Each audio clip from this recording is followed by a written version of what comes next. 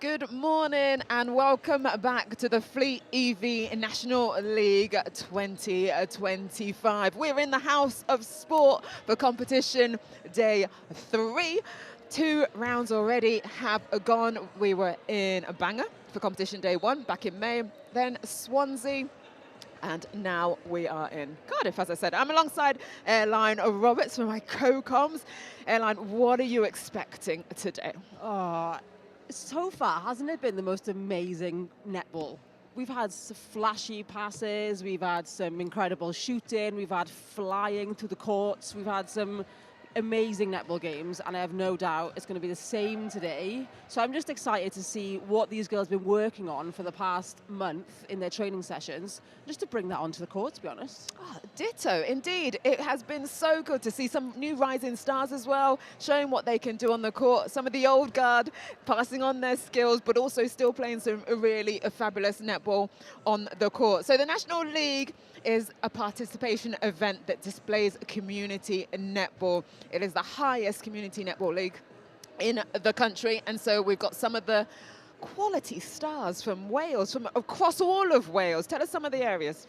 Yeah, so across all of Wales, we start up in the north, so we have Northwest, which cover Anglesey, Gwynedd, which covers across then to the half up to Conwy, then we go across to Northeast, which is the Wrexham, Flintshire area, and Denbighshire, then we're coming down to Powys. So Powys covers basically the middle of the whole of Wales, which is a very big area. Before coming down, if we go back down west, we've got West Wales Phoenix. They cover the Aberystwyth area down to Pembrokeshire, all the way across to Carmarthenshire. And then we come to Coastal Heat, which is the Swansea, Neath and Talbot area. And then we've got, from Coastal Heat, we go to Valley Volcanoes, which comes across to the bottom of Glamorgan Valleys. And then we've got City Flames for the Cardiff area, Southeast Blaze, then for the southeast of Wales, across that Newport and near Bevan area. Amazing, thank you for that. Well, the first game is about to commence. Well, the teams are just finishing up their warm-ups. It's going to be Coastal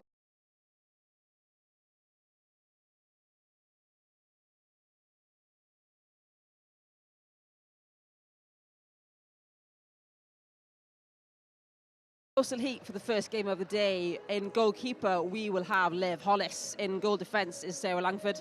In wing defence is Maddie Newton. In centre is Lydia Grice. In wing attack is Emily Edwards. Goal attack is Chloe Evans. And in goal shooter starts Katie Davis. For South East Blaze, moving across, is goalkeeper Lara Leah. In goal defence, Chloe Rose. Wing defence is Georgina Ahern. Centre is Eloise Spacey. Wing attack is Victoria Nuttall. Goal attack is Alicia Knapp, and goal shooter is Eden Brooks. Thank you very much. Well, that buzzer sounded. There's 1 minute before this game starts. So Coastal Heat, last time round in Swansea, they lost to Valleys Volcanoes, who are currently undefeated, but they beat Phoenix 19-41 in that very clinical performance game in Swansea. For Southeast Blaze, they lost to Fury, and they also lost to City Flames. So they're looking for their second win. Remember, in Bangor, they beat Sparks 14-33. Our umpires that are going to take us through this game, Linos Jones and Sam Michael.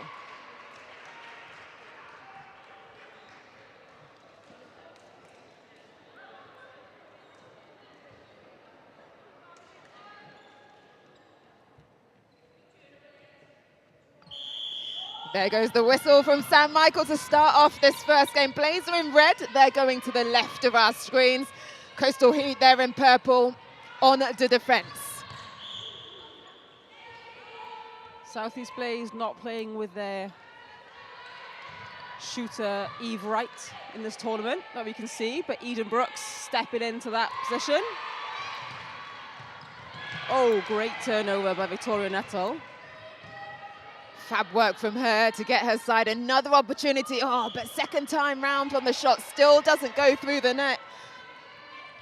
Yes, you said Eve Wright, their target shooter, which they had in Swansea, not here today. A couple of changes that they've made. Also, Rebecca Baker normally plays in their attacking end, isn't in the side for this Cardiff fixture. Quick from Coastal Heat into the circle. Oh, there it is. quick off the mark from Katie Davis. Katie Davis loves those shots, doesn't she? She'll just turn and swish, cool, calm, collected. And Chloe Evans looking to pass that ball off to Katie Davis, but she wasn't quite on it. And a turnover from Spacey, but Georgina Ahern just being picked up for mishandling the ball. Yeah, it got a little bit sloppy, didn't it, on that edge of the circle, but falls back in Coastal Heat's hand. And Katie Davis, she continues to keep slotting those ones through.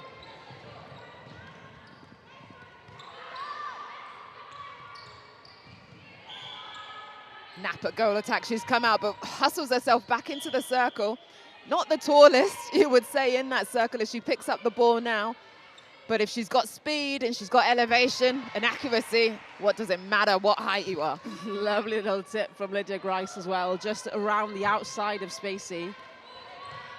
Oh, Nap trying to force it over Hollis, but as we've seen this tournament so far, you can't force over Hollis. You cannot indeed. In her second year of this Wales National League, Olivia Hollis, qualified scuba diver, can you believe? Anyway, I digress as her team quickly down the other end to score another one to put themselves 3-0 up. Oh, and Lara Leah on the other end of the court turns one back over for South East Blaze. Pass a little bit short. Leah able to get that intercept. They look long off, but she's hunting. She's prowling. Olivia Hollis at goalkeeper is saying, not in my circle. Blaze come again, trying to get their first point on the board.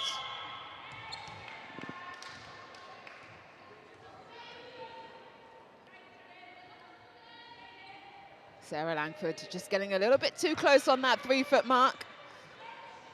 Out of play, but a lovely jump and does the disruption. That shot from Brooks went in and came back out. And come Coastal Heat again down the court, but just enough of a tip from Spacey off Edwards' ball. Second time on attack there for Coastal Heat, finding the arms of Blaze. Blaze, another opportunity now. Still 0 on the board, but there she is again. Hollis coming out. Better passing. There's Grice with that outside arm tip again around Spacey. Placement just needs to be a little bit better for Blaze. Get it around, as you say, out of the reach of the Coastal Heat defenders, so they can't get these tips. But a step in, and there's the first one on the board for Eden Brooks. The mismatch of the height in the circle for Blaze is proving quite difficult, isn't it, I believe, because you've got the height of Hollis and the height of Langford. And as we said, they're not the tallest of shooters for Blaze, but they're having to move the ball around.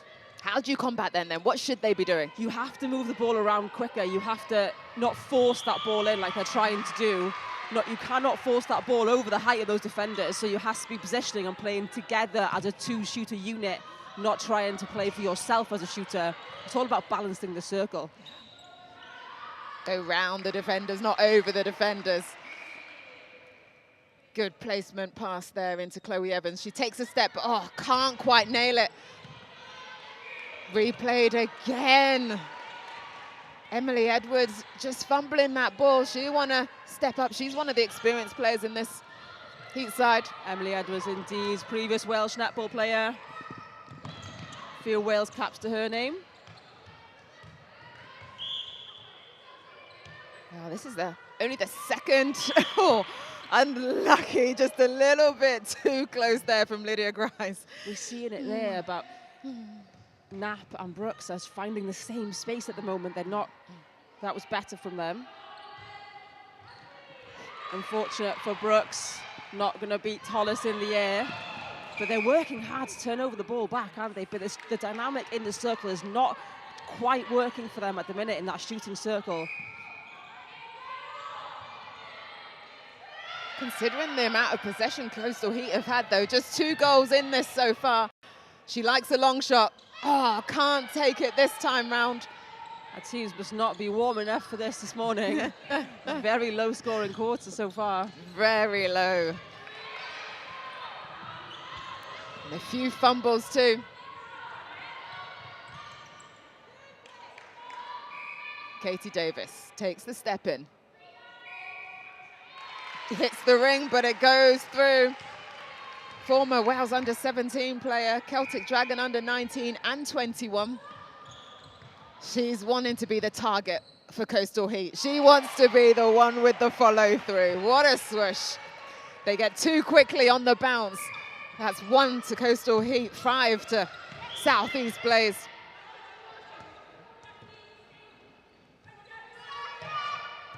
Blaze coming again, Knapp finding better space. But Langford and Hollis are just totally in control of that circle, aren't they? They're like a wall.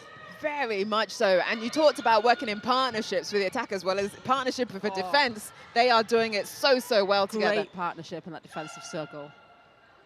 Davis just short on that shot.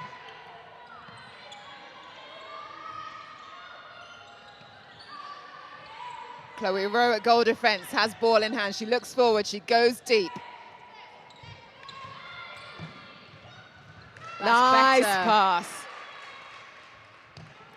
That's a better workaround from Blaze. There's a shot from Alicia Knapp, taking the score to 5-2.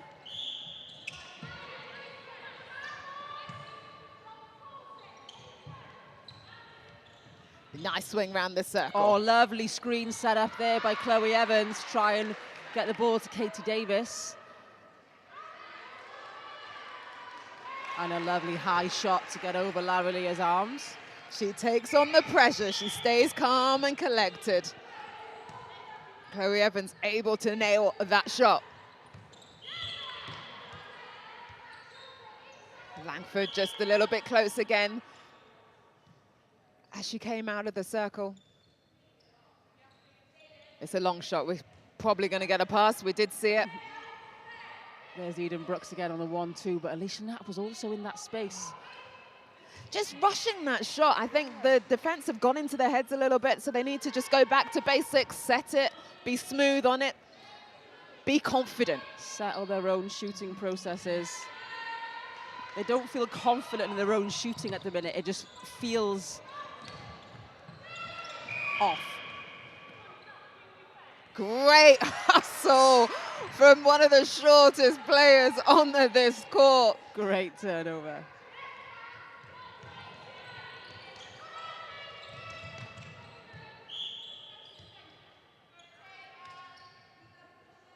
Lovely reach by Langford, but Brooks manages to nail that shot. This time, Eden Brooks, she makes it. 3 for Blaze. Back on defense, trying to get another turnover. Chloe Rowe at goal defense for Southeast Blaze.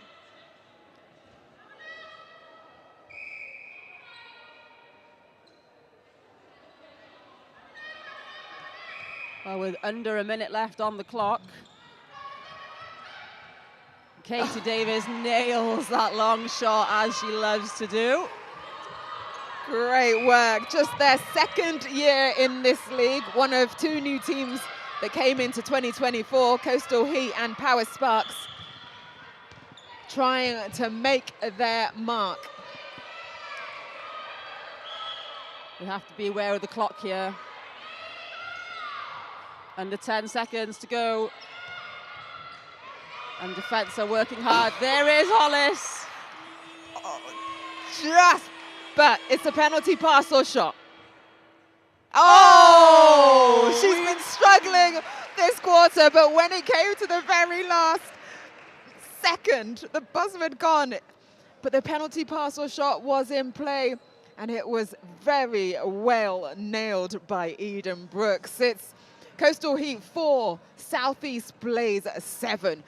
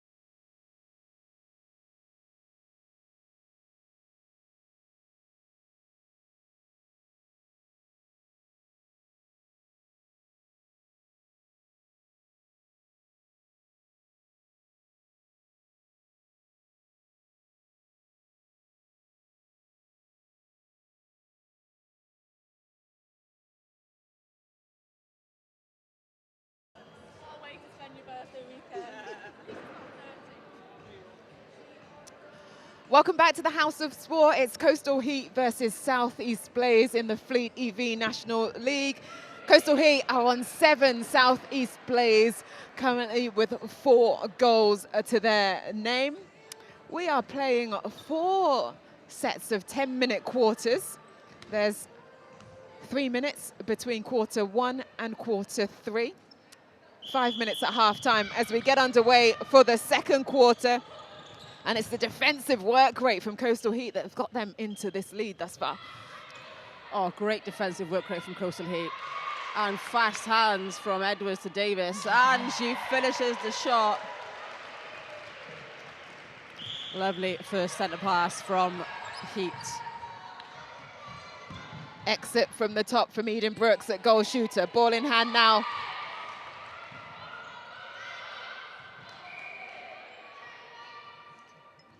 And what a jump from Langford. She tipped that shot beautifully timed. But it's Megan Brooks at goal shooter, sorry. She's just come on in that quarter time break. She comes out of the circle now. Yes, changes for Southeast Blazers. Megan Jones in at goal shooter. But Alicia Knapp manages to sink that one in for them. No other changes on the court. Well, that's where Blaze were struggling, weren't they, in that shooting circle? So no surprise that they did make this early change. No, no surprise. I mean, Eden Brooks did land that wonderful shot right at the very end from circle edge, but what a take from Maddie Newton right on circle edge. Megan Jones is known, you know, for being able to sink that shot from practically anywhere in the circle. So excited to see what comes from her for this quarter. Well, Newton, you said, made that amazing intercept that Katie Davis was able to sink. Didn't play in Swansea. She was on holiday in Japan, traveling, but she's here for the team now and doing some defensive work. We've had a lot of girls who have had some traveling experience but decided to come back to the netball. Wow, why wouldn't you see the world when you can? Blaze now. Trying to come for... There is Hollis. That one was telegraphed though, wasn't it, from a mile away, but well done to Hollis to spot it and also get the tip off a Blaze player. So it's Coastal Heat with ball in hand. She saw that ball yesterday, didn't she, coming through for that?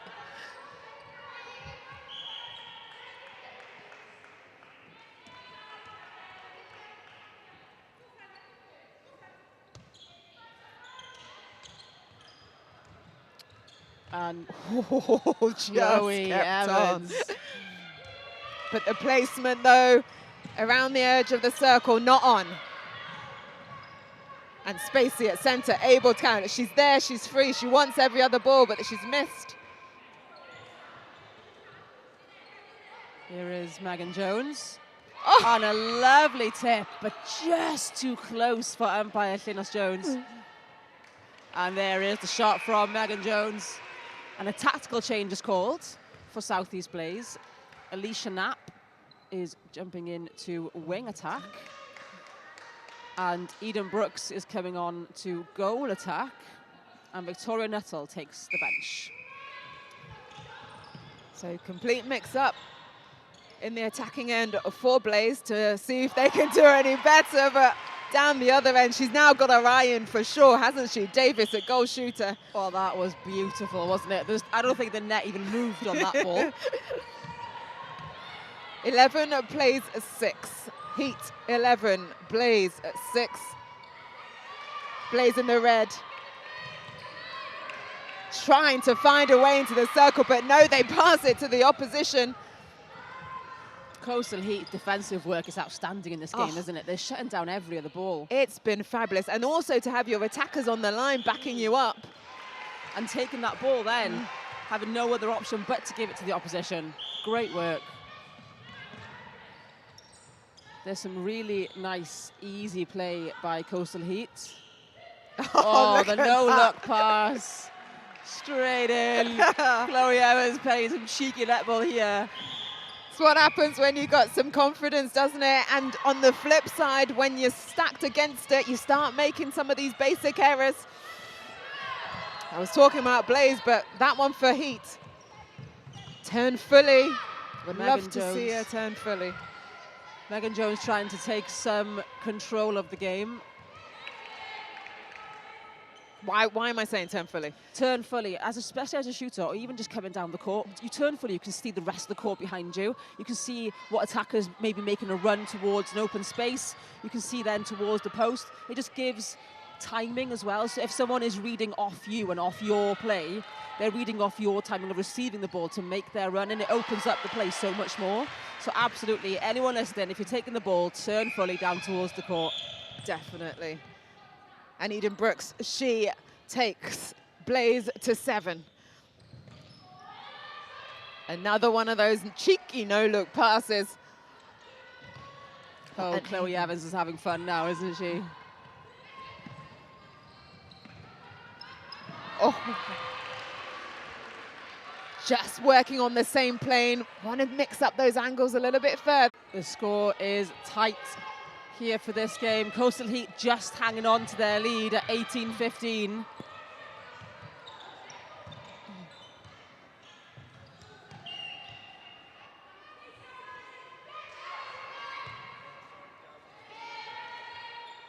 Oh, just pulls out, but look at that reach for the rebound from Langford.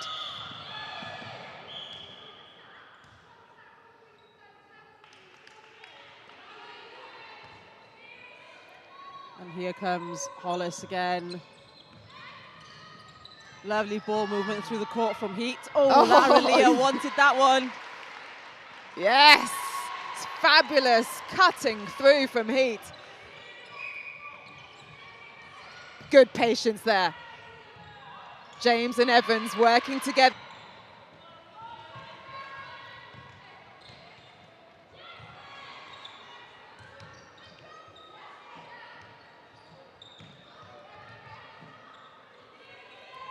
Megan Jones.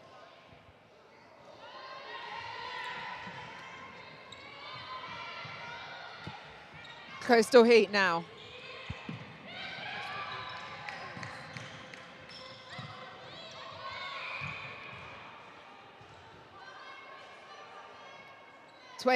Plays 15. Heat with Newley onto the court, James, but she offloads to Davis.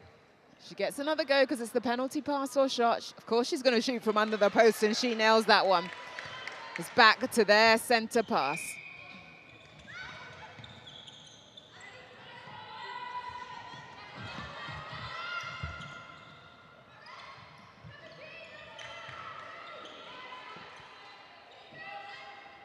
Oh, a little bit too much on there. On the rebound, though, is Lara Lear at goalkeeper.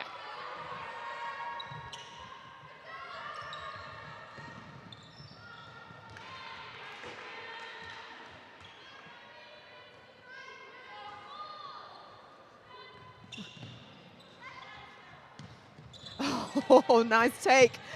Oh, just. But, oh, she's on it.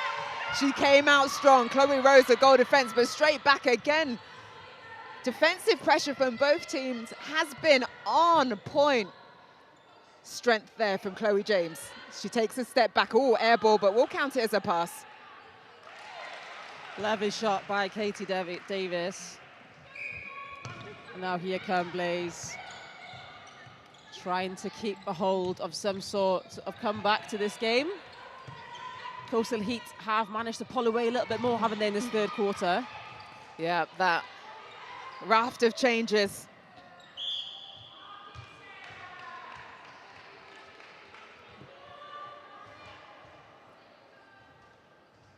Eden Brooks now. Lovely little pass. And Megan Jones sinks that one. Heat 16. Sorry, 22. Blaze 16.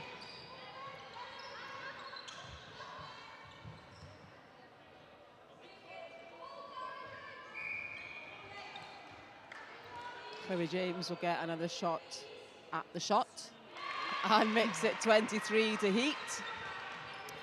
They play together in Pathway, right? They do play together. They play together at club as well, or have played together at club.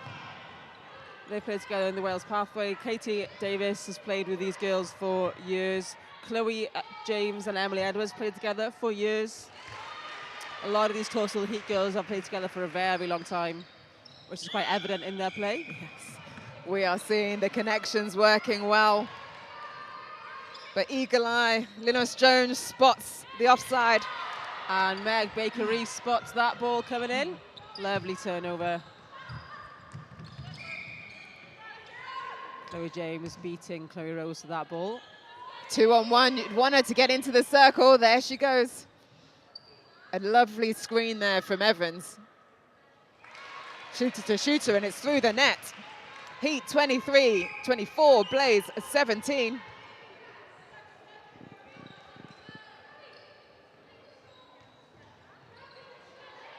And Blaze just trying to bring back Alicia Knapp, running into chaos a little bit in the corner there, forcing the ball back. Edwards tried to get a little tip, but when going offside, oh, that ball was a bullet pass, did not need to be thrown that strongly. That came from Alicia Knapp, just needs to wind that one in a little bit. But down the other end, same.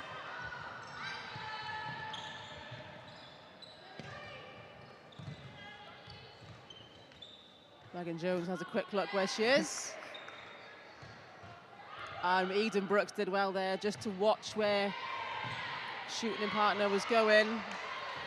Spacey tried her best to keep that on to her own teammates, but just couldn't quite get there. Yeah, little she could do there to keep that one in.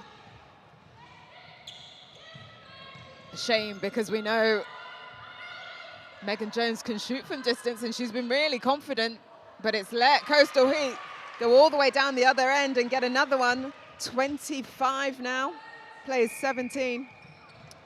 And that, again, another unforced error from Coastal Heat. Scrappy play, but oh, Baker-Reese sighted that and just did enough to put off Spacey. Should we put it down to the 9:30 first game of the day? Maybe, they're just a bit tired, but these teams didn't have far to travel here to Cardiff, these two teams. They should have had a good night's sleep last night. Wow. Coastal Heat, they're looking for their third win. They've beat Sparks and Phoenix so far.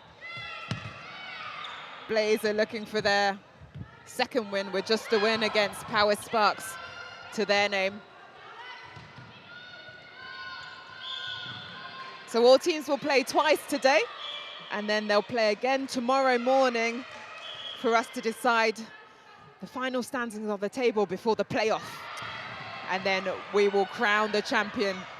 8 will play 7, 5, 6, 3, 4, and 1 versus 2 as the buzzer goes for the end of the third quarter. Coastal Heat 25, Southeast Blaze 17. It's Heat that have got themselves back into gear again and pushed on forward. Just got a minute, and then we'll be back for this last quarter of this very first game.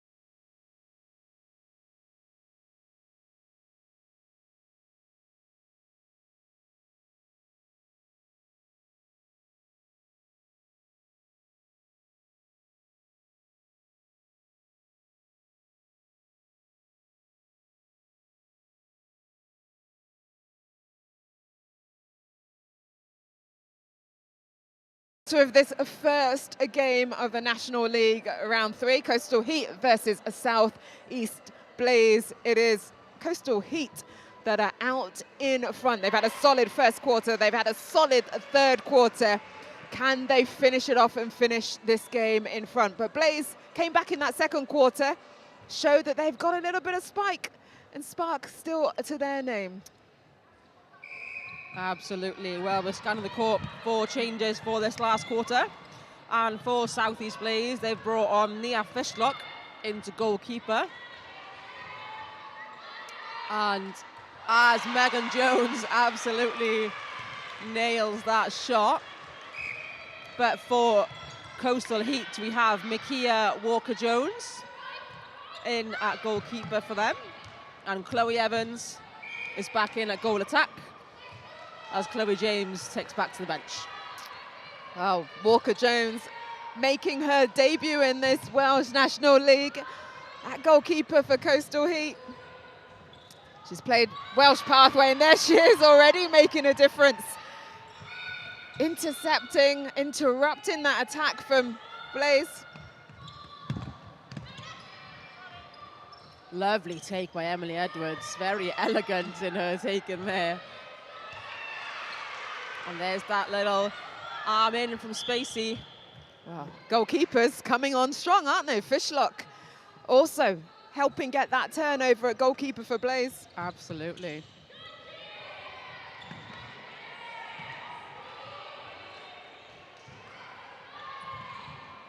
Blaze having to go all the way back because of this defensive zonal setup. You can see from Coastal Heat pressuring every pass.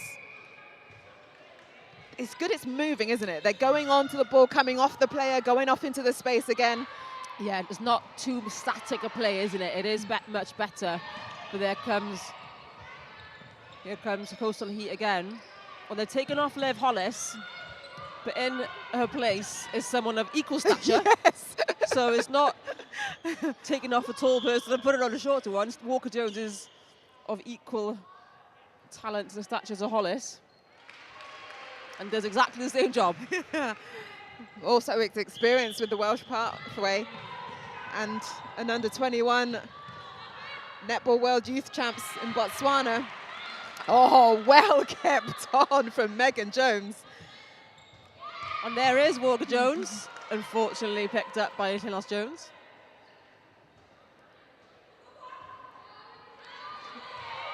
Both wanting the rebound. Coastal Heat get it. Baker Reese driving through the court at wing defense. And Spacey again with that little tip. Trying as she may to get a turnover for her team is the center for Blaze. Oh, Ahern just body checking. She had been facing the ball, not her player. She would have seen it and been able to get a clean intercept. Twice. Chloe Rose takes the rebound from Chloe Evans.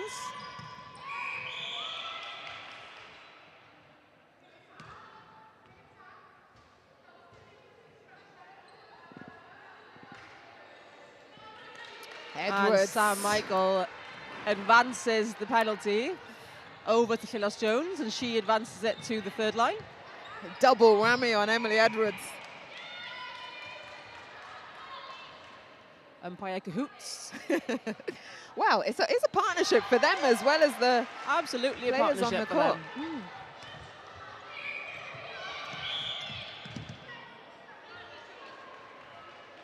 Well, our reserve umpire for this game is Becky Scott. She may, hopefully we won't need to see her, but should there be any injuries, she will be quick as a flash, I'm sure, to be up there. Absolutely. Well, they do have a really important job, the third umpire. They always also keep which centre pass is next. They will just give a slight indication, just a handout of which team is next to receive a centre pass. They have to be ready to get on. What an interception from Sarah Langford. Langford continuing that partnership that she had with Hollis. Now with Walker-Jones.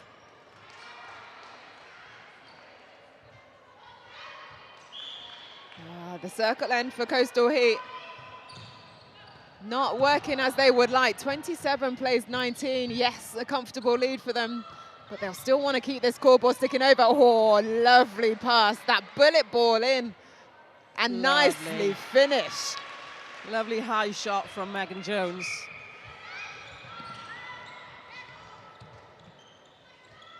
Knapp started the game at goal attack, came off and then was put in at wing attack. Finding that connection with Jones. Down the other end, the shooting woes continue for Heat, but they still keep possession, back line. Katie Davis has been quite a staple for Heat, hasn't she, in this game? But I think they're still struggling to find maybe which combination is best to go with her. Is it Chloe Evans? Is it Chloe James? Is it her off and both Chloe's in? It's because they have got that rotating circle of players, but it's just finding the best combination for both shooters, as Blaze did in the first quarter.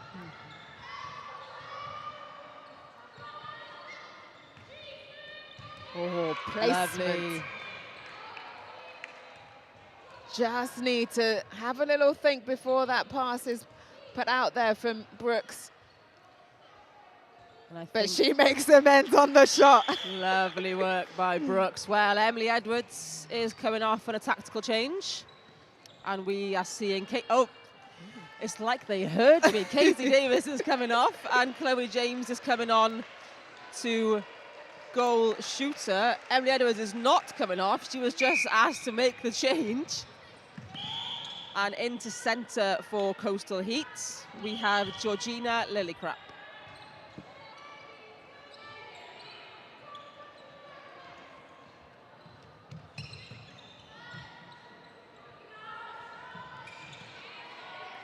So, as you called it, the change is made in the attack for Heat. In defence, that change came at the start of this quarter. They are working this zone.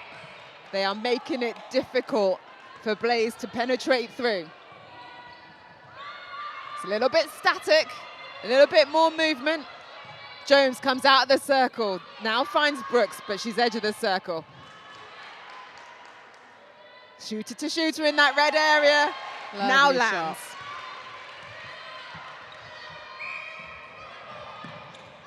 Well, Blaze have brought it back a little bit more for this one as well, but 6 goals in it.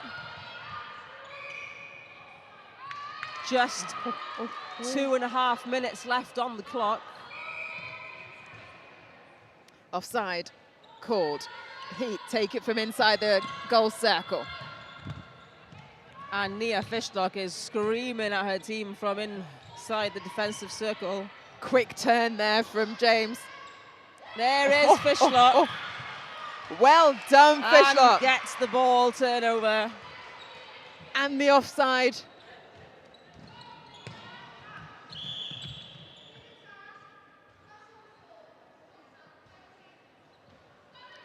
Edwards again picked up by umpire Sam Michael. Needs to watch herself. She's been called a few times now. Even had something advanced.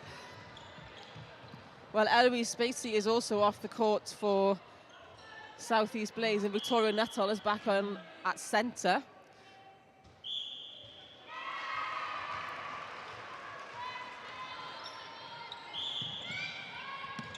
Lillicrap at centre, takes the centre pass. It goes back to Baker-Rees.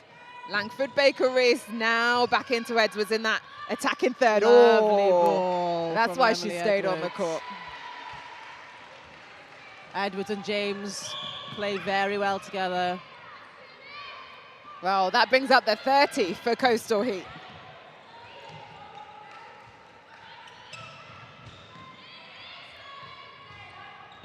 They finished off in Swansea really strong in their last game. They beat West Wales Phoenix 19-41. That was the highest points they've put on the table so far in this league. But Coastal Heat. An unfortunate tip there, almost turned the ball over, but Chloe James, again, just a little bit flat on that shot, rushing the shot a little bit. We'll have another go. Second time, not able to land. Lovely ball from Nuttall. Oh, and Edwards unable to stop her feet from going offside. Yeah, deliberate offside. So, advanced into the circle. Oh, flat. Again, rushed from Brooks. They are citing the clock, so you can understand why, but again, needs a bit of composure for that shot maybe. It did indeed, but as you say, the buzzer was about to go, and that brings this first game to a close. Heat 30, Blaze 23, 7 the difference. Coastal Heat always had their foot in front.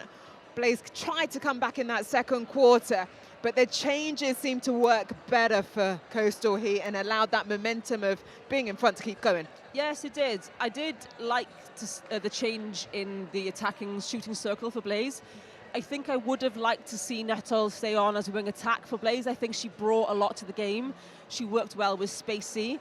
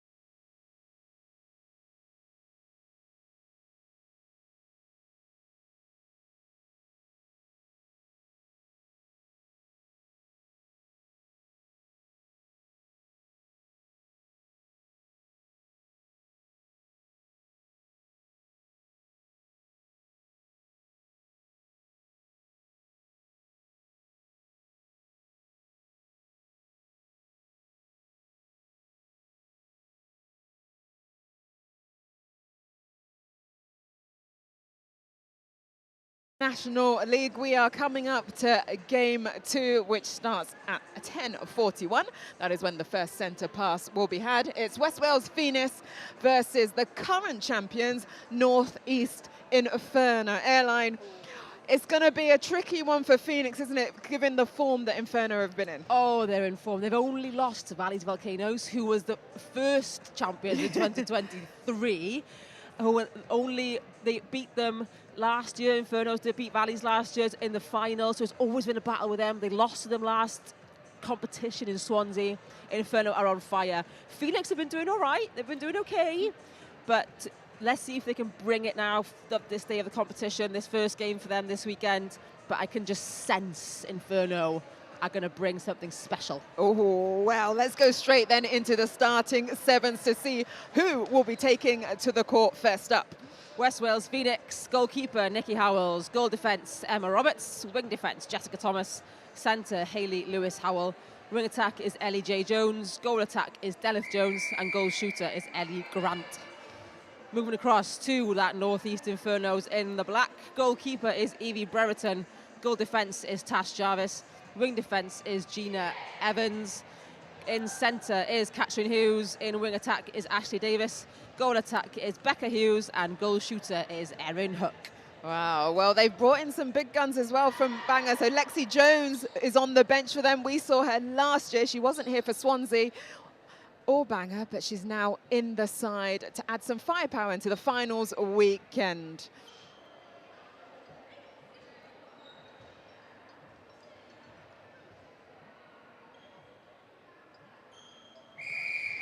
There we go, we're off. Our umpires are Joe Williams and Catherine Murray. In blue is Phoenix. They are going to the left with the ball in hand. Inferno's there. Oh, footwork, yes, straight off. Quick spot there from Catherine Murray. Umpire on the far side. Oh, Jess Thomas. Lovely little tip over away from Ashley Davis. Oh, there it is. A lot of experience in this Inferno side. So much experience, not just from one or two players, but Erin Hook as Wales netball experience. Catherine and Becca Hughes are both players in, Wales netball and age groups, 17s, 15s, 19s, 21s. We have the same from Evie Brereton. She's played 21s, 17s, 90s, Northumbria when that was a Super League team. It's so much experience, but not to forget about West Wales Phoenix, because we have some experience there as well. We've got players that have played in the Celtic Dragons pathways, now Cardiff Dragons, of course. Jess Thomas has been one of them, Ellie Grant being another, Ellie J Jones another, so we have got experience there as well. It's just how they put it together as a team. Wow, that is not how they want that start to be. It's just a miscommunication there with Lewis Howell and her goalkeeper, Nikki Howells. Another opportunity, and straight off the mark, Inferno are 2 up, but they missed that one under the post, and a little hands up and sorry comes from Erin Hook. You would have expected her to finish that one off, but look at the hustle in defence from Inferno, and goal defence, Tash Jarvis. Still doing it. These little tips, but not quite falling into their hands for a turnover, but birthday girl on the 3-foot mark. Evie Brereton. Ooh, and there is an injury to Gina Evans. She seems quite uncomfortable. Her hand does not look in a normal position. Doesn't look great for her, does it? So we have Saphira Fisher coming on to wing defence as Gina Evans is being seen to. Oh, that Quick is a change shame for North East Inferno. And they're straight back in. And Erin Hook, unfortunately, too close to the baseline on that one. Well, do hope Gina Evans is okay and nothing too serious, because they'll want her. With the amount of games you have to play over this weekend, you really need a squad, don't you? It seems to be a shoulder, I believe. Yeah, a little ice pack just going on that shoulder, as you say. Hoping she's okay. But her team have managed to settle back into this game. And the defensive calls from the back of Brereton is working well as they force Phoenix back to that third line time and time again. They cannot find a way into the circle.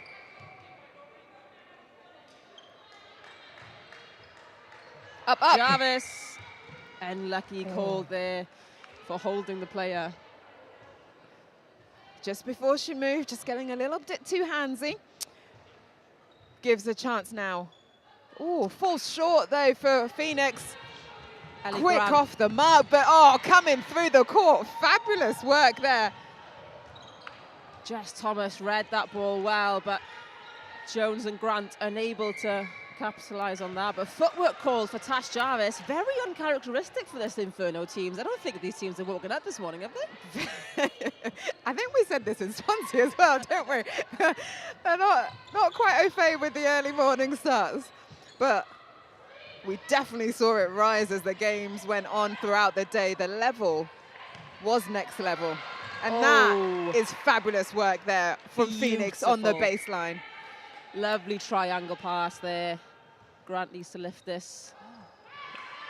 But again, another miss under the post from Ellie Grant. Thomas really trying to hustle in that midcourt to get some turnovers, to give her shooters more opportunity, because this time round, will she put it through? Yes, she does. She wipes off all the negativities from the misses earlier, and she nails that one. Oh, nice quick ball. Erin Hook as well. Not one to usually miss, is she, Erin Hook? But maybe the travelling, maybe the early mornings. Remind our viewers, where are Infernos based? Infernos are based up in the north and east of Wales. So that is your Wrexham, Flintshire, Denbighshire area. Parts of Cheshire feeding in as well. West Wales Phoenix, well, it's in their name, isn't it? Oh, of course. Right down to Pembrokeshire, over to St David's, up to Aberystwyth, across to Carmarthenshire. All part of West Wales until you hit that Swansea border.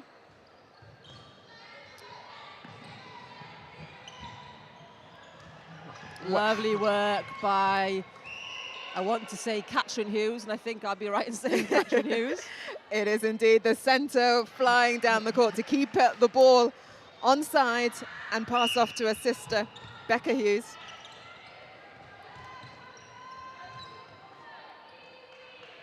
And we hear the shout of easy from the bench of West Wales Phoenix. Nicola Roberts, their head coach. Helen Thomas, assistant coach, as is Wendy Lewis. So much experience on that coaching bench. But the experience from the Hughes twins is bigger. Well, starting to pull this one further ahead. 5 now, the difference. Lovely. Phoenix yet to get onto the scoreboard. Hughes, a goal attack. Over across to Davis. Oh, but Davis contacts on the edge of the circle. Phoenix, can they get their first goal on the board? Not if Becca Hughes wants to be in defence. Oh, Jess Thomas again coming through with that tip. She is working hard in midcourt. She is working defensively. She's working on attack. She's doing everything she can for that ball. She must have done about 4 different moves to try and get free, even on attack, let alone what she did in defence. And now she's seen it come again and she's thinking, what more can I do? What else can I do now? Lovely little split landing there. Just that little extra foot from Erin Hook. 6 now for Inferno. Oh, and Fisher was just too late on that ball on Thomas. Brereton. Oh, lovely calling from her from the back. Okay, another chance now for West Wales Phoenix. We know they can get it into the shooting third. However, what is it that they're not doing to be able to get it into the circle now? I think, again, it's that balance of shooter to shooter, and it's that feeding, and it's a bit fast and scrappy, isn't it? There's no one taking control. If I was Hayley Lewis-Howell, as the centre, I would be telling everyone just to calm down. because we know that Inferno play fast and loose and wide, and they love that kind of game. That's not Phoenix's game, but they're being forced to play that game now. So when Phoenix have the ball, they need to calm it down and play their own netball. If they want to play 6, 7, 8, 9, 10 passes, then do that. That's not Inferno's game. What Volcanoes did well against Inferno was take the game away from them, and Phoenix are not doing that right now. They're playing into their own game.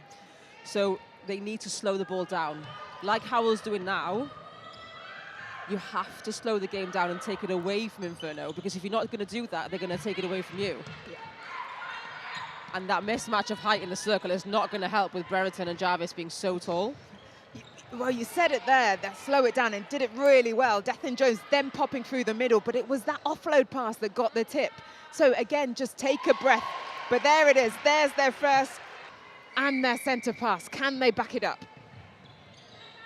Slow it down, have a look for that pass, because Inferno plays so fast. They're fast on defense. They're always over the ball. That's clever. Go round under the arms. Much better. It is. They've got some earpieces in this team. Much, much better. Okay, 2 on the board now for Phoenix. Oh, and that was not what she needed from Sophia Fisher. Give the ball straight back to Phoenix. Nice drive from Howes. Nice space held from Grant against the height of Brereton. And a lovely tip from Brereton. Too easy for Brereton, wasn't it? Too easy. Too easy. Because she was so far to the edge of the circle as well, if she stepped back, she'd go into another defender's hand. Or even step around. It was better to maybe step around, or even turn to post to set the shot and then repass it back out and back in to create yourself more room. A little shuffle shot. A little shuffle shot. We all love it. Right, nicely playing it around here. Okay, set yourself. Use your legs, Ellie Grant. There it is. She's listening. Her second National League appearance. And there goes the buzzer for the first quarter. 15 minutes, well, not 15 minutes, 10 minutes have gone. We're playing shorter quarters in this. West Wales Phoenix 3, Northeast Inferno 8.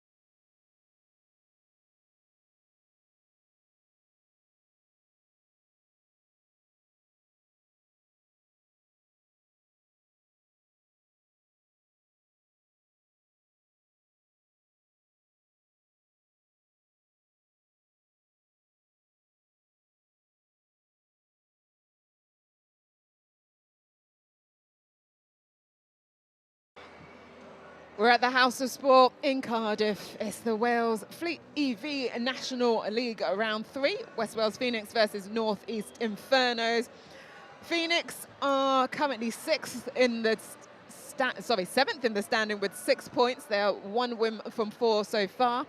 Northeast Inferno, they're currently 2nd with 17 points. They're 3 wins from 4. Just that loss to Valley's Volcanoes last month in Swansea.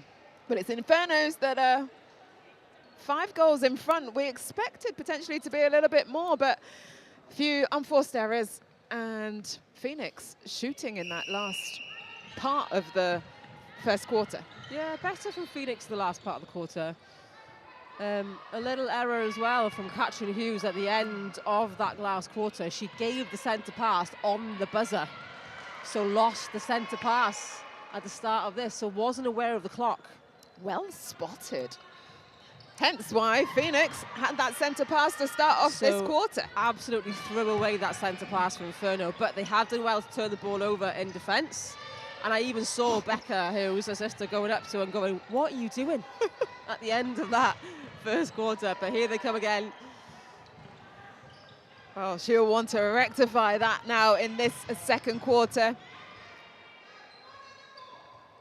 Few turnovers, but it is Hook to land to take them 2-9. Lovely, easy play. That's the Infernos we're used to. 3 passes and a goal.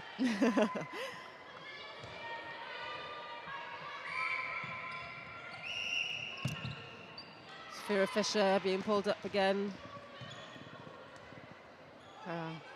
Ellie J. Jones, a wing attack, using some fancy footwork on that centre pass line to be able to get free and get that contact that you just mentioned. Definitely. Well, lovely shot by Grant. As tall and rangy Brereton is, sometimes she can get pulled up for having a trailing limb. Davis on the edge of the circle, but it's a contact on Hughes. Gives the ball. Fu driving it down. Phoenix. Oh, Jarvis with a lovely tip, but into the hands of Grant it fell. Just a little bit of panic there from Lewis Howell at centre, going over where Jarvis is well capable of getting hands to. Lovely ball. She saw her sister. It was just maybe off.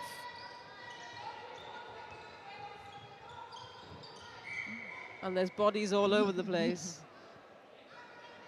Emma Roberts lands, but she's back up, but it's not quick enough. Oh, Hughes has all the space in the world.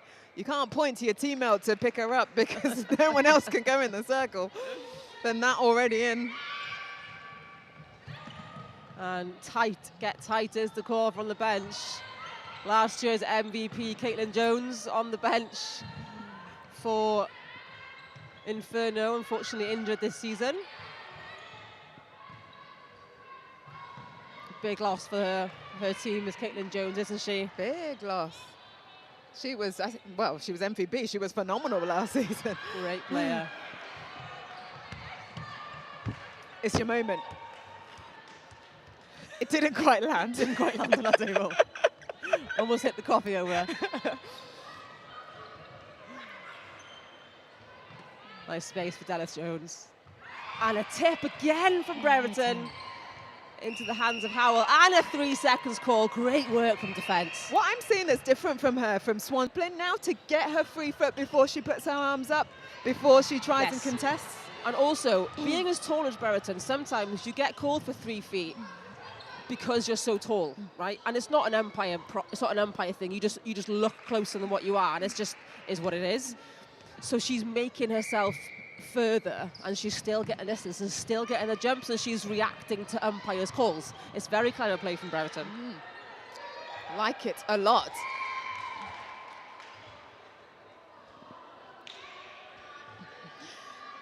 Emma Roberts not quite getting her contact into gear, getting called, but she doesn't seem to think she did. But it's a score for Inferno, and that scoreline increasing drastically. It's now 13 plays 4. 3 seconds again. Defensively, Inferno are piling on the pressure, wanting to see more now from Phoenix in terms of how you can cut those angles and come through the defense. Definitely, because you can't get over them. We've already seen that. We've already said that. You're not going to be able to get over that defense, especially with Fisher as well. She's a very tall wing defense. You've got the height of Jarvis and Fisher, and adding the height of Brereton, You have to be shorter and sharper in your runs. You have to create your space for yourself or for your teammates. You have to draw them away to open up the space for yourself. It needs to be clever play. First phase, second phase on the edge of the circle. Third is in the circle, and it's a shot. What more can you ask for from your center pass? My favorite line of this competition, hook, line, and sinker.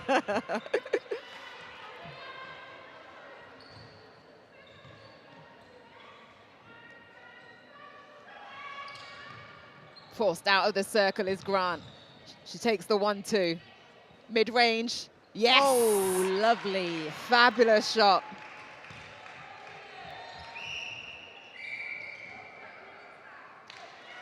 And Ashley Davis pulled again for contact and told to clean up by Kath Murray. Oh, she was so on back post, but not seen. Unluckily, but that's the fear now that Brereton has put into their minds, that you can't go over. Yes, she's caused that uncertainty, hasn't she, in putting the ball in. And the shot as well. She timed that very well, that jump. So the shot was just short from Grant, so it's difficult to gauge how to put the ball up. Well, she passed us earlier in comms when they came in saying it's her birthday weekend, and she said, what a way to spend it, playing at netball. And she said, at least I'm not 30. I felt personally attacked on that one, Brereton, thank you. I'm with you, right there.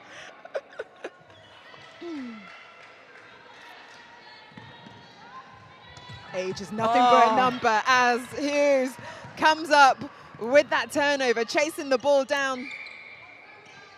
Becca Hughes, what a great attacking turnover from her. And a lovely little draw to take Emma Roberts away from Erin Hook. To make the difference 11 goals as 16 plays 5.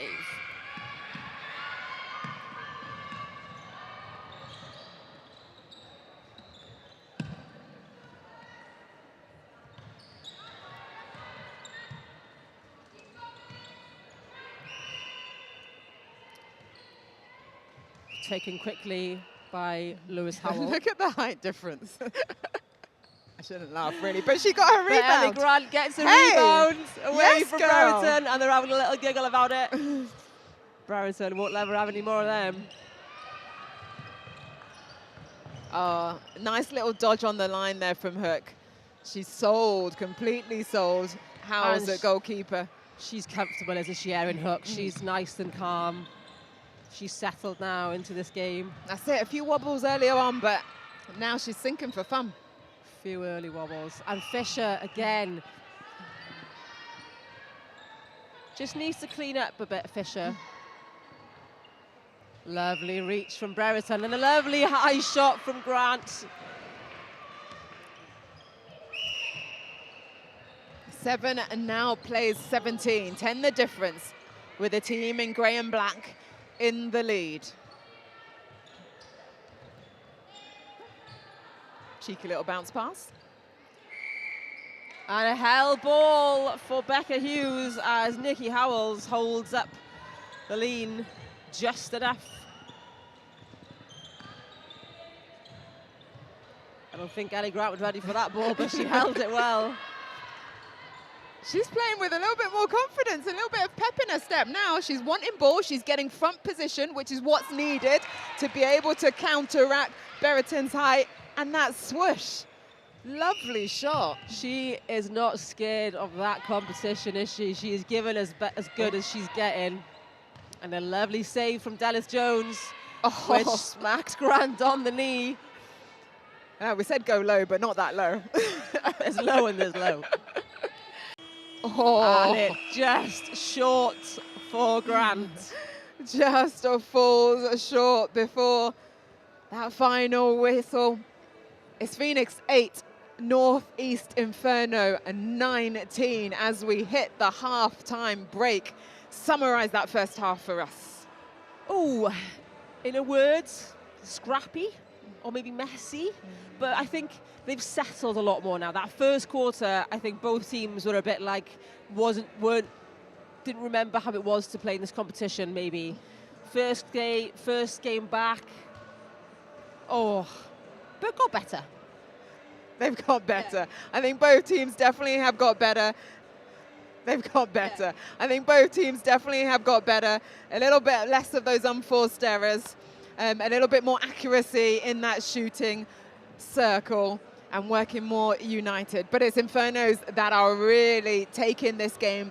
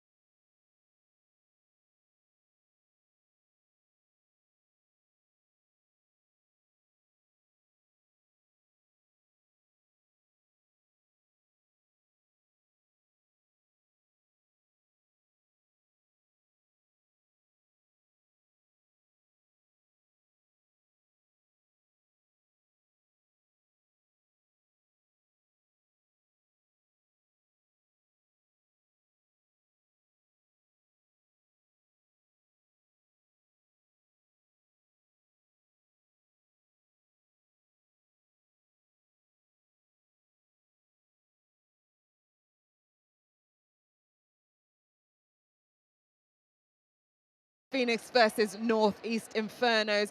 It's Northeast Infernos that have a comfortable lead, 19 goals, plays 8. But we see a raft of changes for West Wales Phoenix to start this second half. Oh, they've practically got a whole new team on the court. Well, let's start at the back, shall we? Well, Nikki Howells has stayed in goalkeeper, but Lydia Rees has come on to goal defence. They have moved Jess Thomas to the bench. And Ellie Mae Austin has come on to wing defence. Anna White is on at centre. They've got Ellie Grant is moved to goal attack. In at wing attack comes Medi Thomas, and Rachel Griffiths has come on to goal shooter. So 5 new players on the court for West Wales Phoenix. And looking across for North East Inferno, they have got some changes also on their team. Well, Catherine Hughes has moved into wing defence, and Nicole Davis comes into centre. And Amelia Duff has gone into a goal defence. So she wasn't here in Swansea, so new into the side for this Cardiff finals weekend is Duff. So Phoenix, the first ones on the board. They take their tally to 9. And a big cheer from the Phoenix bench.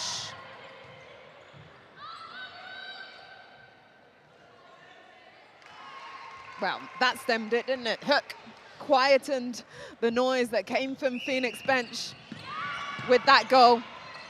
And now defensive pressure is on as the newbies try and find a way to carve through this defense. Oh, lovely pass, just nice. Able to be pulled in from Grant. A nice change direction from Grant there. And a bit more of a height match in that circle now between Rachel Griffiths and Brereton. Yeah, well, we see Griffiths clap that turnover in her 3rd year of this National League because Phoenix have the ball. She potentially will get another opportunity. Nice patience. Oh, there's a little shuffle shot. Lovely shuffle shot, and there's again Brereton, but not a problem.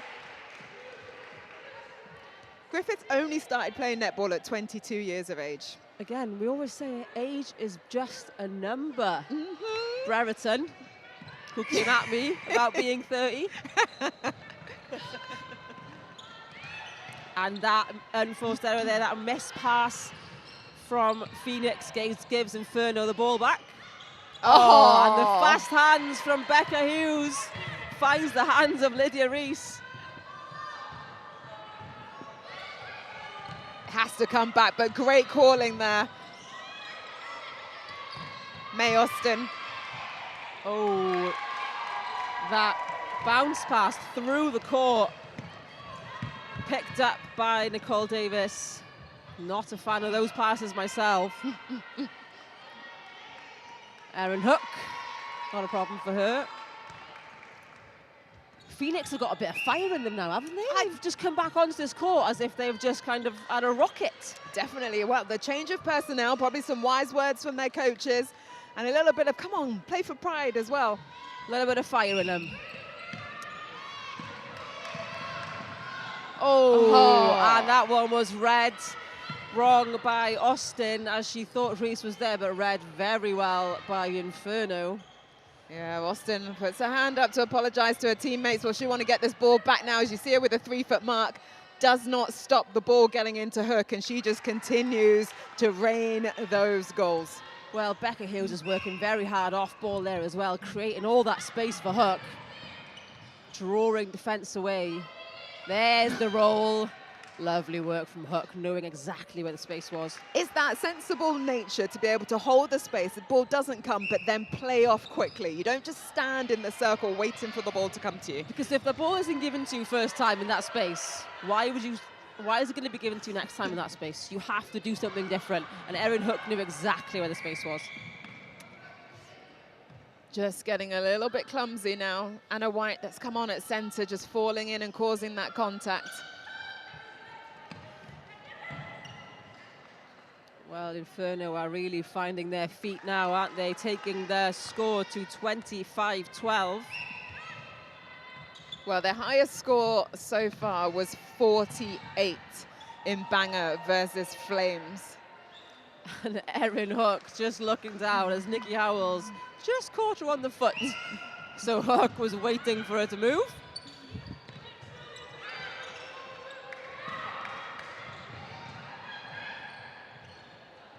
Becca Hughes and Nicole Davis both running into Austin. Well, that was a complete miscue. Sorry, it was against Fury where they scored a 44. I'd like to give you accurate information. Rachel Griffiths is also accurate on that shot. Thanks for the save. Well, change is coming for Inferno. Off comes Nicole Davis. At wing attack, she has been getting some calls against her recently, and Darcy Hastings comes on in her place. Well, Darcy Hastings in her debut season of this National League, currently at university, studying business management. She'll be looking to put some of that brain power on the court.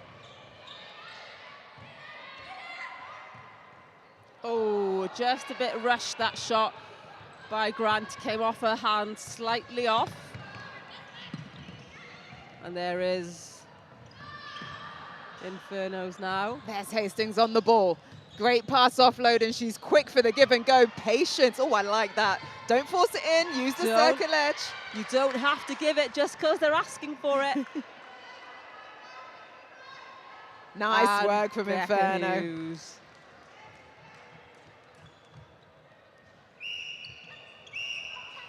Oh, and Darcy Hastings pulled up for contact. Her quick feet and quick hands weren't quick enough for Jo Williams.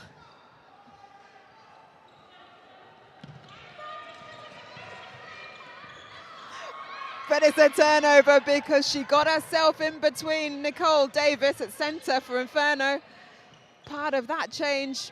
Lovely swing from Nicole Davis. To Hook, who takes the score to 29-13 now.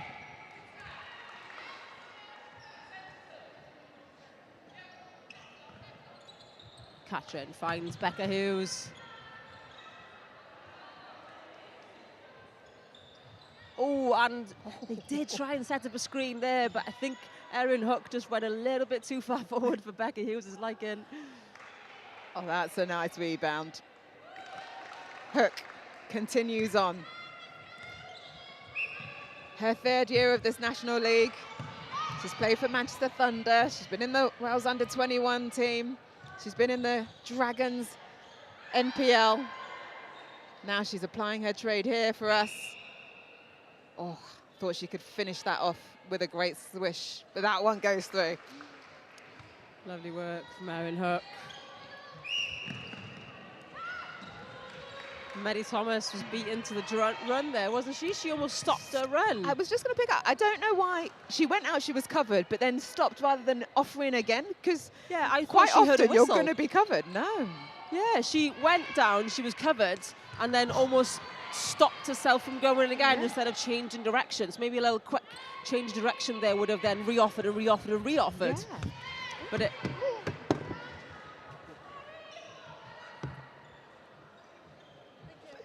And the ball has just knocked us here at the table. There's tea everywhere. There's apologies coming from players. God, I've lost my quickness. Oh, hands weren't fast there from you then, Paula. Worried about the laptop rather than the tea.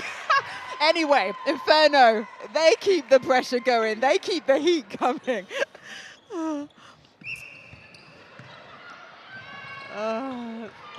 There is Katrin Hughes, and she just does enough to put off Maddie Thomas and Rachel Griffiths. Oh, that ball was lovely. Erin Hook was in the right place, but her hands just couldn't take it. You get a hand to it, you can catch it, I was always told. She's a bit like us when that ball came towards us then. Didn't get a hand to it.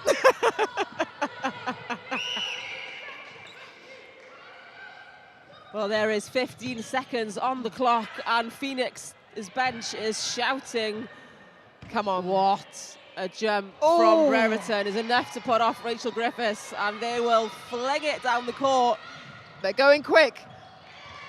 Still lands. Reaches Becca Hughes. Oh, yes, she does. Goal. Yeah, she does.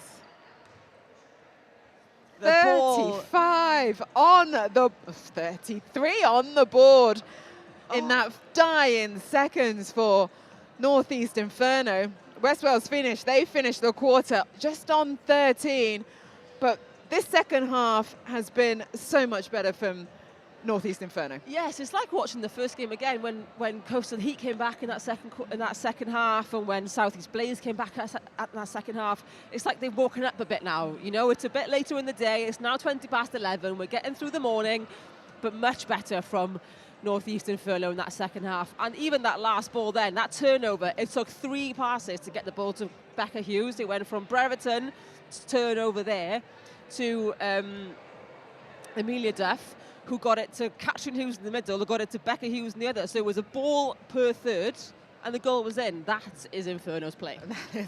Keep that scoreboard ticking over indeed. Well, we've got one more quarter for you in this second match of round 3 of the Fleet EV National League. Come join us in a minute or two for that last quarter.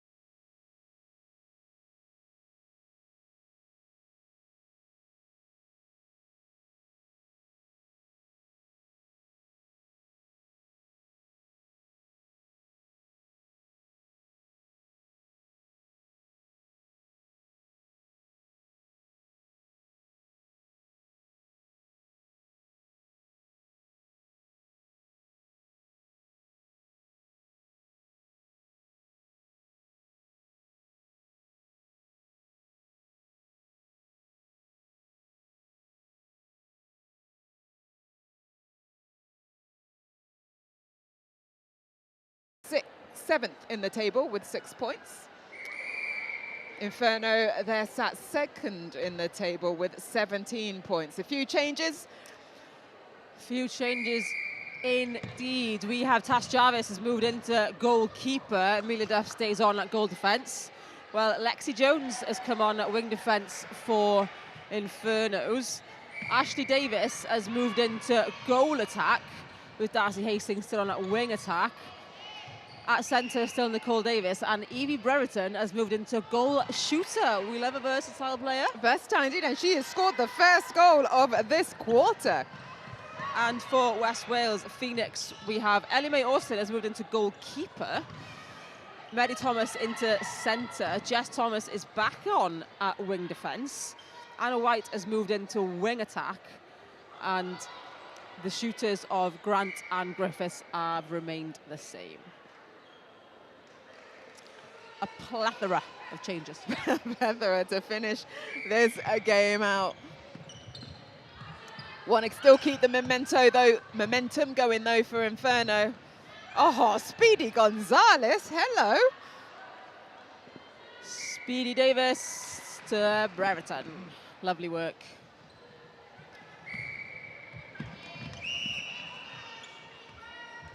So Lexi Jones, she's on at wing defence. Saw her in previous national leagues. That ball for Griffiths was just out of reach. It was just too much on it. As Inferno show that their whole bench is versatile enough and has enough depth to come on.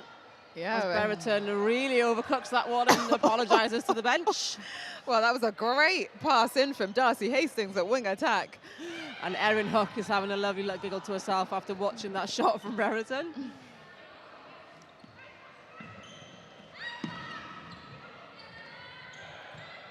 Point from Griffiths.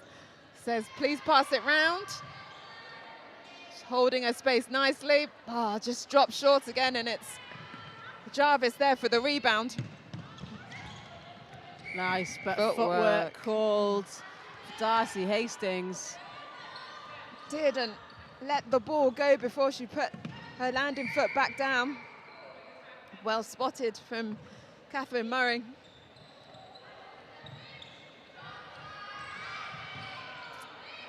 Careful, Davis, just a little bit late on that one. Oh, Tash Jarvis, she knew where she was going, but the ball got there first. And Griffiths sinks that one for Phoenix. When she gets the ball in hand, Griffiths very accurate under the post. She is very accurate under the post. I would love for her to be able to use her height as more of an advantage and be a little bit stronger. She moves a lot for a tall shooter. And I think Phoenix could really do with a standing target under that post. Maddie Thomas takes the centre pass for Phoenix. Back up comes in the shape of Ellie Mae Austin. Anna White, that ball was just out of reach. Jarvis had a little rest in that third quarter. You said earlier, Inferno's rotating that squad. All teams are playing 4 games this weekend, so you want to give rest when you can. Definitely, the bodies will be tired legs, and that ball from Hastings. I know she's tall, but she ain't that tall. Even too much for Brereton. Oh, and Jess Thomas comes in to save the day for Phoenix after Ashley Davis's wonderful turnover.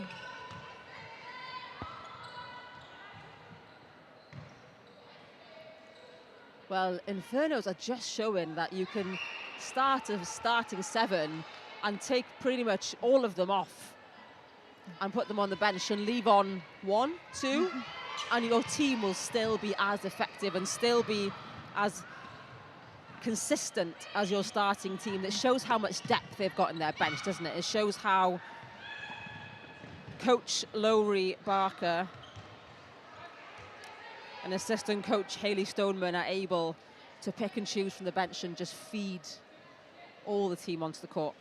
Indeed.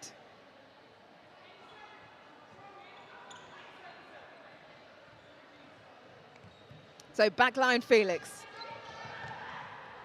Taken by Ellie Mae Austin, who'd moved from wing defense into goalkeeper. Jarvis, the backing up, gets a tip. Oh, too late. Well covered there by Jarvis.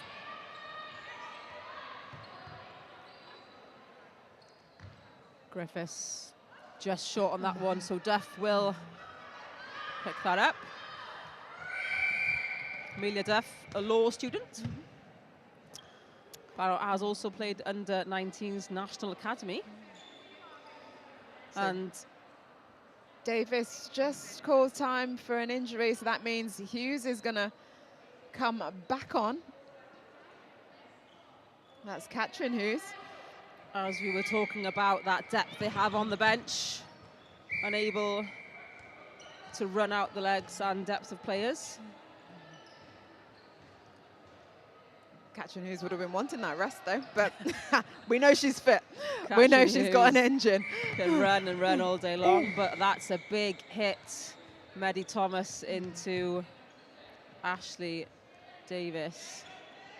Thomas, I think, came off worse on that one, feeling it in her back. There, another one on the board. 39 it was. It goes to 40 for Inferno.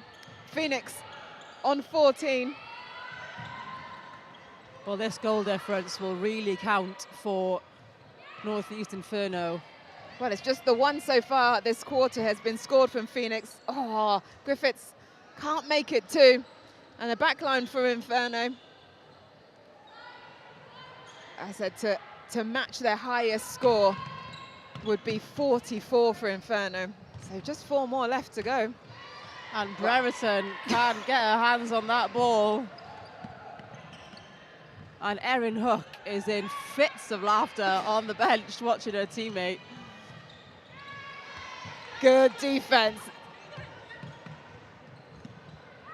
Amelia Duff in at goal defense. Nice quick play again from Amanda Davis. Can't quite make that one count though, but the pressure is on so that they still have the back line.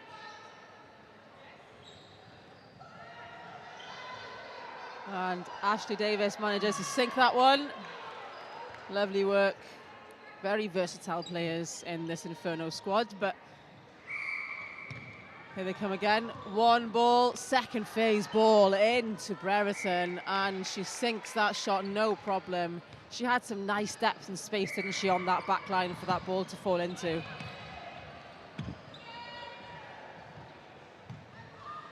Tash Jarvis, lovely work to take that ball away. Oh, she's working hard, but it's the footwork from Griffiths that gets around her. There it is. There's the second one of this quarter. 15 plays 42. And Anna White got a hand to that, but wasn't quite enough. And Brereton has now found a bit of a rhythm. Yeah, nice front hold too. 43. One more goal needed for Inferno to match their highest score so far. Jarvis, again, hustling in that goalkeeper position. Just over a minute left on the clock. Well, Duff back from our holiday. Goal defence just stands out for that penalty, pass or shot. We've missed seeing her in Swansea, but she's here representing in Cardiff. Well, Inferno need to hurry if they're going to beat the clock on this one. Yeah. Nice rebound from Brereton. And now they've got time to turn this ball over. Yep, minute left of this quarter. Phoenix unable to get a win to their name, but they'll want to finish a little bit more cohesively than that. Well, Duff just did enough there. She almost went for the ball, but then pulled out, but that was enough to throw off Maddie Thomas. It's like when we talk about game smart, so yes, getting those flashy intercepts or just getting intercepts, great, but also causing the opposition to make mistakes so that you don't put your team at a disadvantage by contacting or tipping it off the back line. It's not always about going for the ball. It's doing just enough for someone else not to go for the ball and for someone else to fumble the ball. So it is all about being smart, you're right. Well, Infernos have beaten their highest score ever. Now by 2, they take that score up to 46. And there goes the final whistle. West Wales Phoenix 16, Northeast Infernos a massive 46 goals. Well, we did expect it from Infernos to bring the heat to this competition again today. Bit of a slow start, I think, from both teams, but Infernos definitely did find their feet towards the end, and to manage to bring on all of their bench players was really nice for them to get them all on a run out. And Phoenix also managed to use all their bench in a lot of different combinations.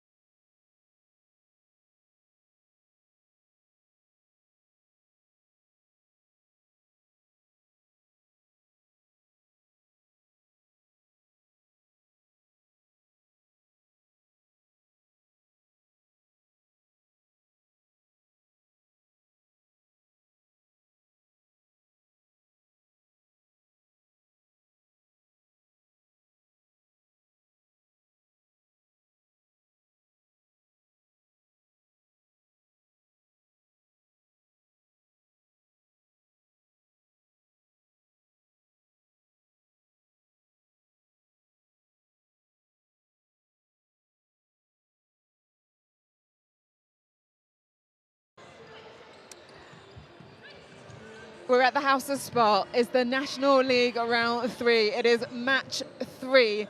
Valleys Volcanoes versus Northwest Fury. Let's go straight into the starting sevens for this game. Well, it is Valleys Volcanoes and Northwest Fury. So, first, in goalkeeper will be Letitia Kidner. In goal defence, Ella Porter. In wing defence, Lauren Barber. Centre is coach captain Nick Cook, back on her feet from last time in Swansea. Wing attack, Beth Johnson. Goal attack, Kerrish Reynolds. And goal shooter is Macy Lane. Over to Northwest Fury. Goalkeeper is Steffi Stutt. Goal defence is Shawnette Coleman. Wing defence is Bethan Phillips. Centre, Lucy Moran. Wing attack, Lucy Leonard. Goal attack, Ellen Barwick. And goal shooter is the ever-faithful Gwenann Williams. Indeed, she is. Well, quick recap on scoring. 5 points for a win, 3 points for a draw, 2 points for losing within 5 goals, and 1 point for scoring more than 50% of the winning team's final score. Our umpires that are going to take us through this game are Charlotte Tapp and Jason Hale. And it's Valleys Volcanoes. They were the first ever National League champions in 2023. Finishing first, they finished second last year. For Northwest Fury, they were 5th in 2023 and 4th in last year's competition.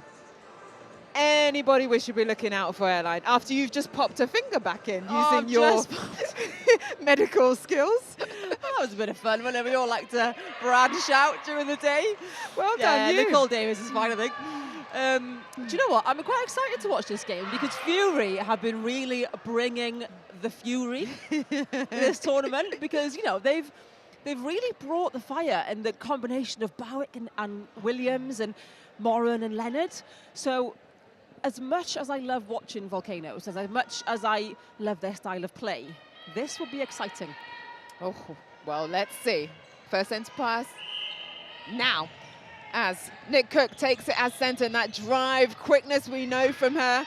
As you say, she had a concussion and a knock to the head back in Swansea, but she's on her feet. Nothing keeps this lady down. Oh, she is absolutely made of strong stuff.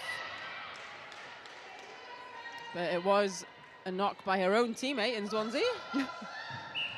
And as you can see, that teammate is on the bench.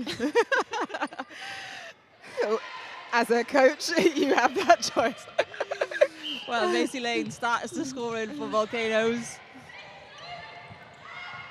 Leonard. And here comes Fury. Great work around the edge of the circle for Fury. Gwenann Williams will not be scared of playing against this team. She's definitely used to playing against Kidner and Cook and the likes of Barber in the Cardiff League. Plays down in this House of Sport very often, Williams. Well, another one that's played every single year of the Fleet EV National League. Oh, a bit of hustle and bustle in that circle. Macy Lane goes from distance. Oh, it rolls in and out. Well, Shawnette Coleman and Kerrish Reynolds are having a little battle.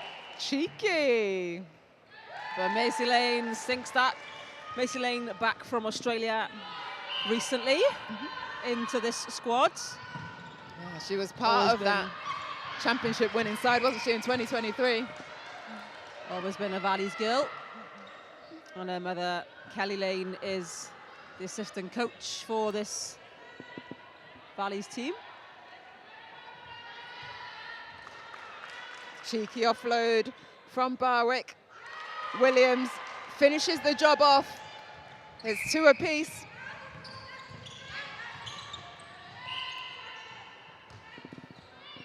And Coleman is picked up for contact on Reynolds. That battle. Oh, lovely little pop offloads. Lane just short. Obstruction twice scores, so she gets to bring herself a little bit closer this time round with a step in.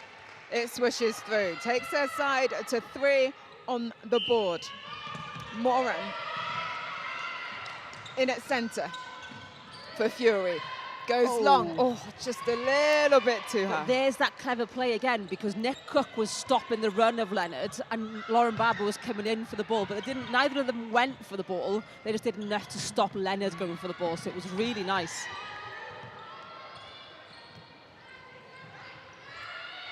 Oh, and Coleman and Stutt closing in on the run of Reynolds. Double defense. Lots of chat from Leonard at wing attack to give her side some extra support. And in comes Lane again. Just short again on that shot, finding her feet still. Well, a mother on the bench will be telling her to settle a shot.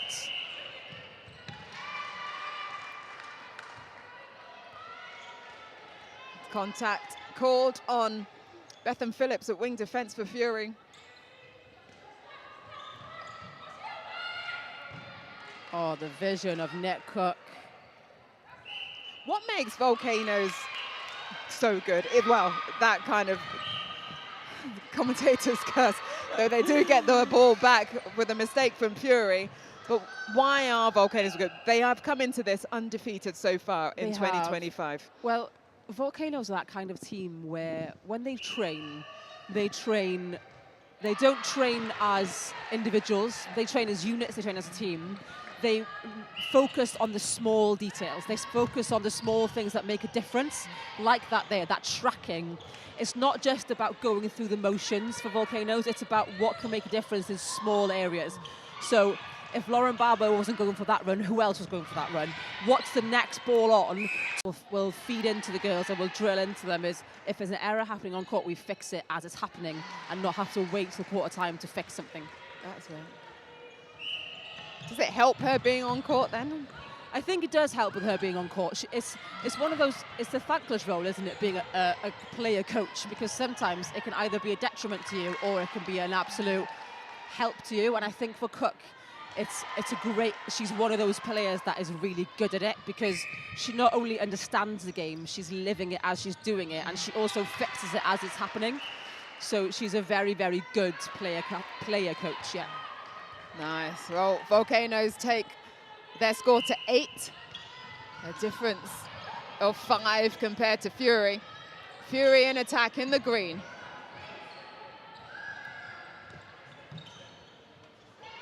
Having to go back to the line, Leonard. Good 3-foot marking being put on by Lauren Barber at wing defense.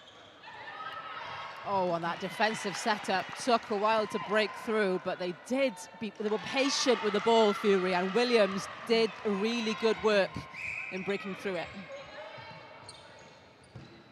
We saw a little bit of goal attack, didn't we, in Swansea, but goal shooter definitely her better position. Definitely is her better position. I think Fury have got another tall shooter in Sophie Cocking, so to bring her on, you would have to either take Williams off or put her into goal attack. And I don't feel like she settles that well in goal attack, especially with how well Barwick's playing in goal attack. So I do prefer this combination of those two, but that ball with Kidner in there, it's not going to work. Fury lucky to still have possession. Nice back line from Barwick. Sets it. Oh, just drops short, but she does get a penalty pass or shot. Second time round, Swish takes their score to 10. And a miscommunication there between Reynolds and Lane. Lane came out and Reynolds went in.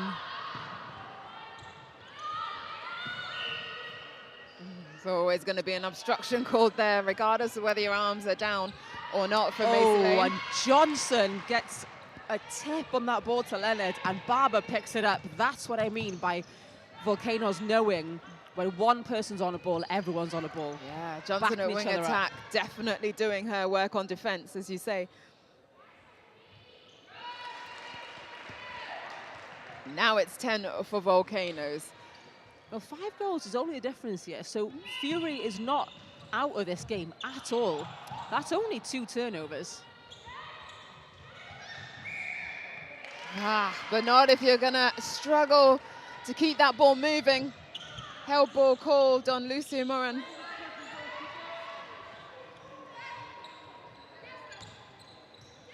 Nice run from Lane.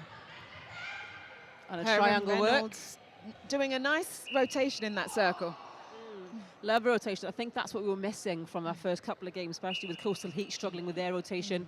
And then we had Southeast Blaze struggling with their rotation in the circle. We saw it a bit more from Inferno the last game, but it's clear from the off from Volcanoes, isn't it? It's clear from the beginning that they're really nice moving around each other. And I do see it from Barwick and Williams as well.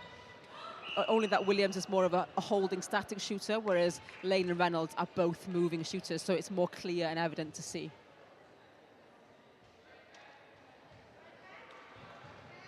Lane follows her rebound, gets the penalty, gets the shot through.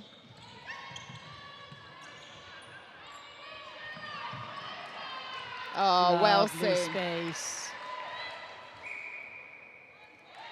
Great placement there from the center of Fury.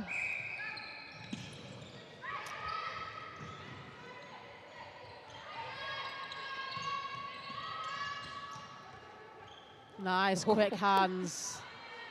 Oh. And that would have been a super shot from Lane. But she gets a second one. Lovely quick hands there from, if you're just watching one of the players, I was watching Bethan Johnson there. She was knocked over, she picked herself back up, and she just followed her feet through the court. It works really nicely for her. Well, there goes the buzzer for the end of the first quarter. It is 13 to Valleys Volcanoes.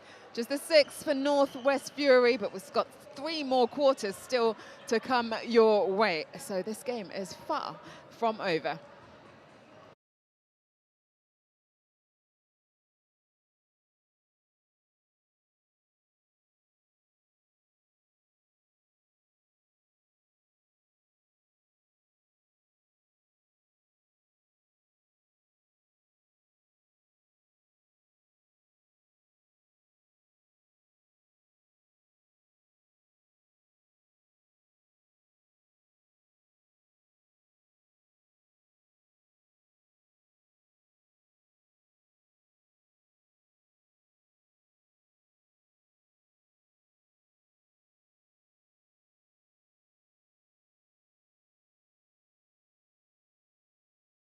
Work.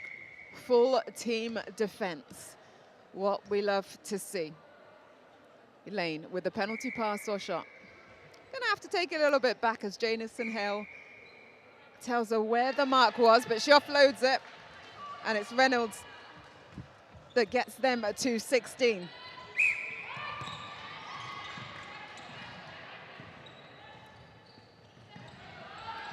Well, Barwick goes all the way back to Coleman. We're seeing another zone being set up today. And it's a really good zone by Volcanoes. No one breaking through the middle. But Moran did drag. Look at the reward from that hustle, that work rate. Everybody doing their job at the same time. Wonderful work. We did see a little bit of a break, but that caused the ball to be forced over and turned over.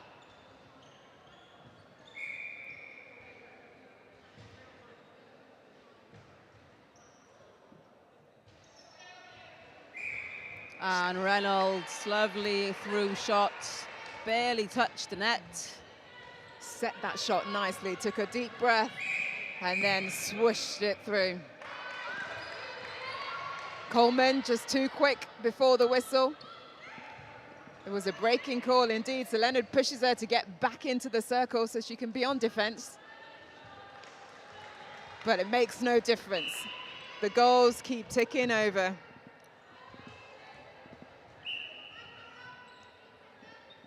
We thought Volcanoes were going to make a change, as did Charlotte Tapp, but then they changed their mind, so game continues. Well, that's a better working round for Fury, moving the ball faster than the zone can be set up. But they do need to control their own game as Carish Reynolds. Well, they get the turnover. Phillips at wing defense, the catalyst. There is that zone again, moving as one unit from Volcanoes. Everyone, like you said, doing their job. And that ball forced in is not going to work. Kidner is confusing that space. She's a little bit off Williams, isn't she? So Williams thinks the free backspace is on and she's calling for it, but the feeders know that it's not on. Kidner is very good at that as well. It looks totally free. Williams feels free and asks for it, but Kidner is all over it. Oh, well, I was going to say well saved, but her toes just crossed the line. That was a toenail over the line.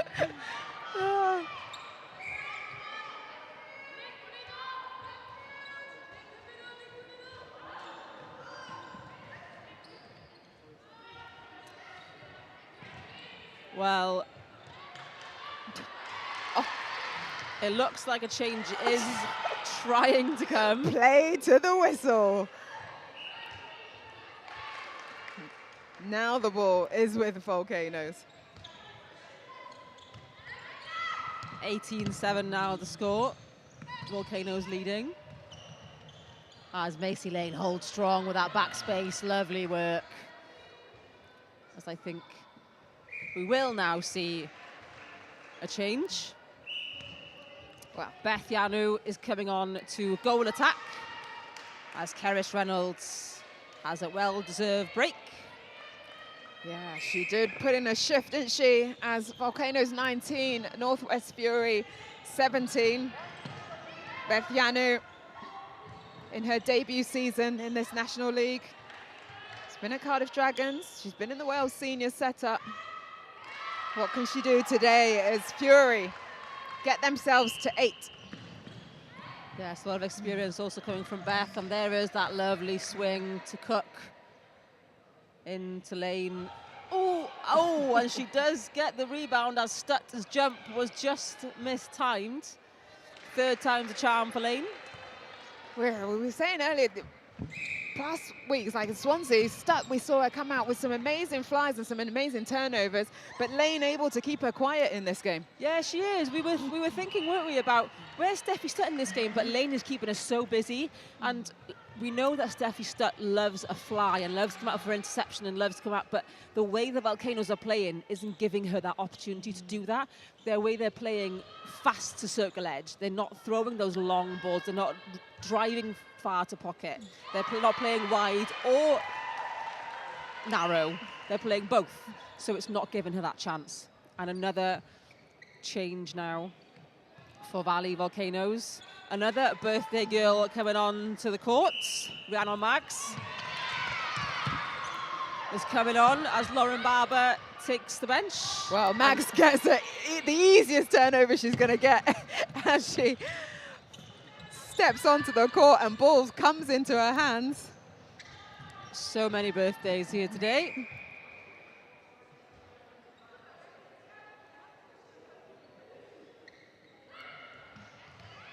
And there is Steffi Stutz or Sinead Coleman, or both of them together, turning that ball over from Yanu. Court, Volcanoes napping because that was very quick through the court. Now they're on 10. And that is the call from Williams. Well done, defence. Keep on going. Lovely to hear Fury speaking in Welsh through the court. Welsh being predominantly first language for North West Wales. So lovely to hear Gwenna Williams bringing that to the court. Yanu, Max, the two newbies to the court, getting some more ball on hand. Composure from Macy Lane.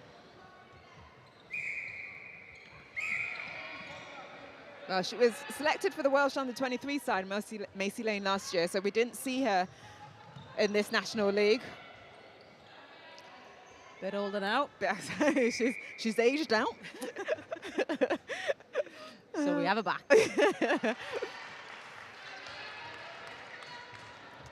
Well, wanting to get the trophy back in the hands of Volcanoes.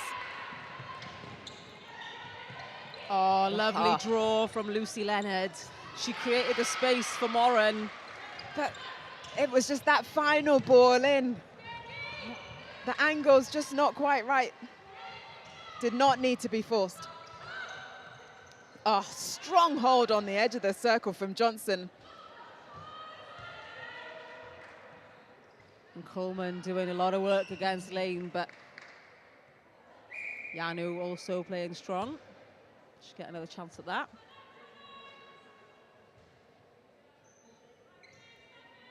There it is for Beth Yanu. On the buzzer, very calm, cool, collected.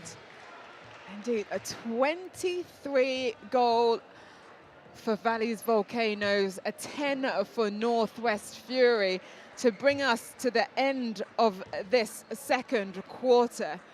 Can you summarize for me? Oh, well, we've seen some clinical play, haven't we, from Valleys Volcanoes. That defensive setup is just something to be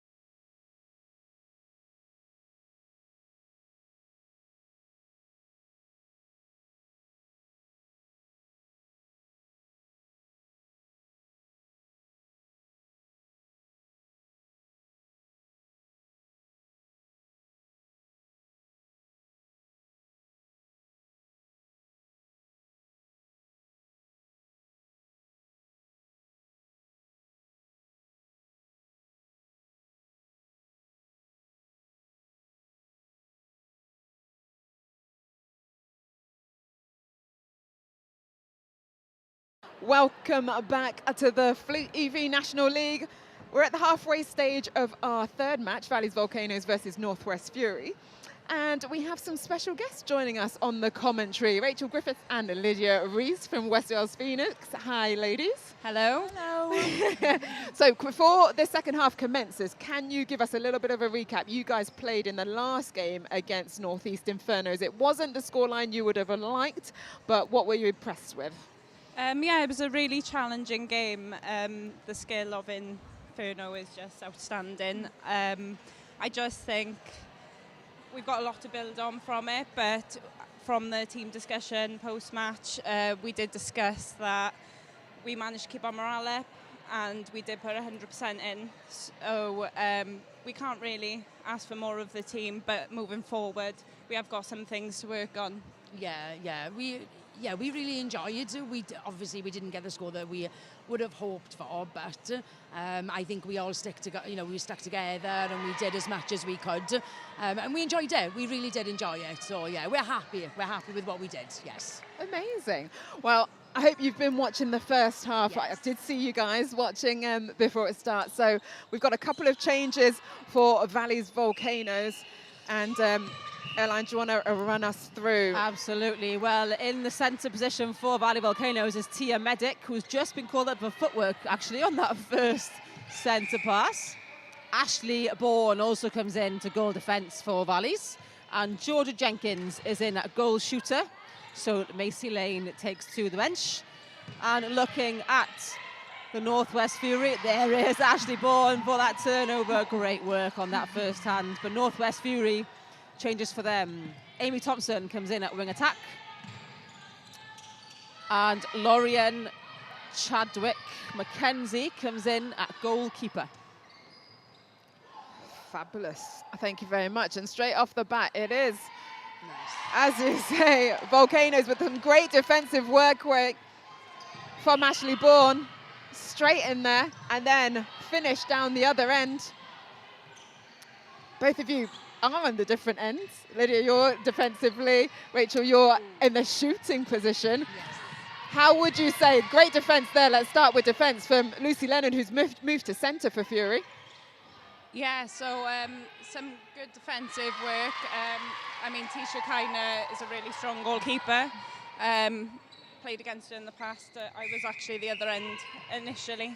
So, yeah, I know how challenging she can be and you're very tight on court. So, really strong defence coming from Volcanoes.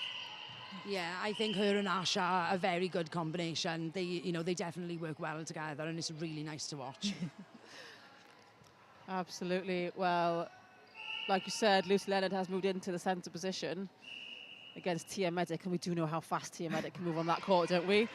Nick Cook has come off the court. Have you noticed? If Tia's on, Nick is off, so she's protecting her brain on this one. So 25 plays 11. Not reigning champions, champions from the first year of the National League. Valleys Volcanoes are in the lead, looking to try and get a championship this year. They have a turnover. And it's Letitia Kidner, goalkeeper, who takes the back line.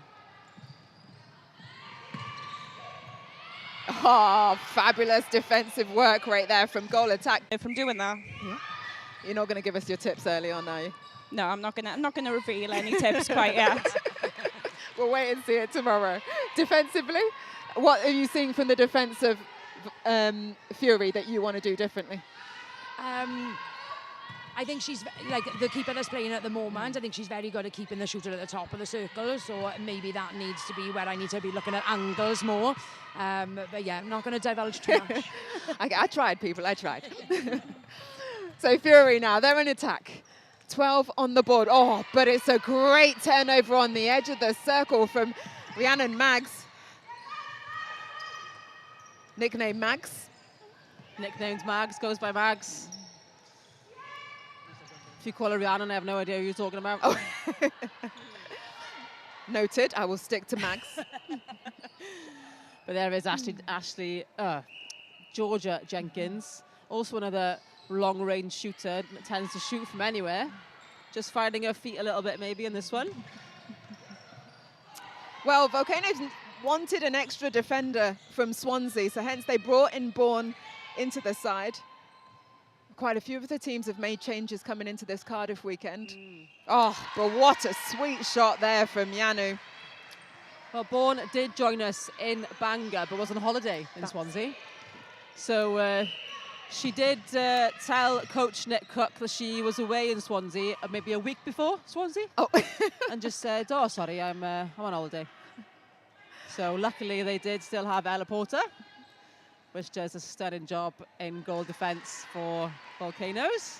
Well, the only team to be 4 from 4 so far this year. That's 4 wins from their 4 games.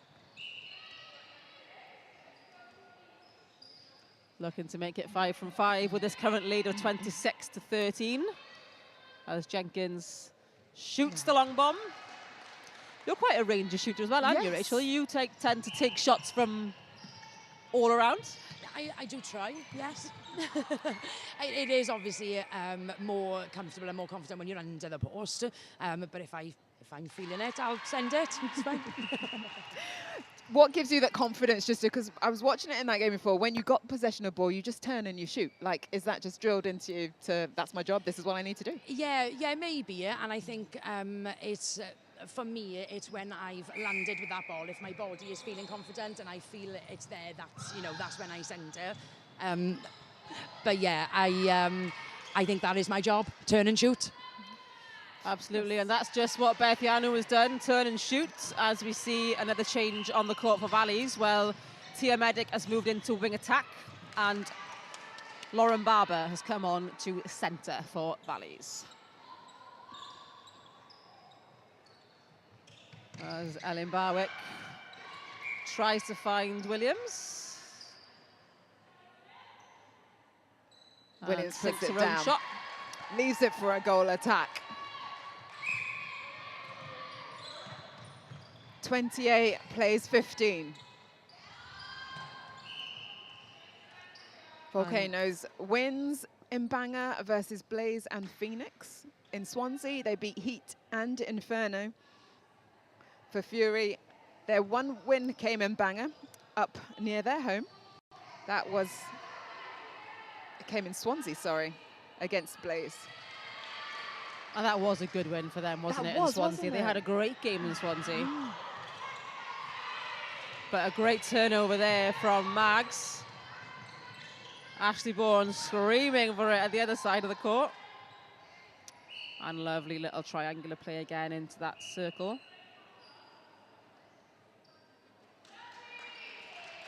Advanced right under the post. And Macy Lane is happy with that from the bench. The whole sider. Breaking is the call on Ellen Barwick.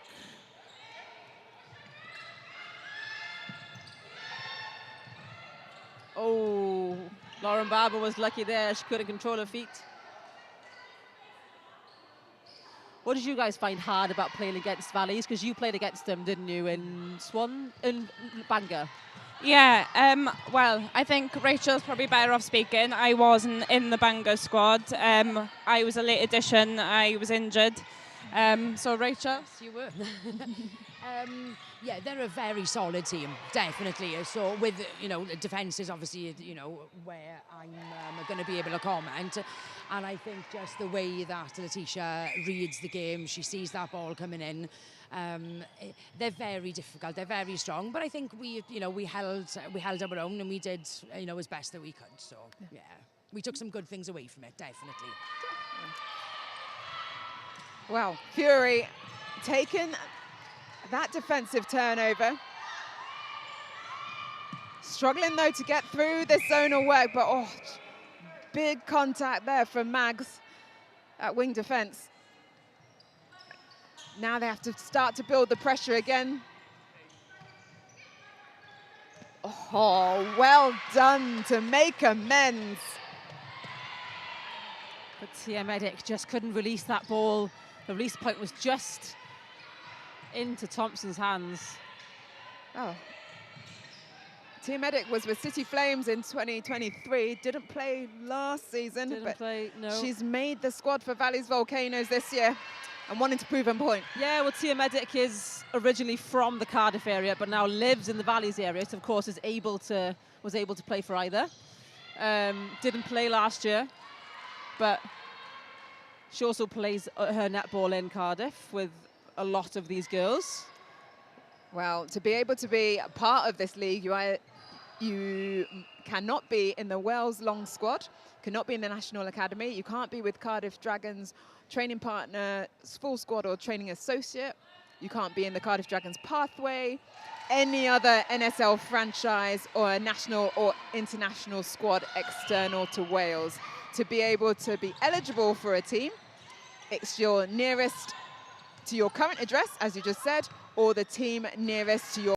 One more quarter to go. Ladies, tell me before we go on a little break, which team are you thinking is potentially vying for the trophy this year based on what you've seen over the past 2 competition days?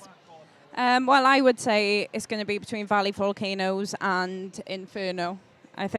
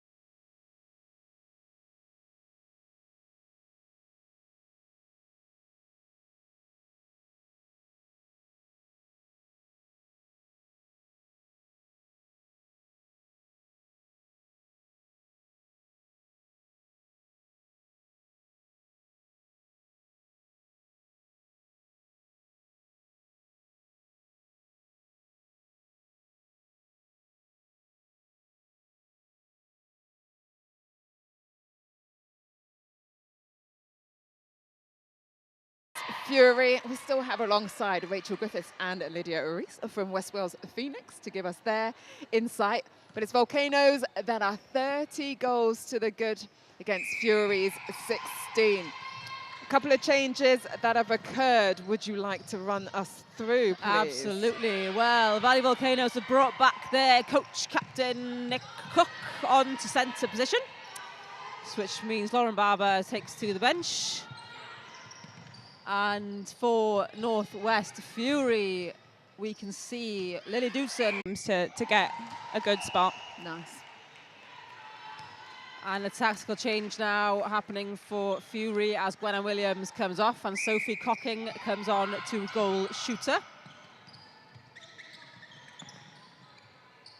Well, her second year, Sophie Cocking, in this National League and with Fury. She was with them in 2023. Let's see what she can do as down the other end, Georgina Jenkins, she is keeping her flow going. 35 now, 36 make that after that last score on the board to Fury's 21. There's Cocking now with ball. She goes back to Leonard.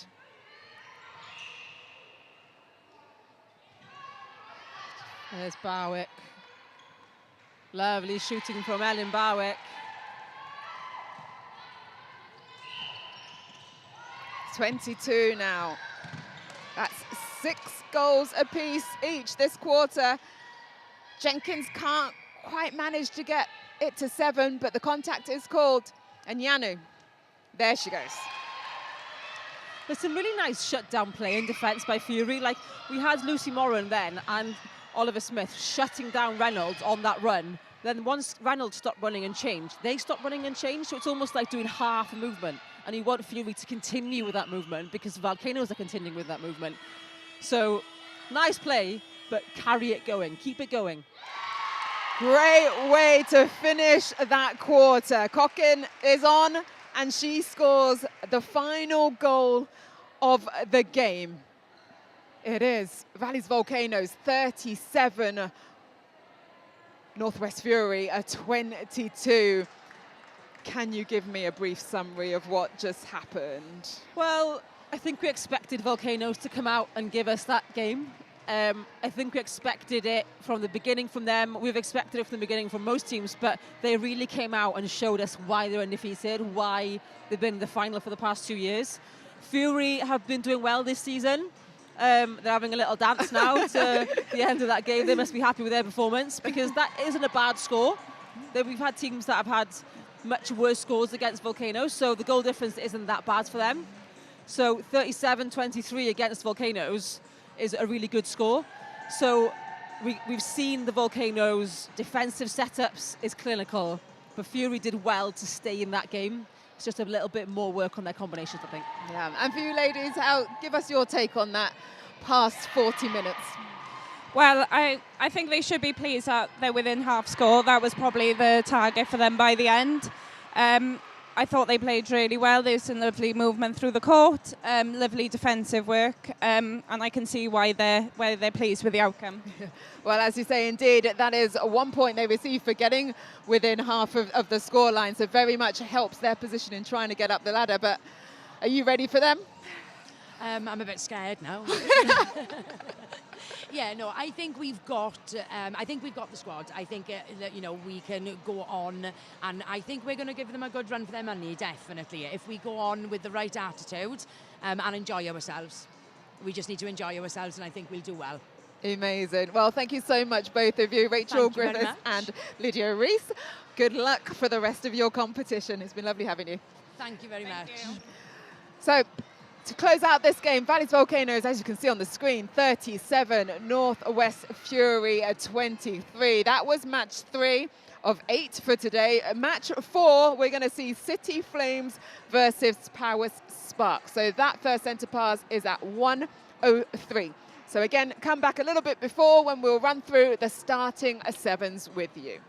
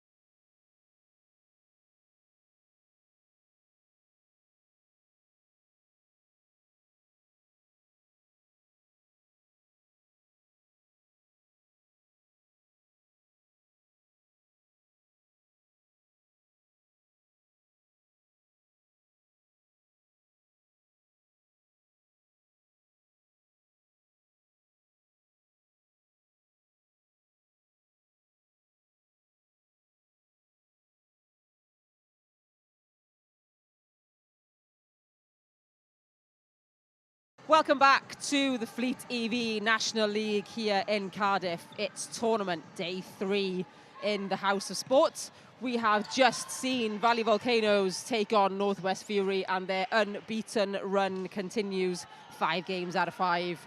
Well, next up we do have City Flames taking on Power Sparks. City Flames have come back fighting this season, only losing a couple of games. They are only losing 1 game, 3 games from 4. And they are on to take Power Sparks in their next game. Well, Pamela's having a bit of a rest for this game, resting that voice. So joining me from Northeast Inferno is Caitlin Jones, last year's MVP. Hi, Caitlin. Hello. How are you? I'm doing well, thank you. Yeah, good, good. Nice to see you at these tournaments. It's nice to be here, actually, watching. I'd rather be playing, but it's good to be watching as well. Lovely stuff. Well, let's run through those starting 7s for you. First off, in the yellow on your screens will be goalkeeper Stephanie Cramps, City Flames, Caitlin Bennett in goal defence, Beth Proctor in wing defence, Elise Hayward in centre, Harriet Skinner in wing attack, Zoe Stapley in goal attack, and Tash Charles in goal shooter.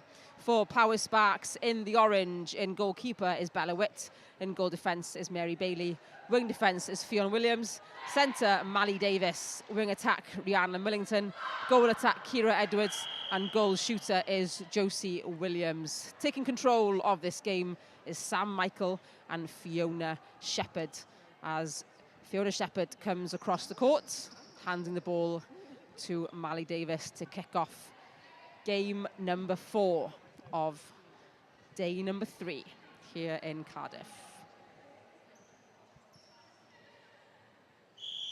And we are off with Power Sparks taking the first centre. Have you been watching, Caitlin? You've been enjoying? Yeah, it has been good to watch. I couldn't make the last one, but I did watch a bit of it on YouTube. And all the teams, it's nice to see different players coming in this year, especially with Power Sparks. They've got a few new players. So the different style of play, it's nice to watch. It is indeed. And also joining us on the mic this time as well is Northwest Fury's coach Simone Gould. Thanks for coming back, Simone. No worries. Happy to be here. Lovely stuff. So you guys have just come off court against Valleys. How was that for you? Amazing. The girls were phenomenal. You know, we set ourselves a target of getting a point out of the game, and we worked on, you know, we wanted to get 50%.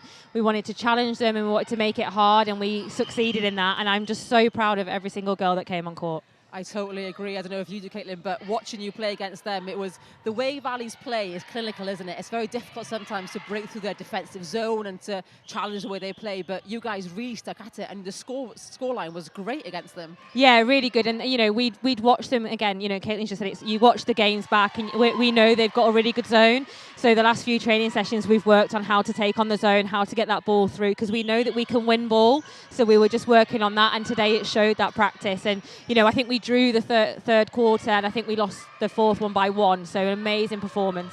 Yeah, we were saying how low scoring the last couple of quarters were in the last half, because you made changes, they made changes. Yeah. And we were saying there's 4 games this weekend, isn't it? So it's that you have to have bodies that aren't too tired. Yeah, and it's about adapting to the game as well. You know, making sure all the players get on and that you don't fatigue anyone, but also changing the team up so to match their type of units that they're putting on as well. Yeah. Absolutely. Well, Sparks have kicked off the scoring here, and it's 3-0 so far as Harriet Skinner launches that ball to Tash Charles under the post, and she kicks off the scoring for Flames. Is that the start we expected from this game, girls? I would probably say, yeah. You know, we had the same start from Powys when we played them in Swansea. They come out hard. I think we went 6-0 down. You can definitely see they've come out fighting for this one, and I don't think City Flames were quite expecting that. They've got to really, when they get these turnovers, they've got to take them to goal and use them, make that opportunity count. And it's turned back over. Well, Power Sparks seems to be like the underrated team, don't they? They're like a bit the underdogs, and you can't underestimate them. No, they've got fight in them. You know, that's what it is with underdogs, isn't it? They've got the fight, they've got that determination and that grit. Definitely. Well, the speed of Flames coming down that court. Elise Hayward has those quick feet, but sometimes we've seen Skinner and Hayward, those quick feet are a detriment to them as well, isn't it? It's about controlling the pace of the game. Yeah, definitely. And I think here it's about playing the ball around. The defence are doubling up on Tash Charles in the D. And is it Zoe in goal attack? Yeah. Zoe Stapley in goal attack, yeah. You've got to use that to your opportunity, and she can just play herself in at that point. Well, Simone, you know Zoe from United Arab UAE, Emirates days. Yeah, we played together. She's such a lovely player, but like you said, it's really important that when they're dropping off, that she's being a bit of a playmaker and using that ball. But they probably just need to settle, like we said. They're probably not expected this start, and they'll just find their groove. Yeah. Well, a held ball there called for Mally Davis. So Caitlin Bennett will restart this for Flames. Flames coach Sarah Bell watching on from the bench. Another player coach for one of our teams. Don't fancy putting on a Fury dress, Simone, for? I've considered it, but I don't think I could concentrate. I think it's too hard to run around and then try and self-coach and then tell everyone else what to do. I don't think I could do it, no. It is a hard role. It is a hard role. We do appreciate all the player coaches that we have here. Nick Cook being one, Rebecca Baker being another. I'm in awe. I don't know how they do it. I think sometimes it is nice, though, to have a player coach because they can kind of see it from their perspective on court and how that feels for them, as well as watching as a coach on the sidelines. It feels a bit different, doesn't it? Yeah, for sure. Well, Josie Williams keeps the scoring ticking over for Sparks, and there's now 4 goals apiece as Flames have really brought this back and picked up their own pace. Fionn Williams finds Kira Edwards. Sparks were missing a couple of these key players in Swansea. Rihanna Millington being one of them. And Mally Davis. Well held.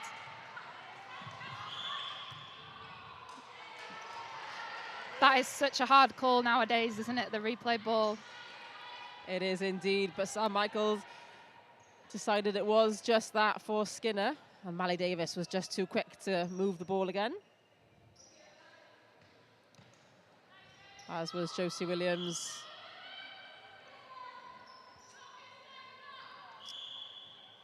Just short on that one as both defenders now stand out of play. And there it is, 5 goals to 4 now, as Elise Hayward kicks us off.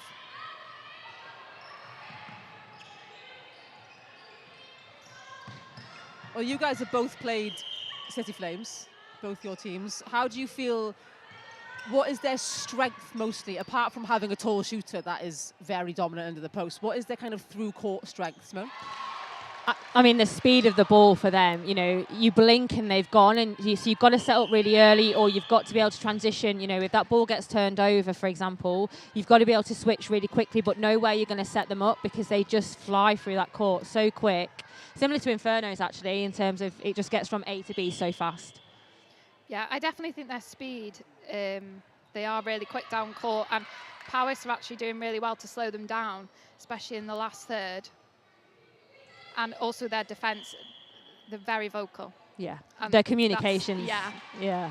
Communication is great, and we normally have seen the likes of Caris Allen in the back there, haven't we? She's not on today. I don't think she's here today, Caris Allen. She's missing out today, so Steph Cramps in the back. But Caitlin Bennett is definitely a voice in there, isn't she? But even in the attacking end, we hear Tash Charles through the court as well, so they're vocal throughout the court, aren't they? Yeah, and she's also, Tash Charles is one of those shooters that's a little bit annoying. She's got that hold on her, but then she moves as well. So, the goalkeepers against her, they're constantly having to adapt and adjust because they don't know which Tash they're going to get from 1 minute to the next. Yeah. I would say Gwen Williams is a bit like that as well, isn't she? She's very strong in her hold and very clinical in her shot. I love watching her shoot because it's just textbook, isn't it? But she's not scared to move either. No, and she will often look at me and say, like, should I go or should I not? And I'm like, it's a feeling. Like, if you feel it, then go and do it. And like you said, she's strong on that take. We saw it in that game earlier. She came out quite a lot, and it was needed to break that Valley Volcano defence. But it's just that timing of it. But, yeah, Gwen Ann's the same, and she's not afraid to do it. I think for North East, you're very much a dynamic, moving circle because you haven't got that much of a height apart from putting Eva Brereton in there, of course, it was quite nice to watch that. And Erin Hook was having a little giggle to herself on the side of the court. But when you've got Becca Hughes and Erin Hook in there moving, but then we saw Ashley Davis in there as well, and she's speedy, isn't she, around the court? Yeah. Obviously, it's nice to be able to change it up sometimes, and it means you can also kind of ruin the other team's defensive play, I suppose. They've got to then change how they play. If you put Erin in, she's very dynamic, as you say. She moves a lot, and then you put Evie in. They've got to then stay man on. It presents a lot of problems for coaches, is what we're trying to say. It does. It presents us a lot of problems. Well, Zoe Stapley is as clinical as ever in her shooting. One of the younger members of the City Flames squad. And Mary Bailey read that ball well into Tash Charles.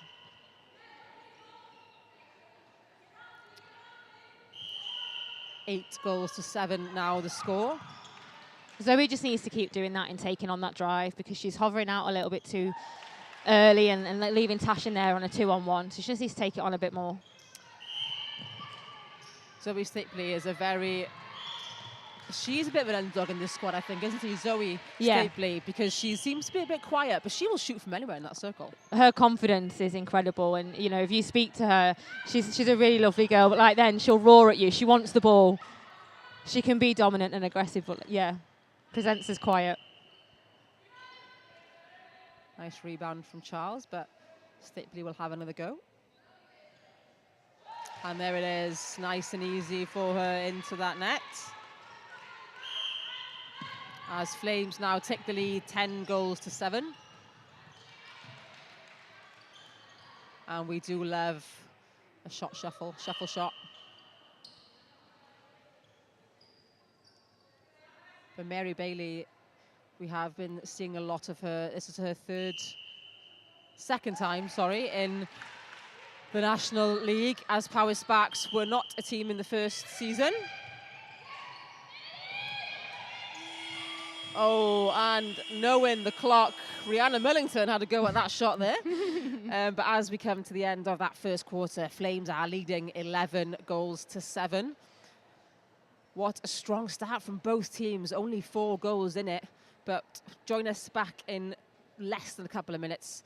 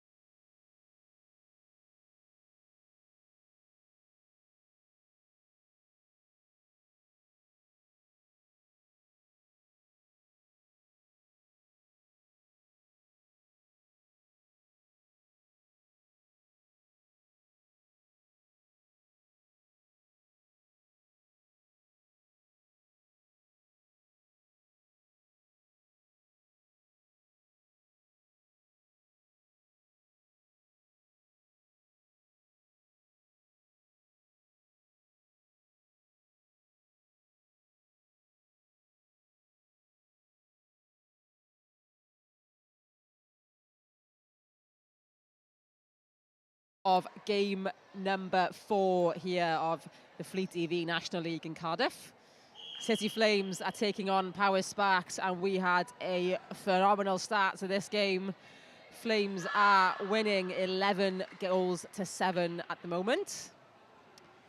But Sparks are not giving up yet. They came out fighting for that first quarter, didn't they, girls? Yeah. Their defence started off really strong, and then I think Flames just picked up on the double marking and started to use Zoe a little bit more in the day. So maybe they need to change it up now. Well, just scanning the court for some changes, but Flames seem to be unchanged. And so do Sparks. They have kept, both teams have kept their original 7s as Flames kick off the score-ins.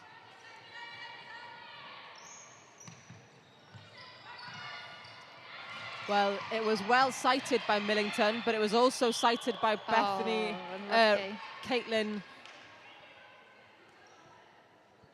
Bennett.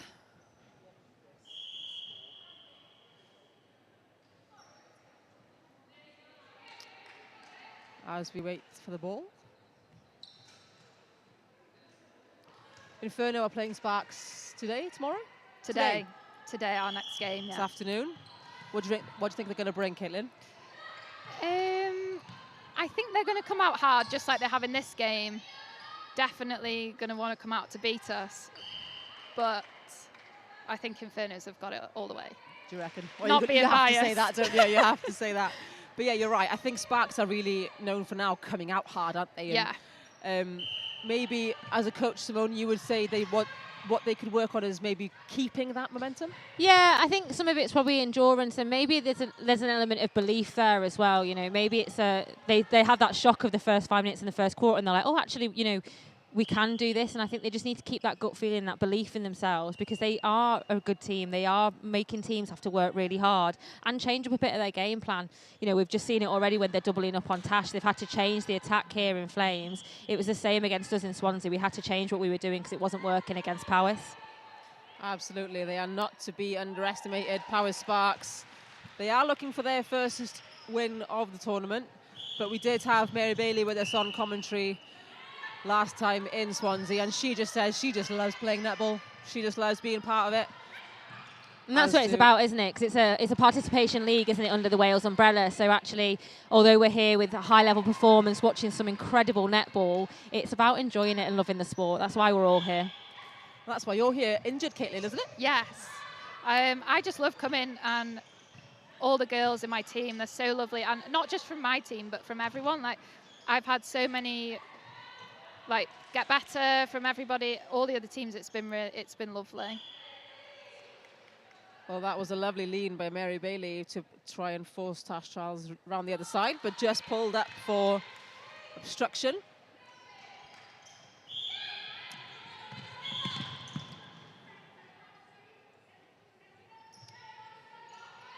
As Flames extend their lead 15-8.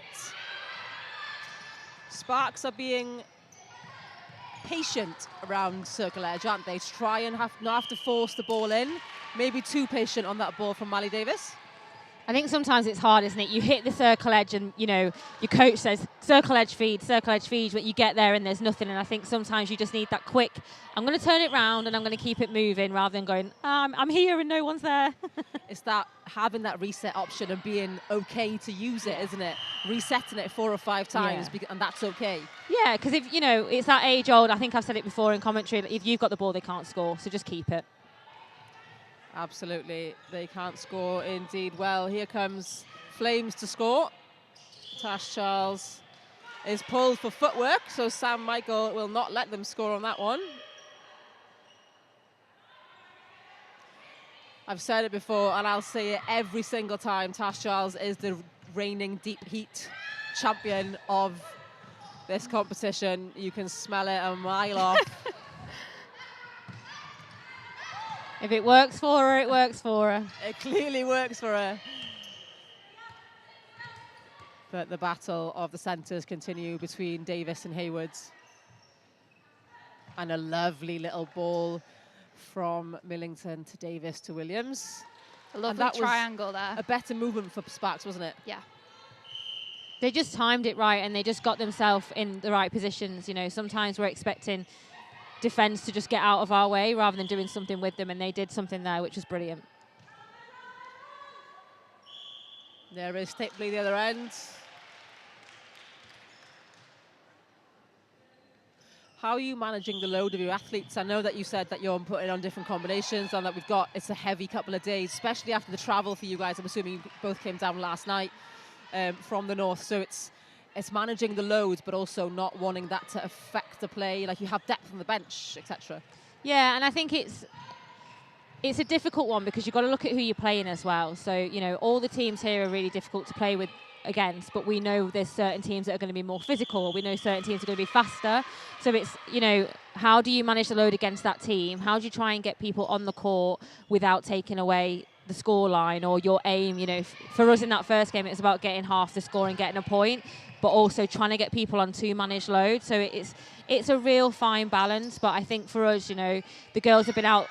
Went out and walked last night when we got here. They went out, some of them this morning, for a walk. You know, this afternoon we're going to go to the park because we've got quite a short turnaround. So we're trying to do some active recovery as part of our programme this weekend. I'm assuming same for you guys, Caitlin?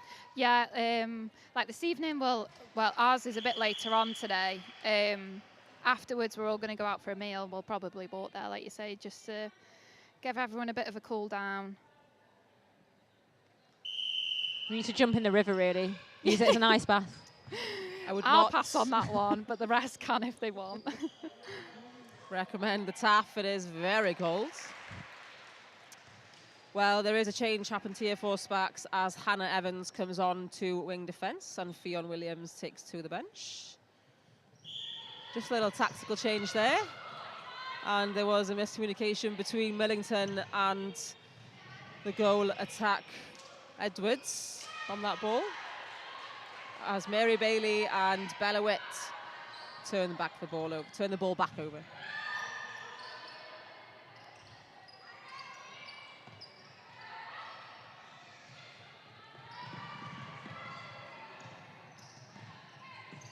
Well, 17-10 now the score. Still not out of reach for Sparks, and a lovely ball in from Davis. Well seen. Well, Mally Davis' sister Gwenna used to play for Valley Volcanoes. And Fury, we'll have her as well, thank you. And Fury, yes, yep, she did play for Fury. Yeah. Went to Bangor University. Yeah, she did. She came and did her teacher training up in the north, so we stole her for a little bit, and she was an absolute delight to have. Both of them, Davis sisters, are very talented netballers. Both been in the Wales setups. Gwenna captained under 17s, and Mally has also been in the setups for Wales age groups. Now an Aberystwyth University student.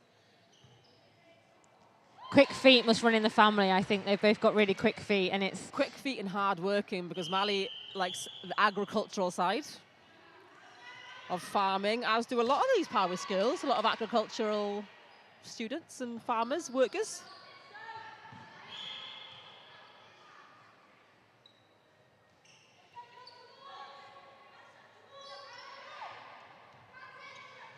Here comes Powys again, moving the ball fast.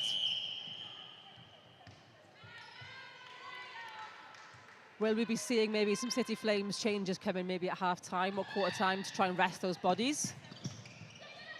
As they said, they play fast, but can they keep up the speed for 4 games? It's a lot on the body, particularly when you don't know where you're going to be tomorrow afternoon. You know your 3 games, but that last one, you don't know the time, you don't know who you're against, and that can throw things off in terms of recovery. What a lovely turnover by Mary Bailey, but pulled up for a short pass as she runs into Kira Edwards. So unlucky, that one. That was very unlucky. Wrong place, wrong time. So well read, though, wasn't yeah. it? She was hanging off, waiting for it. She could see it come in. And Tash Charles capitalises on that one to take the score to 19-12.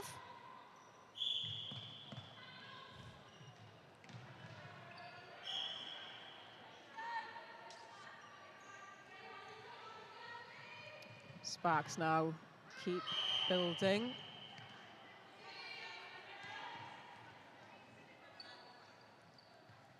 That movement of the circle working well as the space is created by Josie Williams.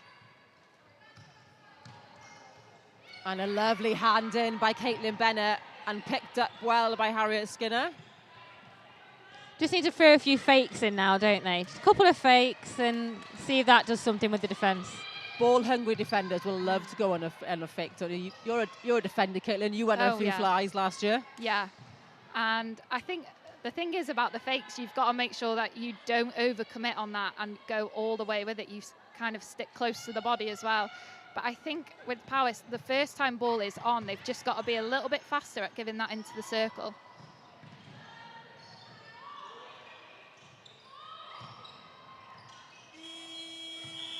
And there is the buzzer, and that goal from Tash Charles was way after the whistle, so unfortunately won't count for her. But 19-12 is the score at half-time.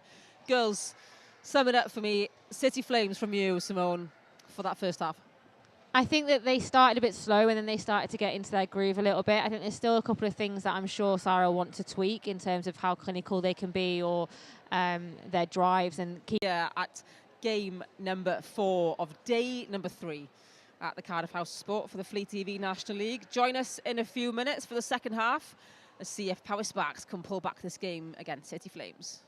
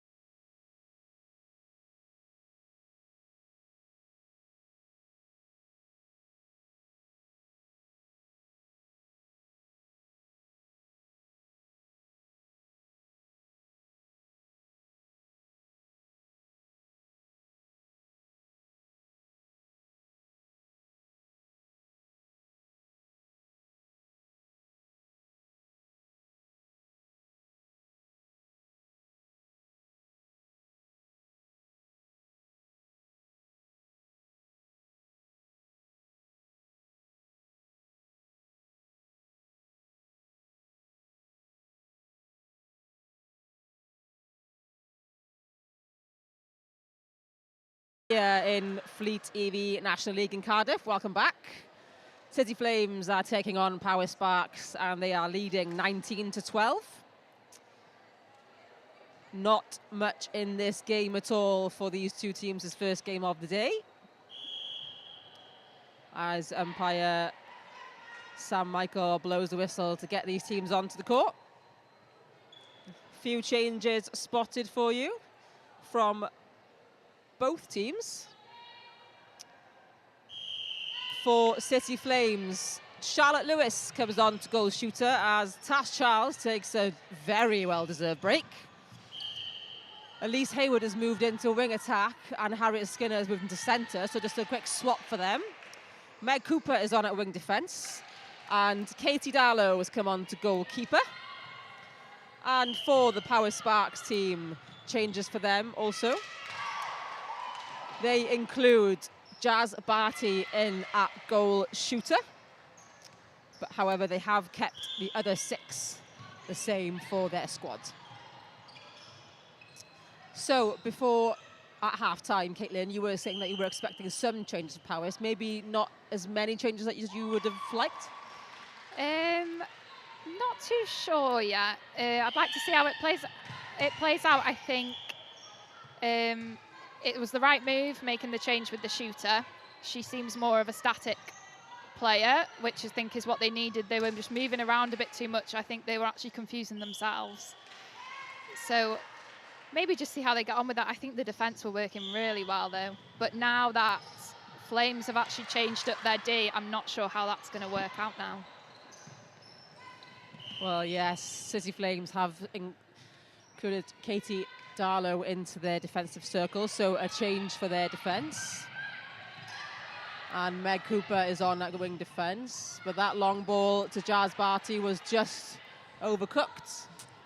I think Jazz is providing a target for them, but they need to then not get complacent in throwing it from the centre third. Because actually when they were working at Sir College and she was presenting, it was beautiful for that first minute or so. Just because you've got that target doesn't mean you have to hit it, right? Not at all. And now Flames are causing trouble on the other end as well, because now they've changed their gameplay in attacking as well. So they've removed that target of Tash Charles and added another mover in Charlotte Lewis. So now the defence have to change as well.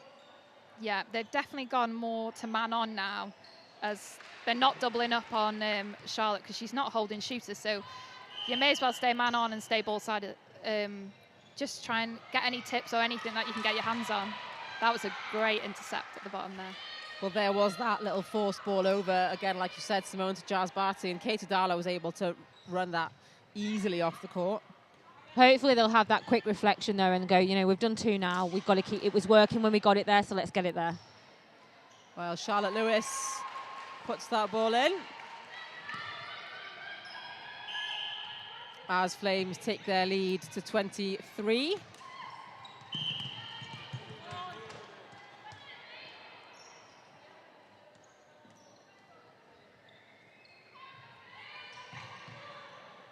Oh, and there is a little tip, but not enough to get the ball away from Harriet Skinner. Hannah Evans at wing defence is really springy, so she's one of those where you think you can get it over and then she just springs up and gets a number of tips. Very rangy in those arms of Hannah Evans.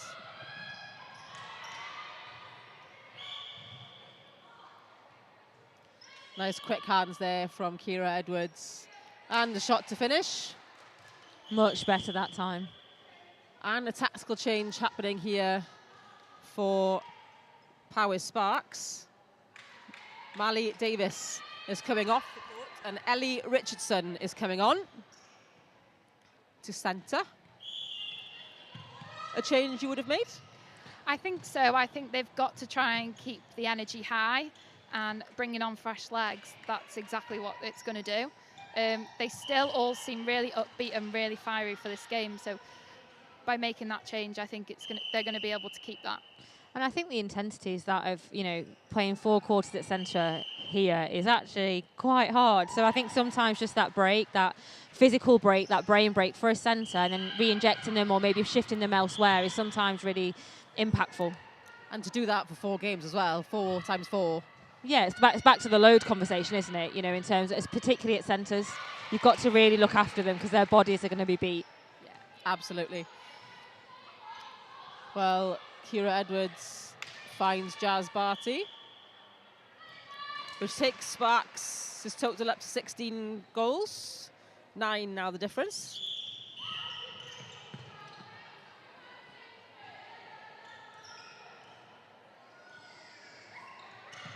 Zoe Stapley finding space as Charlotte Lewis is battling both defenders. Mary Bailey doing well there against Charlotte Lewis' space.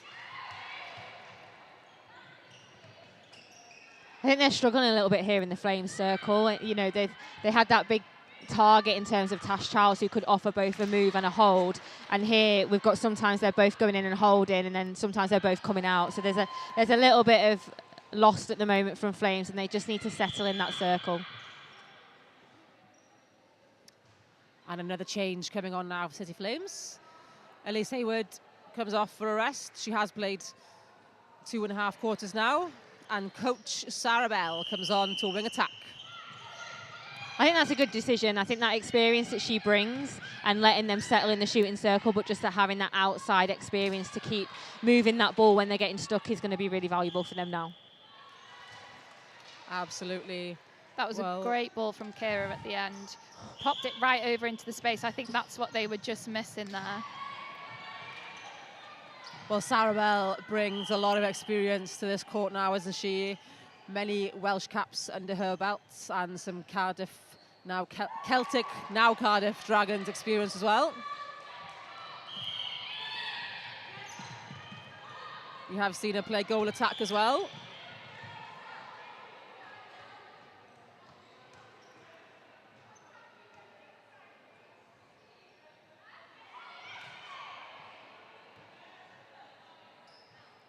As Kira Edwards pops another shot in.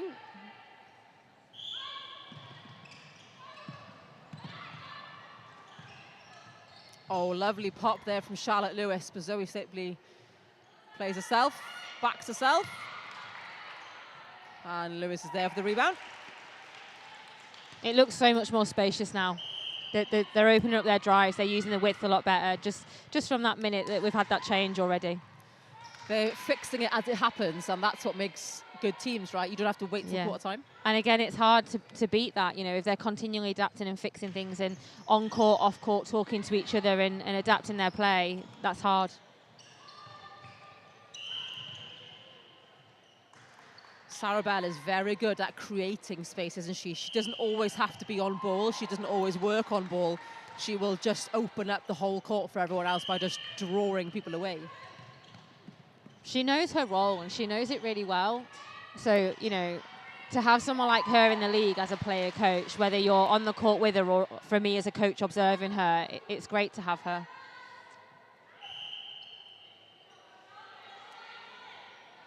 Third time's a charm for Charlotte Lewis as City Flames take their score up to 30. And as we've been saying this morning, goal difference makes all the difference in this competition. Especially as if Valley Volcanoes maybe lose a game, then you might be tied with Northeast Inferno, and goal difference matters then. Yeah, definitely. And it's working for those extra points, you know, getting a point for half, getting a point for within 5.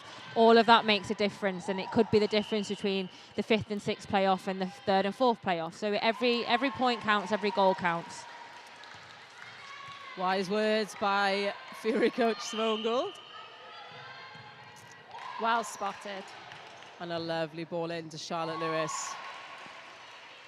It just looks a lot calmer down there, doesn't it, with Flames now? They're keeping the defence busy as well, aren't they now? Yeah. So the defence are actually having to be busy and do more, and then it's opening up a lot more for them. And speaking of defence, Caitlin Bennett just took a lovely interception there on the run. And Charlotte Lewis capitalises. Whole team goal. We do love a whole team goal.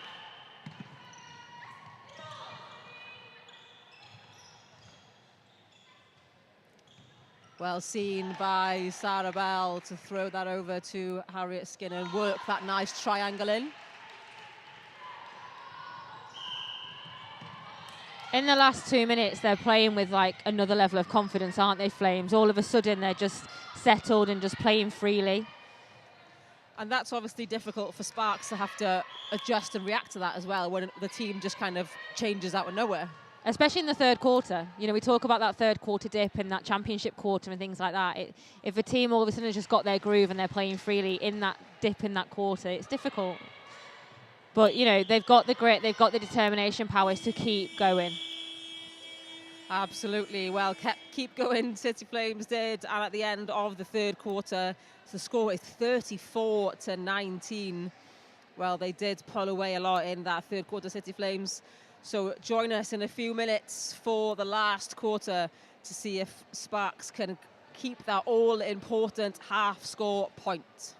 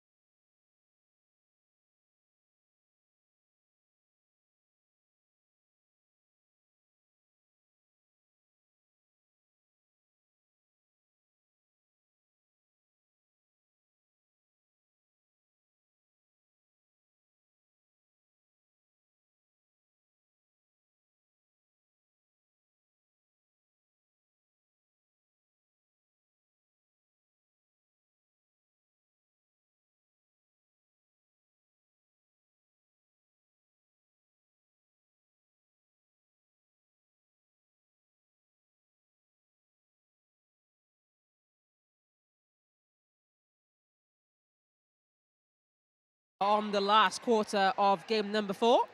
It's the Fleet TV National League here in Cardiff, competition day 3. City Flames are taking on Power Sparks and are running the show with 34 goals to 19. We are just looking around for changes. It does look like City Flames have made one change and moved Katie Darlow to goal defence, and Steph Cramp is back on at goalkeeper. Whereas Power Sparks have kept on the same 7.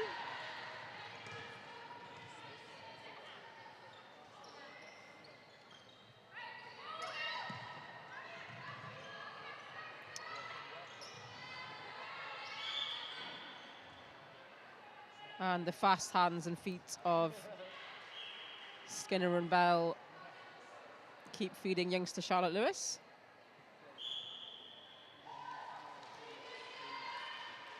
Charlotte Lewis also bringing experience to this team. Previous Cardiff Dragons, 21s and under 19s. You've got experience in your teams as well from Dragons, and you've got a lot from like the Manchester side and the Welsh side as well. The Welsh pathway, we've had like the twins. I think Erin, Evie even played for one when she was younger, and also like we've got a lot of experience playing for D-side. A lot of us do in the Northwest England, working up to the Premier League. We just had playoffs this year. We sadly lost in the final, but we won't speak about that. It's coming. Yes. You're building and it's coming. Yes. You can see that it's coming. But yeah, loads of experience, and also it's good because we've got them strong units and we know where each other play, we know how each other play, which is really helpful in competitions like these. Absolutely.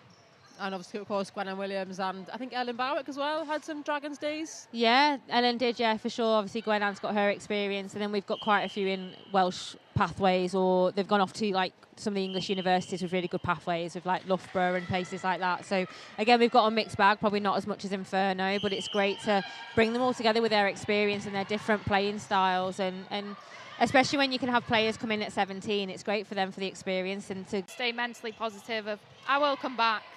And coming to watch netball, I think, does help. I thought it would make it worse because I really want to play, but it, you know, being around the girls, they're so positive about it, and it just makes me feel really positive as well. It is. It's a very elite club, the ACL club. Yes. So welcome. Thanks. And it's good that you're watching and you're using it as motivation, like you said, rather than avoiding it and then, you know, maybe getting somewhere with your mental health that you don't want to be. Yeah. Yeah, inclusion is definitely key, and we are praying to see you back fit, fighting fit next season. Thank you. Are we going to see you in goal defence again? Because that was epic last year. Oh, thank you. I hope so. That is one of my favourites. Not the tallest, but I love it in there. When you can jump that high, you're all right. Well, that ball was just off the back for Barty. Just under 3 minutes left of this last quarter of game number 4. As City Flames lead 39 goals to 23. Mary Bailey gets a hand to that one.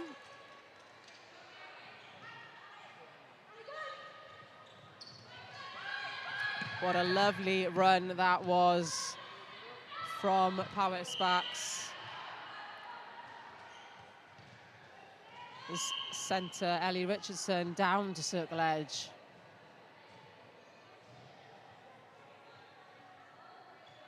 And Rihanna Millington has no issues slotting that in. Oh, vision by Sarah Bell. I think it's also having the confidence to be able to give that ball, knowing what your teammates can take. And Charlotte Lewis took that ball very well. She did indeed. And they turn over the ball the other end. Both attacks going for that. Harriet Skinner is very strong, isn't she, in the middle there? She's a very strong player. I wouldn't want to go up against her and come out to the other side on the floor, but they do manage to put another one on the board. They are looking for goal difference now. City Flames.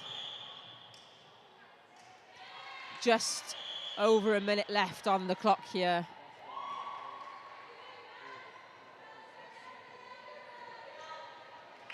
Well, Powys are within half, so they will get a point from this.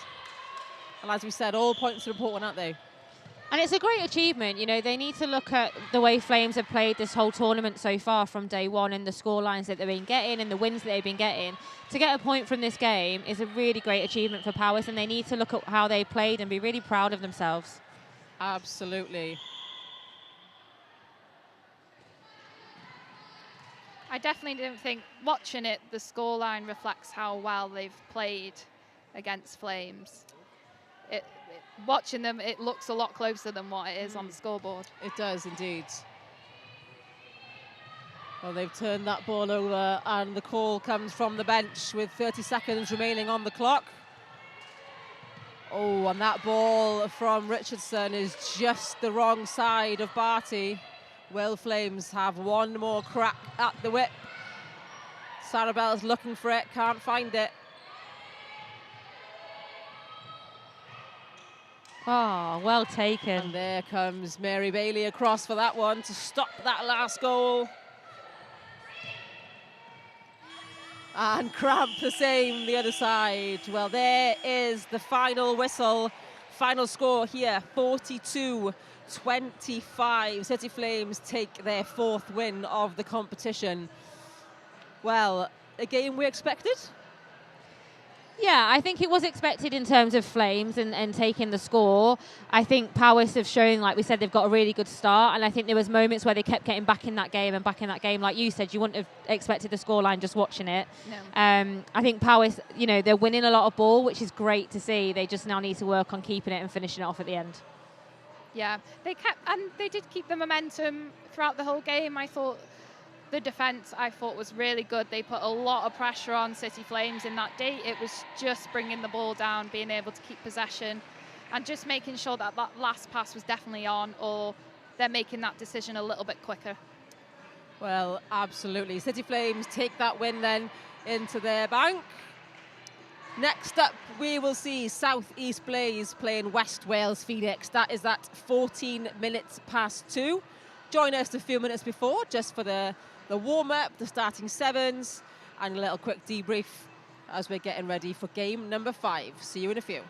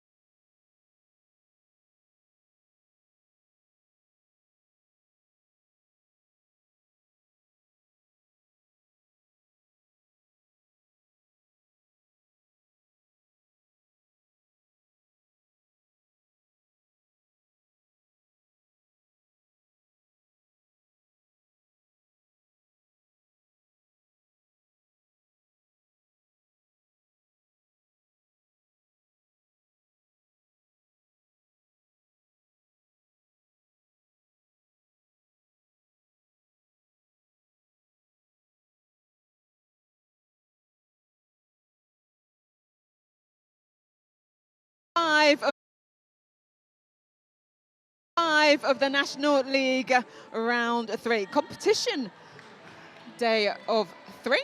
We're at the House of Sport. And here in Cardiff, we're about to see South East Blaze come up against West Wales Phoenix. South East Blaze are currently 6th in the table. Well, coming in today was 6th with 8 points. And West Wales Phoenix coming into today, they were 7th on the table. So very, very close, though both teams have played already this morning.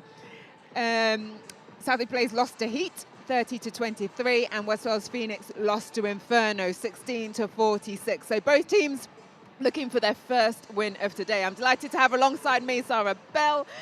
You're now player coach of City Flames, just played in the game beforehand. It was a nice win for you guys. Yeah, really nice win. I mean, we went into the game knowing the Powers were going to come out strong. You know, they're looking for that win, so we knew it was going to be quite a physical first quarter, which it was. And I'm proud of the girls because we really dug deep, and I think we came out with a good performance, especially in the second half of our game. Nice. Well, we'll talk a little bit later, but let's go into this game. So let's look at the starting 7s. So starting 7 for South East Blaze is Megan Jones, goal shooter, Eden Brooks, goal attack, Harriet Leek, wing attack, Eloise Spacey, centre, Georgina Ahern, wing defence, Chloe Rose, goal defence, and Lara Leah, goalkeeper. And for West Wales Phoenix, we've got Rachel Griffiths, goal shooter, Ellie Grant, goal attack, Maddie Thomas, wing attack, Hayley Lewis Howell, centre, Jessica Thomas, wing defence, Emma Roberts, goal defence, and Nikki Howells, goalkeeper. Well, there was the whistle to start off the games. It is South East Blaze in red. We're going to the right, but a great turnover quickly off the mark from West Wales Phoenix in blue. Centre, Hayley Lewis Howell was the one to get the turnover. So ball in hand now with Phoenix. And this is a great start for Phoenix. You know, they're probably disappointed with their performance this morning, so I know they're going to be coming out knowing the coaching staff on the bench. They will want to win today. They definitely do. Nice and composed, isn't she, Jones? Just to take that. It's good pressure from Blaze defence there to make the centre pass go back. But Phoenix had no problem getting into the circle. Great hold there from Griffith. It started high in the circle, but then as the ball came down, went down to the baseline. And I think if you're a shooter and you start top, you give yourself that room. It's really hard for a defender to then get backing up. Very much so. Defensive work from Phoenix. Thomas. Oh, a little reverse round the back, bounce pass.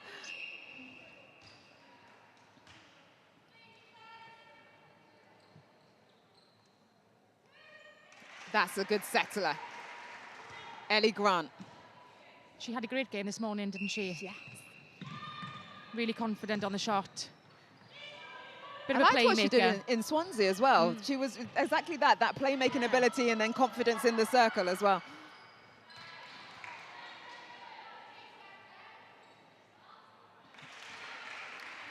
Scoreboard keeps ticking over for Phoenix. That's 7 now on the board to Blaze's 3.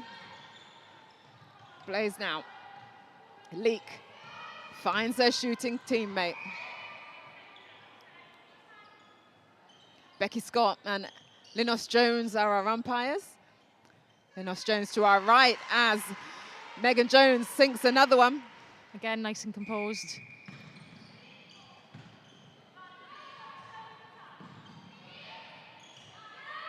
So Blaze again forced that centre pass back, so they're doing a really good job on defence to keep that ball high. They're not making it easy for Phoenix, are they? They're not, are they? And you see the patience that Phoenix had, but then just at the valley end, Thomas just putting a ball in probably that she shouldn't. Unlucky there from Grant, just having a little stumble. But she created space there, so everything helps. She was just desperately trying not to fall over then, wasn't she? Yeah. Stay on her feet. There's a long way up. Oh, good drive, good call from Brooks. Can she sink? Oh, yes. Lovely swish shot. Didn't even touch the post. Nothing but net. backup coming strongly from Phoenix. As you say, it goes backwards off the center pass before it can then go forward. This time not working for them because that's great defensive work from Chloe Rose at goal defense.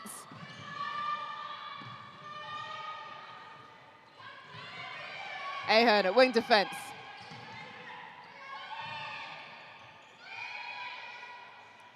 Nice patience from Leek just to draw the contact. Roberts getting a little bit too close and off from distance. What a great shot. And you know, when you've got a goal shooter like that, as the opposite team, you're really worrying, because what you do, you can't keep them high and try and force a long shot, because that's what they want. But she's also a shooter who can put it in from under the post. So, yeah, a real threat to have. What would you do then? Just try and put as much pressure on the shot as you can. Try and put them off. Yeah, just arms over the shot. Some shooters don't like the jump. Whatever you can, basically. Yeah. Mix Whatever it up, you can do. Well, Jones from distance again. Oh, this time doesn't quite land. It goes back.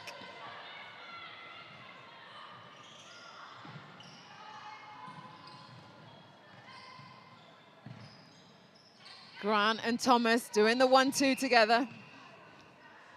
But again, it's Phoenix in this kind of top end of their shooting third. They're really struggling to get the ball through. So credit to Blaze's defence. I mean, you know, they're having an absolute stormer down that end. Exactly what you said. And there was two-handed take from Georgina Ahern.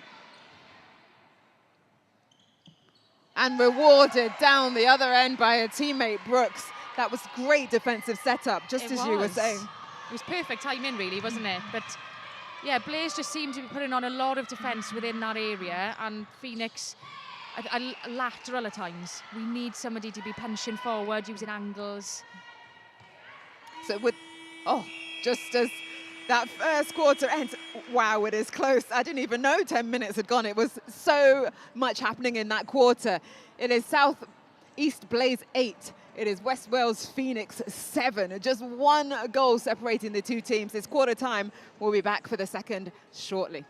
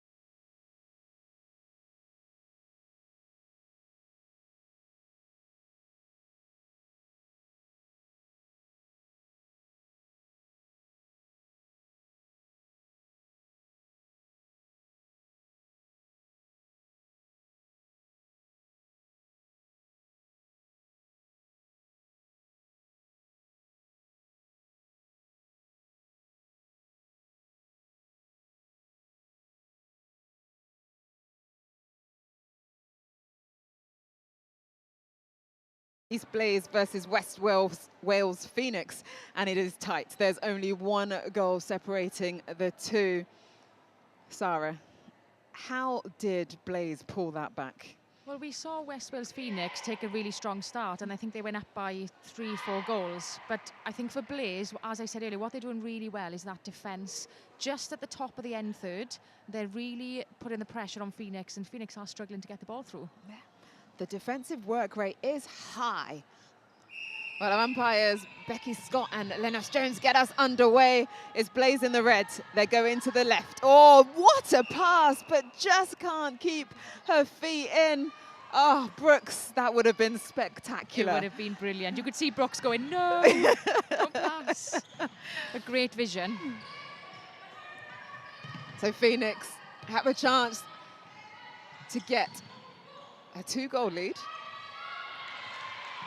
Good hustle from Thomas at wing attack. Grant offloads it to Griffith. From distance, oh, just dropping short. A little bit more legs needed.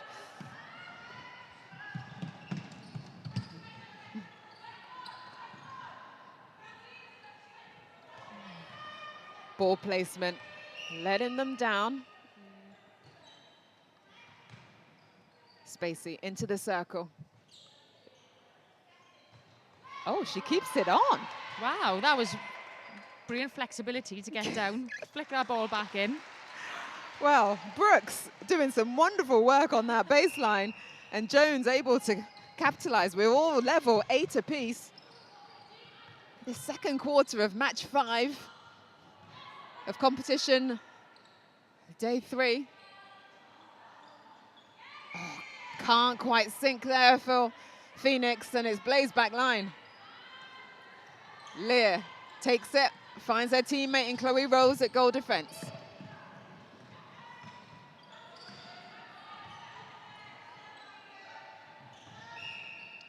What Blaze shooters are doing really well is they're using the baseline. So if you look, a lot of the times they're receiving a ball as they're running flat on the baseline. So I think Phoenix, keeper and defence need to be looking at that and maybe stopping that drive. Indeed, they're rotating that circle really well, aren't they? Yeah, and one is base, the other one is coming top. Exactly.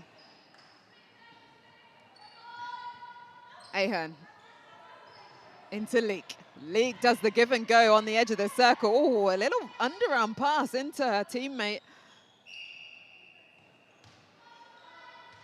Brooks will get another opportunity. Nice. Shoulders heavily strapped up, but it doesn't seem to be affecting her shooting technique.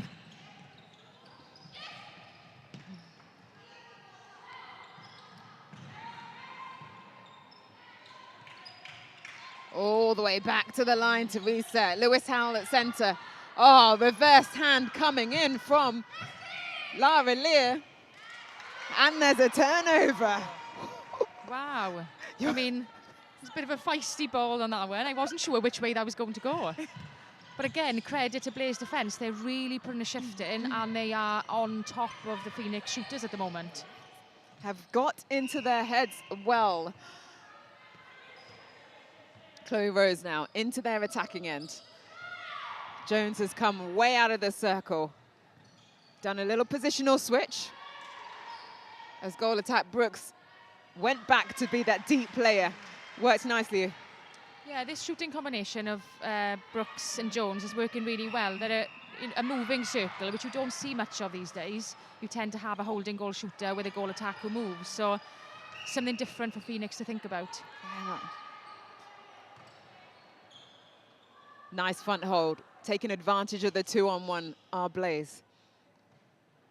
And another goal on the board. They're extending this lead now. They're up to 12.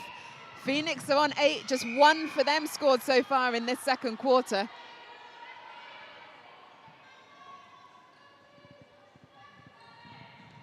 Oh, turn around. Oh. Not sure where she was going then. She had loads of space. It's like she was trying to dodge a defender, but there was no one near her. So that's an easy turnover for Blaze. And I think this is where we say, you know, as coaches, I say to my girls, just give the easy ball. And that was an example there. There was an easy ball. And I think sometimes we look for those long, fancy kind of circle edge, whereas actually just needs an extra 2 or 3 passes in. Exactly. Play what's in front of you.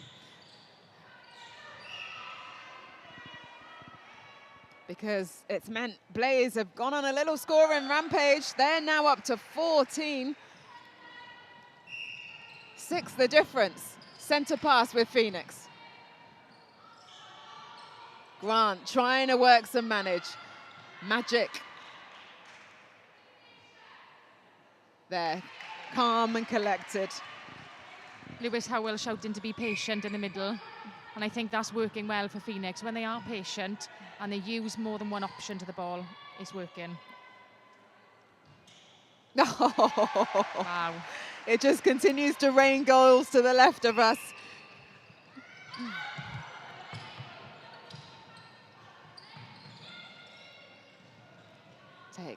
Going back and lateral for Phoenix. They want to get some depth. Picked up. Lovely timing from Griffiths there, just to pop forwards. Oh, I hate those when they just dribble out. You think they're going through. But there's just so much space, isn't there, it seems, for Blaze. Yeah, I think they're transitioning really well. So from defence to attack, they're bringing the ball through court quickly. So Phoenix need to look at that and maybe transition on to defence a little bit quicker and almost just pick up the closest player. Yeah, get behind, keep them up, right? Oh, it's a backline contact call. Set now for Phoenix. 15 plays 9. In the Reds' favour as, oh, she gets a little hand to it, but it doesn't drop into a teammate for Chloe Rose. There she is again. Fabulous work. This time she finds her teammate in Lara Lear. That was great footwork to make sure she didn't go off court. Turn, sight the player. Great defence here from Blaze, individually as well as a team. And their shooters are making every single one count. So no surprisingly, we're going to see a raft of changes for West Wales Phoenix.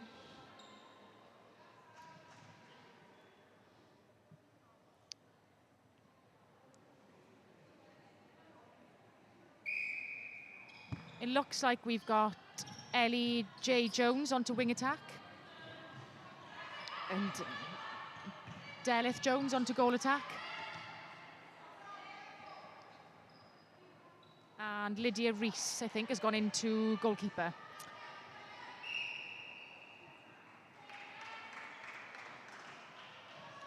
Well, we also see Ellie Grant move back to goal shooter, and Rachel Griffiths has taken the bench. So a few changes there for Phoenix in order to try and stem this momentum that Blaze have had in the second quarter. Well, towards the latter part of the first quarter, and very much so in this second quarter, but it's another turnover for Blaze.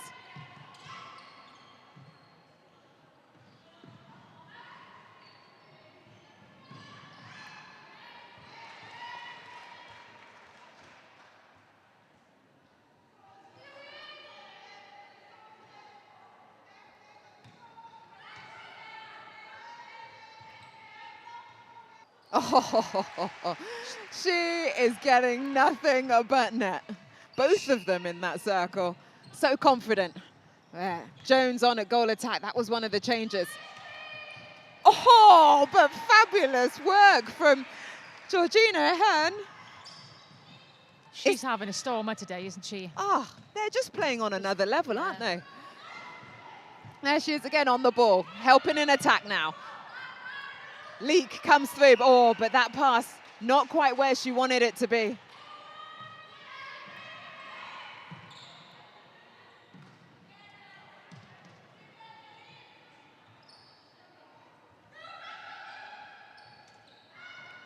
Jones pops it up. Oh, I was going to say pops it off to a teammate, but no, because the arm span of Lara Lear, the great 3-foot mark, straight into her hands.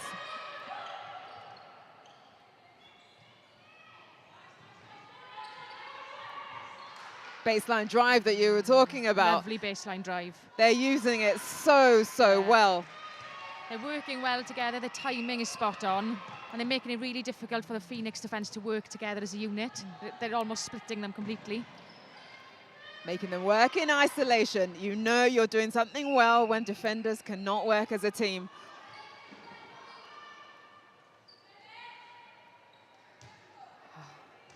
That would have been too good to be true. Right now, Phoenix, just 9 on the board, just 1 so far, still scored this quarter.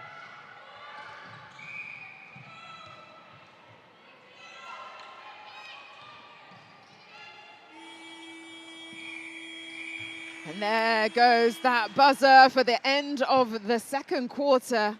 Oh, it really has been all of Southeast Blaze. They're flying out of the blocks at the start of this quarter, continuing on the momentum that they had in that first. Yeah, they've done a fantastic job in that quarter. I think defensively, as I've said earlier, they are on fire. They are picking off so many ball, and what is nice to see in the defence is they're chasing everything down. They're not giving an inch, and I think that's where they're picking up all these turnovers. Their through court is looking nice and clean. They've got loads of space, and you know, when you've got the likes of Jones in a goal shooter with Eden Brooks and they're putting up the long shots, you can't ask for more. You can't, can you? And also, like, in attack it's working, in defence is just as special in terms of the amount of turnover that they're getting, but also the pressure that they're putting on Phoenix. Phoenix, what can they do come second half? Do you know, they just look more static in that quarter. I think they came out with just a bit of energy, and that's just dropped a little bit. I think they need a little more movement. They're allowing Blaze defence to come in front to take that ball. So take them feet to the ball would be, you know, something that they need to do. They're looking for that long ball a lot, so let's try and shorten it up a little bit, get a few extra passes onto circle edge. I mean, you know, you've got Grant in as goal shooter, whose timing, as we saw earlier, was spot on when she came out and when she was against the Northeast Fury goalkeeper. You know, to get free there and get that timing on the ball was fantastic. So they need to utilise their strengths, and I think they're just playing to Blaze's strengths now, and they've dropped back a little bit. Yeah. Wow, let's see what they can bring come the second half.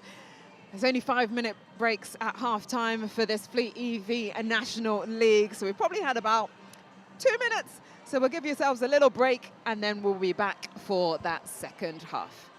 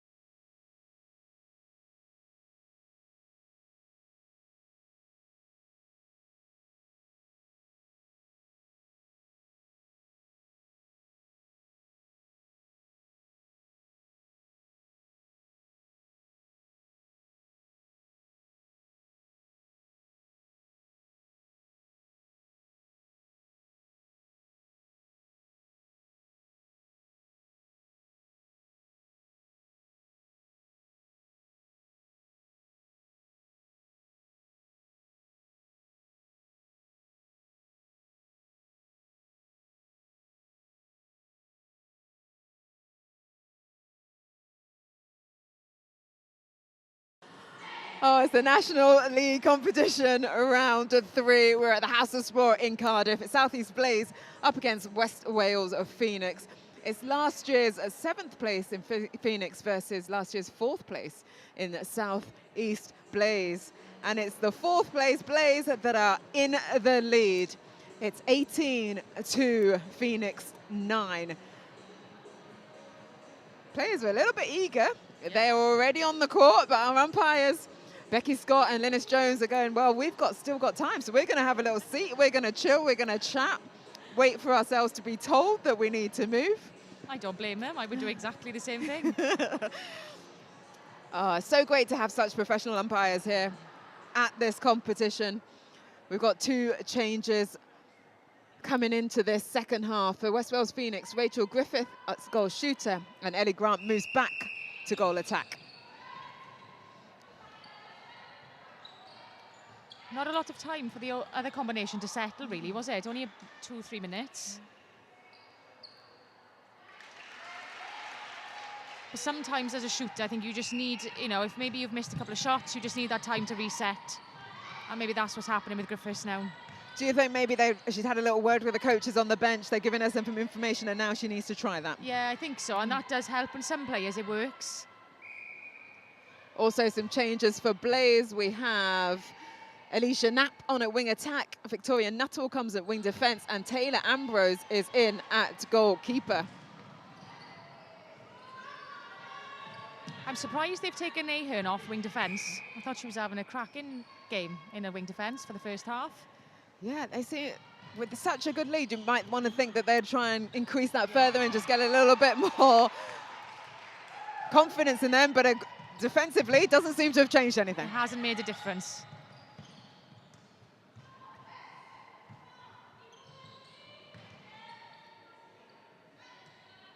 Well, there's Knapp at goal. No, Brooks still at goal attack.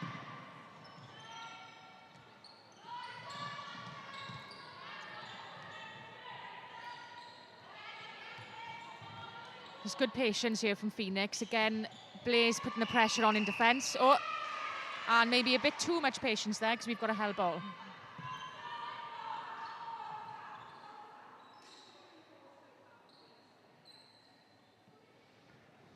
So there's Taylor Ambrose at goalkeeper. She's just come on.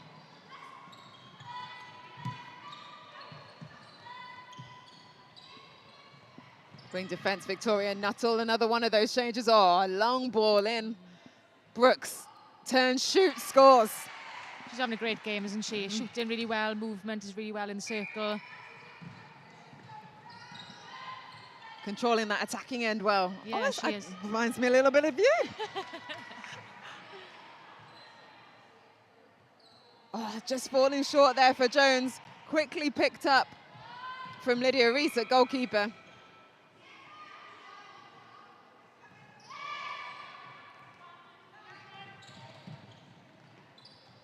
Phoenix really need to capitalise on his turnovers now, don't they? It's 10 goals, it's 5 turnovers a quarter.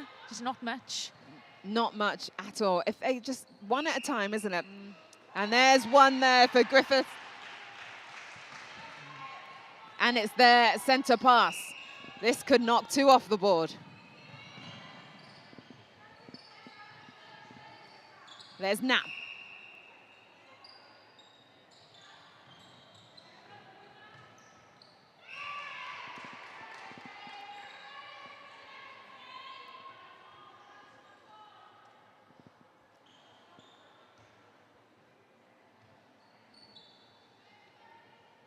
Griffith, there's the 2. I think that time on the bench has worked. Indeed. He's got to head back in the game. There's Napa wing attack for Blaze. Oh, 3 seconds. Too long in the hand for Jones.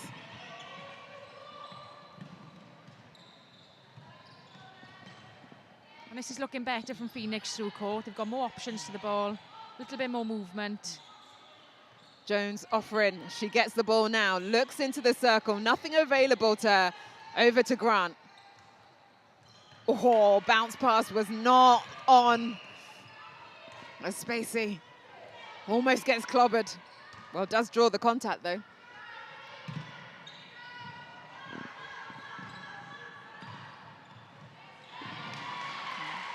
Double-handed take from Thomas.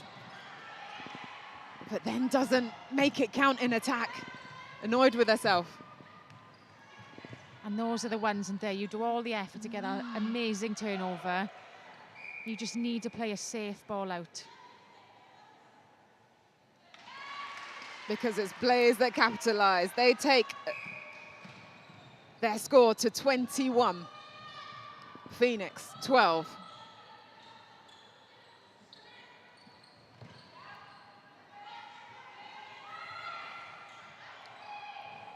Griffiths, she holds nicely on that front. And she shoots and finishes it well. Lovely shot.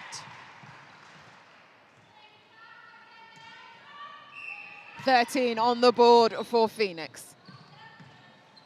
Oh, Hellboy, yeah, that was definitely coming. But was there options in front? I don't think there was. No, there was nothing there. And if there was, it was too late. Very much so. All of Blazers' players behind their defender. And is that Phoenix doing a good job on defence, or are Blaze now getting a little bit tired? Let's go both. Mix it of both. Let's go both. But they shouldn't be tired this step. In the third quarter, yes, this is their second game of the day. All teams have already played once this morning. Both of these teams lost their first game. Blaze to Heat and Phoenix to Inferno. So it'll be a good way to end competition day 3 for the team that does win this match. And then they've got a nice big rest before tomorrow. Yes, they have. Nice early finish. Hustling hard around the edge of the circle, but just going offside there, Thomas. Take from Jones.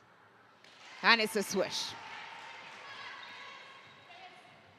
22 plays 14. 3.5 minutes left of this third quarter.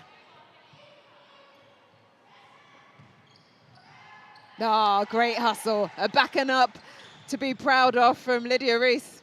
She read that really well and changed the body angle and, yeah, the backing up. Well, she said when she was talking to us earlier, they needed to play with confidence, to have that belief and just do the good things they did well earlier more often. Yeah. Isn't quite paying off for them in this game, but she's like that intercept, that was great. Yeah. It was, and again, those are the ones they need to capitalise on, you know. They did take it down to goal. It was a missed shot. And it's in games like this, they can bring it back. So that's where they, you know, really need to be looking after that ball. Belief right up until that final whistle. Oh, Spacey, finding a whole heap of space on the edge of that circle.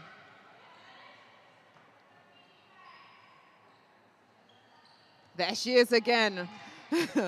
Rees.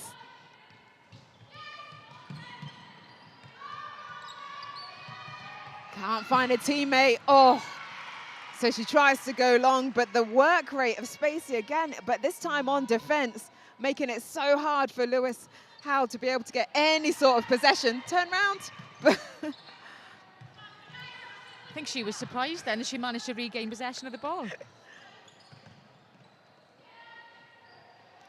Thomas at wing defense, doing some great defensive work. Back line, Phoenix.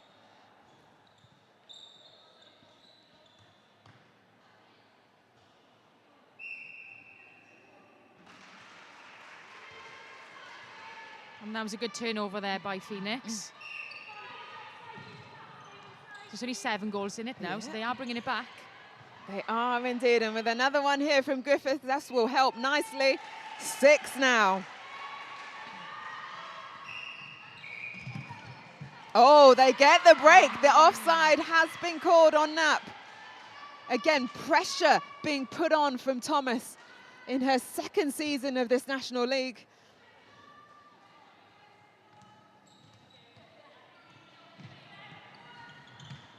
There she is now. Can she find a teammate? She manages to keep her feet steady.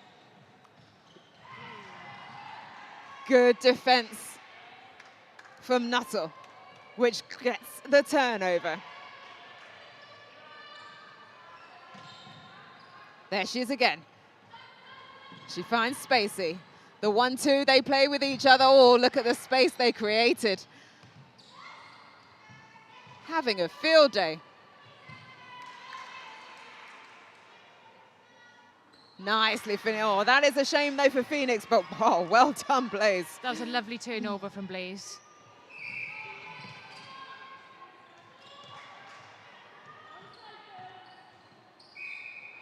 Oh, was that just the wrong centre pass?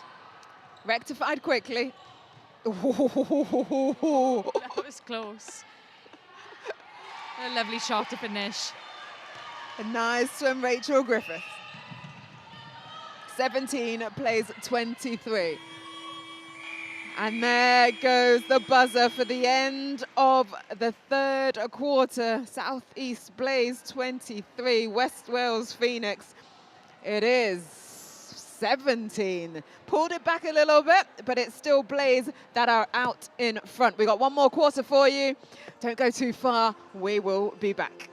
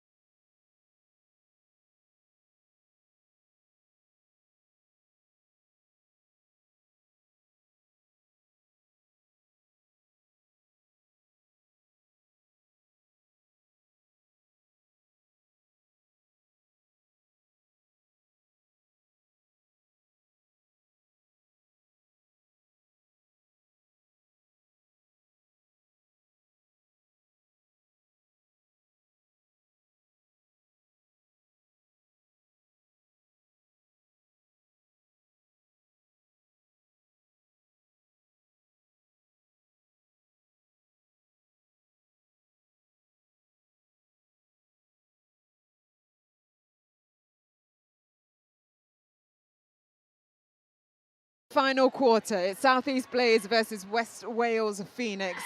Well, it was actually Phoenix that won that last quarter to pull the deficit a little bit closer.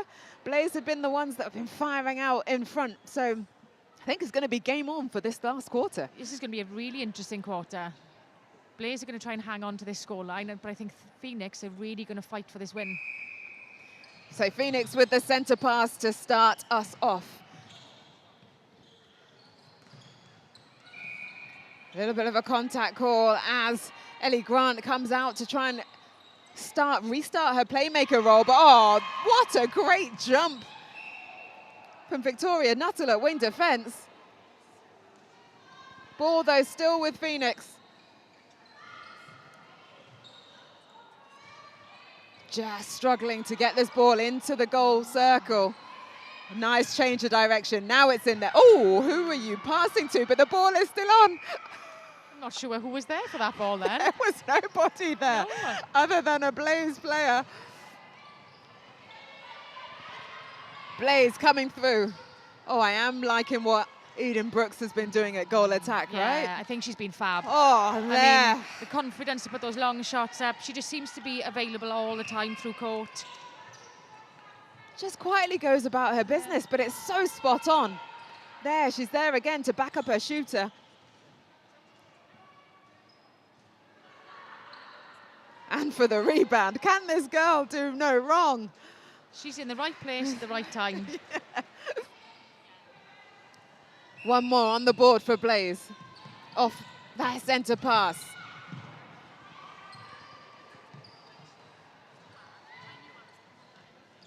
players doing really well in defence there to try and keep Phoenix out of the middle channel. They pushed them all wide then, and there was no option going forwards. It took Griffiths to be the middle one to break that. Exactly as you said, everyone else was wide, so she had to come through. She takes them to 18. The players didn't quite realise the whistle had gone, having a little chuckle to themselves in defence with that.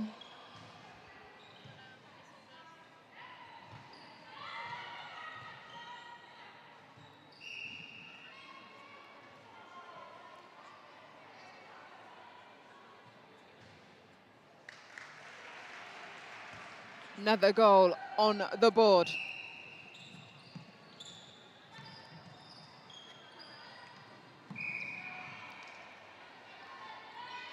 Lewis Howell's done really well against Spacey, isn't she? Because Spacey is on her all the time.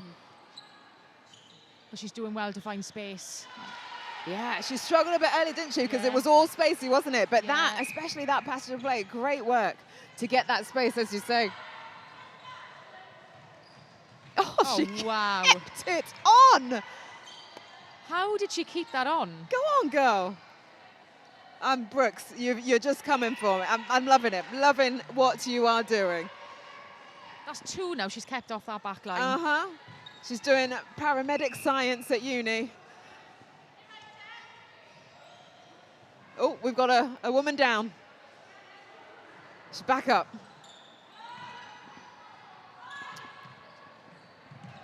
So just to confirm, the chain is for Blaze. Georgina Ahern is on at wing defence. Victoria Nuttall moved to wing attack, and Lara Lear is back on at goalkeeper.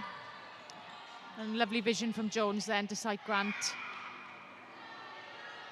And Leah thought she got away with that one because Grant did step in. Just a little bit too close.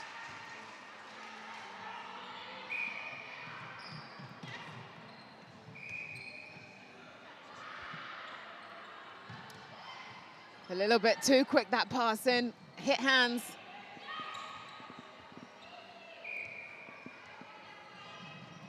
Contact. Griffiths, we know she's going to score. Oh, we don't know she's going to score from there, but she gets her rebound and she just scored from that position. So a chance to increase to 7 for Blaze off their centre pass. Brooks. Oh, Brooks, you've been so good. But that one just a little bit too much. I think she thought Jones was going to go in the back space, but Jones just popped forward at the last second. A little bit of miscommunication. Phoenix the chance.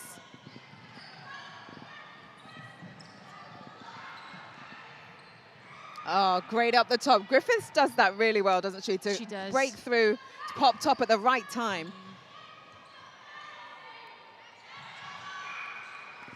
I feel like both Phoenix shooters have got really good timing. When they're in the circle, they pop at the right time. Well, it's down to 4. 22 plays 26. It's Phoenix centre pass. The Blaze, the fire has gone out of them a little bit. Phoenix, though, are rising.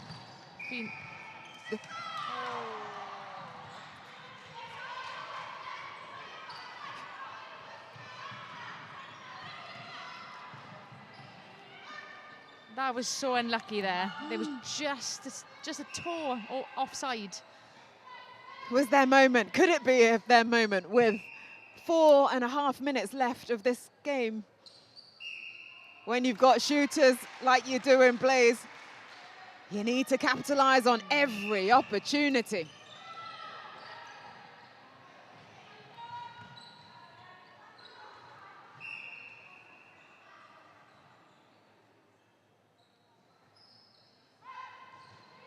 Great rebound. Lovely shooting. Blaze, keep that going.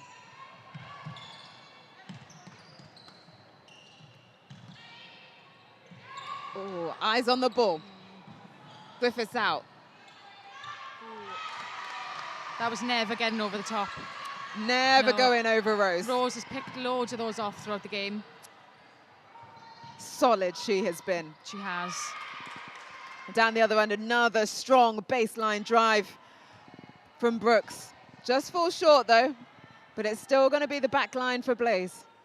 The team in red wanting to get their win of the game, of the day. We've got a change coming.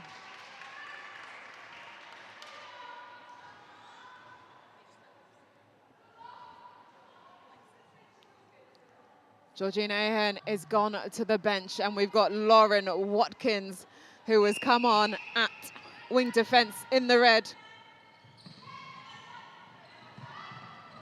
There she is with ball, passes it into her attacking end. Oh, lovely swing. How well finished off. 30 plays 22. They've extended back to 8. They must have heard me. They must have. And I know Phoenix are going to be so disappointed with that, to bring it back so close. But credit to Blaze. I like that you let me have it, that it's because of me that they're getting better. Of course it is. The lead has been extended. 8 the difference. But it's Phoenix now with ball. Griffith. She goes from distance. Oh, yes. Lovely Nicely shot. landed. And those are hard shots, just, you know, particularly in a close game. The pressure is on because you don't want to miss anything. And, you know, not fairness to her. She went for it because she didn't did even have, look for the goal attack. Grant was there under the post, but yeah. she didn't look exactly. Confidence, that's what we like to see. Just like that, Brooks nails another one.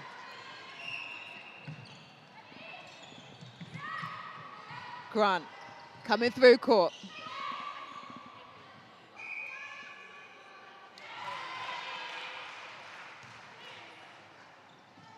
(24 plays 31).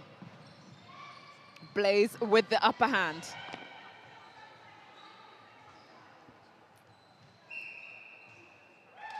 Another one goes through the net. 32 for the team in red.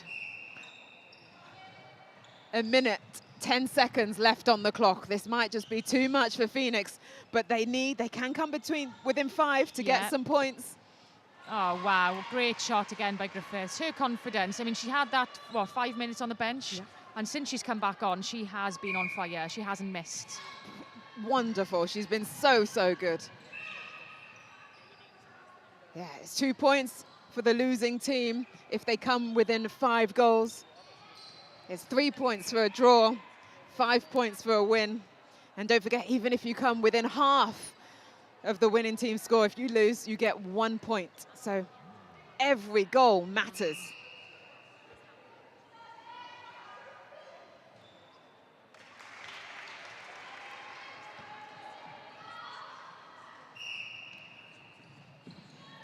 Is there time for one more?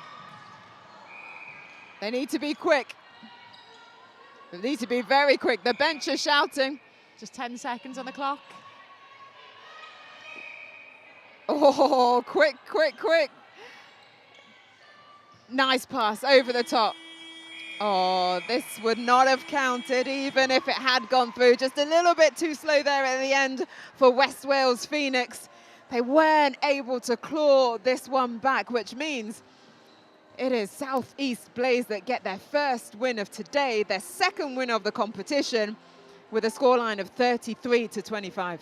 And I think well-deserved. I thought Blaze fought really hard in that game. I think they stuck in the game for the full 40 minutes. And, you know, defensively, look at the turnovers they were getting, the pressure they were putting on in their Phoenix attack end. Yeah, you know, well done, Blaze. Well done, Blaze, indeed. Yeah, real team effort, as you say. Defensively turning over ball in attack. I want to give a shout out to Eden Brooks at goal attack. She was phenomenal, right? She was great. I think she was such a playmaker in there. Really cool and calm. Just kind of came in when she was needed. Happy to put the shot up. Yeah, fantastic. Loved it, loved it. Well, that scoreline, South East Blaze 23, West Wales Phoenix 17. Our next game of this National League competition day 3 is Northwest Fury versus Coastal Heat. They come up for their first centre pass at 3:25. That will be match 6 of today. So have a little break. as usual, between these games whilst the teams warm up, and then come back and join us a little bit before that first centre pass. So around 3:20, and we'll give you the starting sevens. Well, Sarah, always a pleasure doing comms with you. Thank you very much. Thank you, Pam. Good luck for this afternoon. Thank you.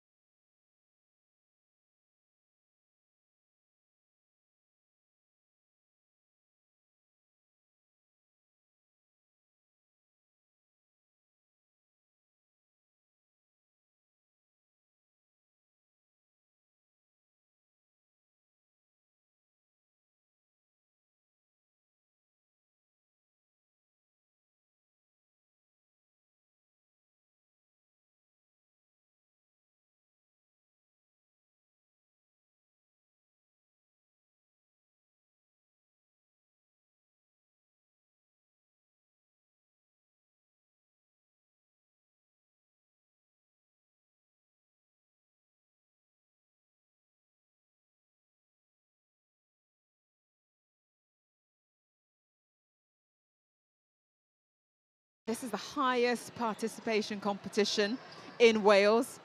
8 teams on show. The next game, which is match 6 of 8 for today, is Northwest Fury versus Coastal Heat. We've had 5 pretty spicy games. Big blowouts in the first couple, but then the last one especially, that was quite tight. It was quite a good game actually. I couldn't really call it at the beginning. I didn't know which way it was going to go, but I think Phoenix came out strong and then Blaze almost kind of eased their way in and they overtook them right at the end, didn't they? So good game from both teams in that one. I really enjoyed it. Well, you're back from your break, so you're raring to go. I'm looking forward to some insightfulness that you always bring, Airline. Let's go straight to the starting 7s. Northwest Fury. Northwest Fury start off with Steffi Stutt in the back goalkeeper, Steph Oliver-Smith in goal defence, Lucy Moran in centre, Lucy Leonard in wing attack, Ellen Barwick in goal attack, and Gwenna Williams under the post in goal shooter. Moving on to Coastal Heat in the purple, we have Makia Walker-Jones in goalkeeper, Meg Baker-Rees in goal defence, Izzy Mills in wing. Have made their first appearance in 2024. Our umpires are Charlotte Tapp and Jason Hale. It's going to be Fury with the first centre pass. A nice smile there from Charlotte Tapp as she took some debris off the court. We're off in the green, it's Fury. Whoa, straight off the mark, 3 seconds. Well, that was a quick one for Fury to lose the ball. And contact against Bethan Phillips. Coastal Heat have made a few changes to their starting 7, haven't they, for this game? We had no Liv Hollis, no Sarah Langford in defence, but we did see Makia Walker-Jones and Meg Baker-Rees come on in the last few minutes of their last game. Yeah, well, Walker-Jones making her debut into this league, the first time in this squad for this finals weekend here in Cardiff. At goalkeeper for Coastal Heat, but down the other end, James, yeah, it's like they're starting quite a few of the subs that they brought on. Yeah, and we've been talking about it most of the day, haven't we, about the load that the girls are going to be under for 4 games this weekend. So this is game 2 out of 4 now for these teams, and it is about managing that load, and especially Simone Gould was here talking to us about how they manage the load in the players and how you do it clever enough to not take anything away from the game. So it could be that's how they start out for Coastal Heat and have enough depth on the bench to do that and have confidence in all your players. Well, the first one on the board for Fury comes in the way of Erin Barwick. It's good strength shown from Izzy Mills at wing defence.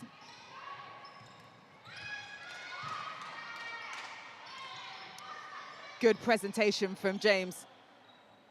Oh, just out, but it stood. Okay, we say her name. I haven't said it a lot today, but that one was a great defensive rebound from her. The partnership of Oliver Smith and Stutt back on for Fury.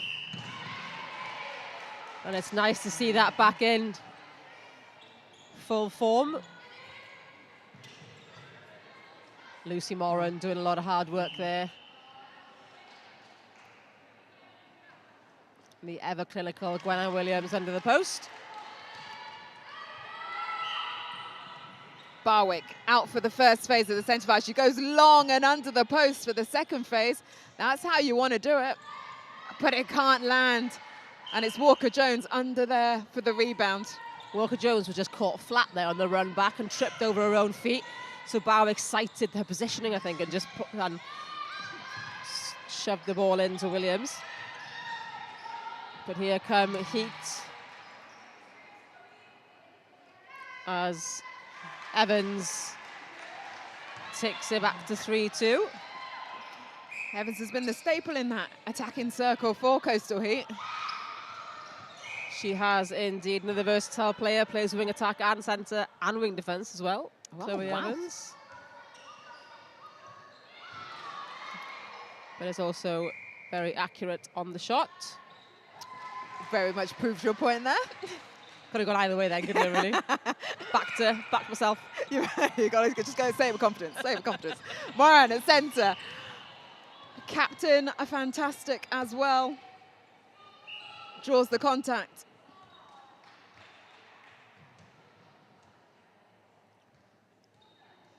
Well, both players are out on this as Walker-Jones trying to look to go back under the post. Trying to see she wouldn't be noticed. But Moran is a very experienced umpire. Lucy Moran, I knew exactly what she was doing. So told Charlotte tap.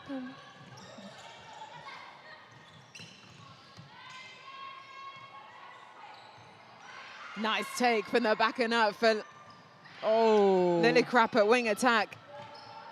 But that attacking passage of play not working for Coastal Heat.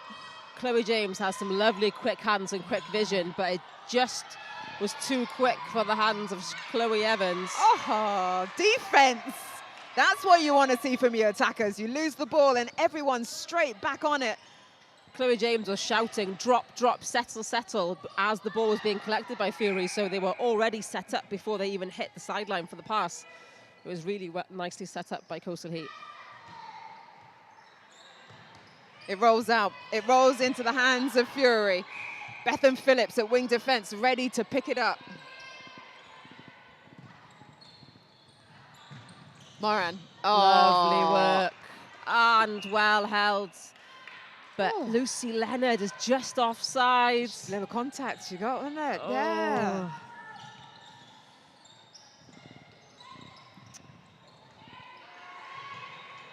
And on the opposite end, Linda Grice is not able to keep that in. It's a game of back and forth. It's a bit of tennis going on here.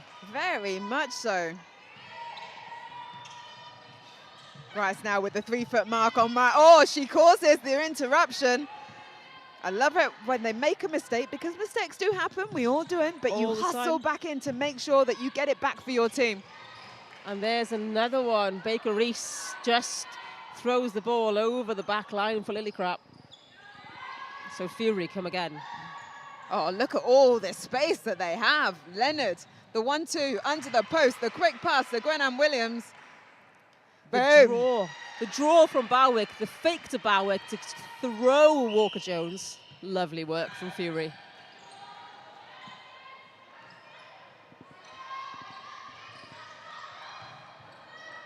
Lillicrap into the circle.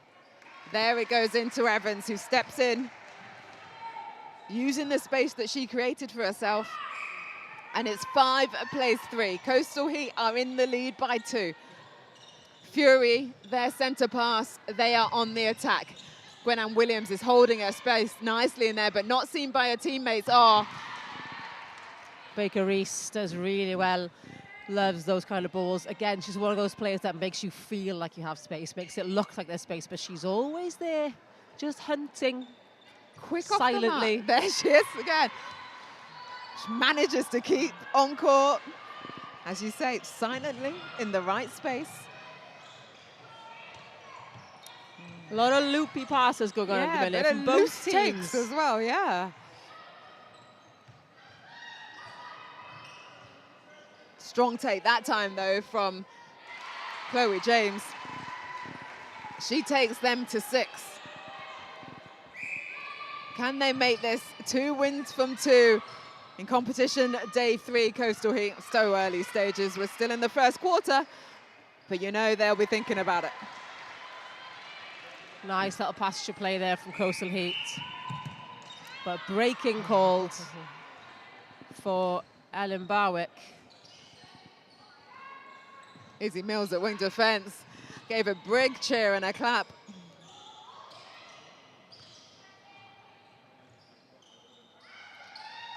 Nice hold there from Chloe Evans. Not the tallest of shooters, is she? But she can hold her own space. It's the timing. She didn't pull off until the ball was already over her head. So Oliver Smith had no hope of getting that ball.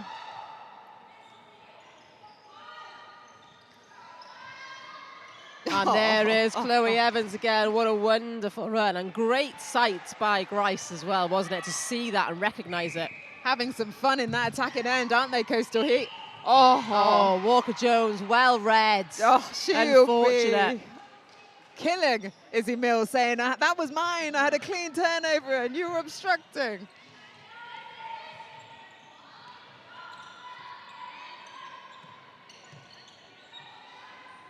Nice work. Oh, Lydia Grice, textbook front ball.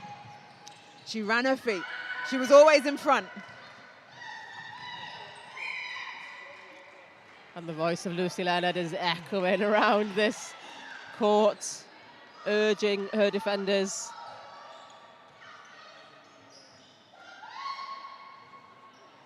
Doesn't put off Chloe Evans, though. They keep the scoreboard ticking over. They bring the big 1-0. We've got 39 seconds on the clock. Can Chloe they James put is another aware. one in? Baker Reese, strong on the line.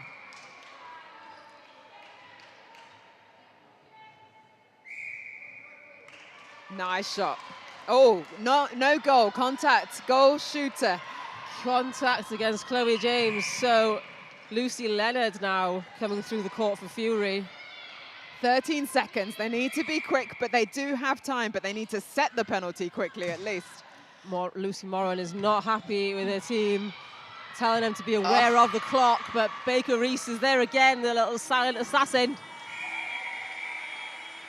That was not the finish that Fury wanted. They wanted one more, just 3 on the board in this first quarter, whereas for Coastal Heat, flying 10 on the board.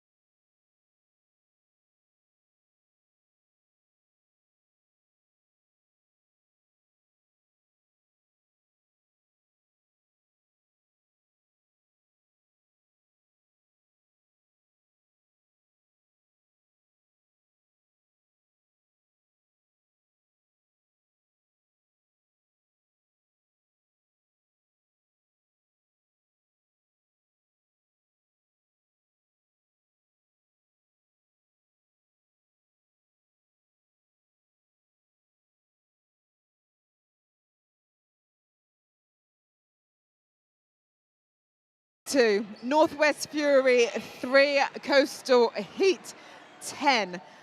But we see some changes after that quarter. Run us through, Ellen. Well, we see one change, I think, after that. No, I'm sorry, I'm wrong. 2 change after that quarter. Both for Fury. Charlotte Coleman comes on to goal defence. And Lucy Leonard hits the bench as Amy Thompson comes on to wing attack.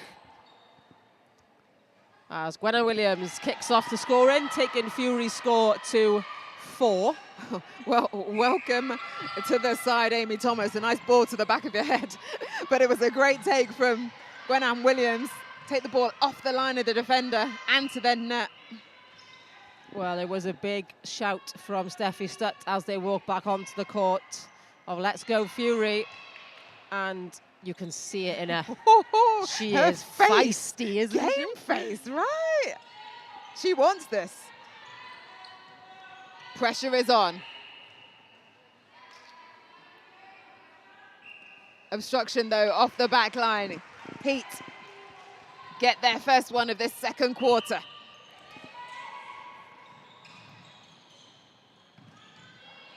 Playing a bit safer. Oh. She tried to disguise it. Everyone saw it.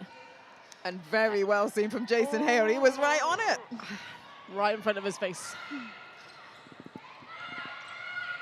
Well, she did step in. Walker-Jones stepped into the arms of Williams. Captain now. Oh, she's lucky not to be called for 3 seconds there, Barwick. She did take her time.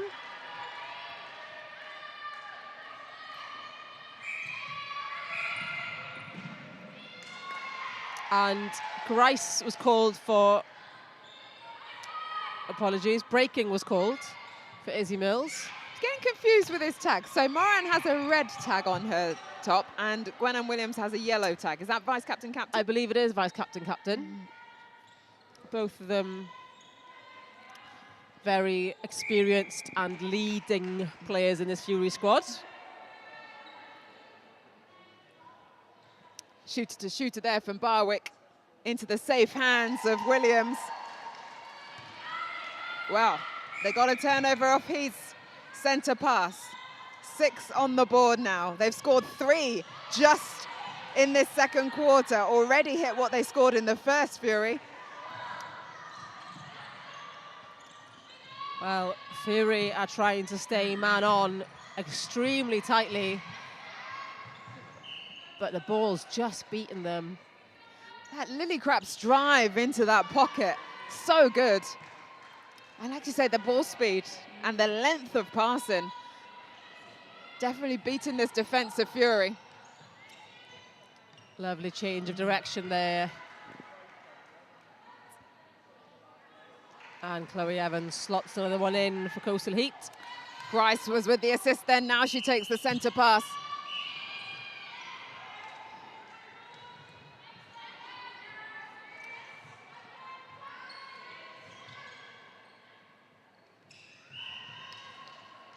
Another nice drive from Lillicrap into the pocket.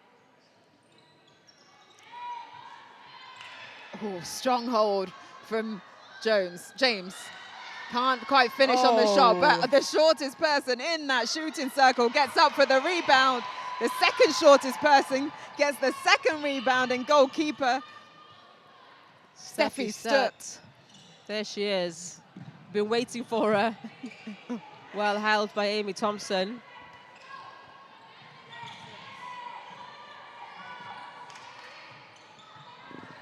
There is a space for Williams, and Barwick sighted that as Walker-Jones gets back to her feet. Oh, that always looked like it was going short. Well, as ever, the Coastal Heat coach, Wendy Bennett, is on her feet and will not sit down for the whole game. It's almost a rite of passage for Coastal Heat coach. Well, it's under 21 and senior Wales coach in the past. Alongside her, Sharon Walters and her manager, Lynn Ryland, on the bench.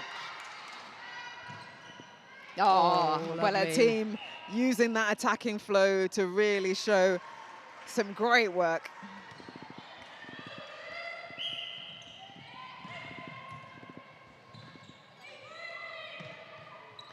Fury playing quite narrow at the minute, all in one side of the court, and they need to open up the court a bit more. They tried it, but that one was too lateral, right? Yeah. Straight into the hands of Walker-Jones.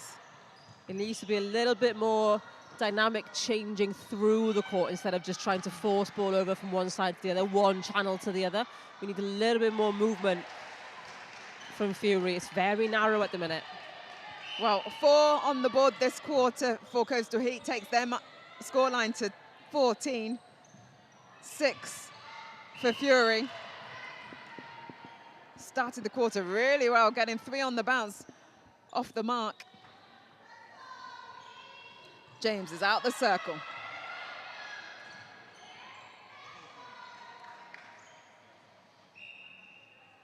And Chloe Evans, 6, another one. Oh, again, the second time for Chloe James to be called for contact. Steffi Stutt is really pulling for that contact, isn't she? But it's not like she's protecting the shot, so you almost think, just stand out of play, and why put yourself in a position where you potentially could be caught in an attacking contact? Yeah, I mean, Chloe Evans isn't the tallest of shooters, but she is very capable. So it's almost like you don't need it. She doesn't need it. So Chloe James is, like you said, putting herself in that position on purpose to then pull it. So it's a risky move. It is a risky move against someone like Stutt anyway. Well, it means Fury are up to 7 with a chance to make it 8.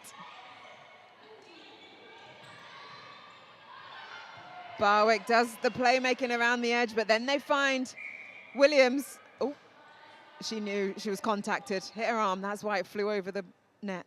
Very uncharacteristic for Williams, wasn't it? But definitely a contact. We knew something was wrong. 14 plays 8, just 6 the difference. Lovely shut down. Charlotte Coleman is working very hard off the ball here, shutting down Chloe Evans. She stopped her getting every ball until now. And gets the replay ball. Great work from Charlotte Coleman. She did not leave Chloe Evans alone. Well, she's played for North West Wales under 14s, 16s, 18s and 21s. Been playing for over 22 years. As many of these players, netball is their life. It's our life. We play as long as you can. Absolutely. It's all part of being part of this team. Oh. And there she is again. And pulls the contact again. Great hustle from the goal defense.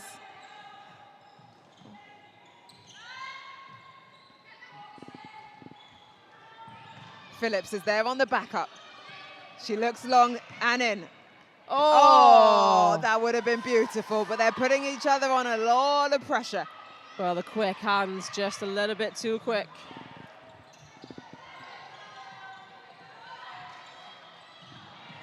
Great 3-foot mark from Barwick.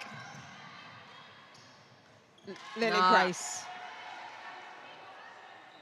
I love her directness into the circle, just to sight her shooter and fire that ball through. And she gives the ball into the space the shooter's going into, which is a really nice way to play it, because as shooters, they're running into a specific space. So don't give the ball behind, because that's when we get a footwork problem.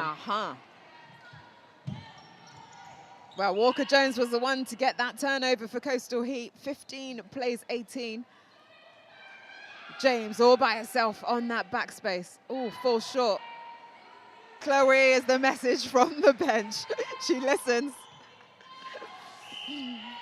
Well, it almost went deadly silent in here, so everyone listened to that from head coach Wendy Blevin.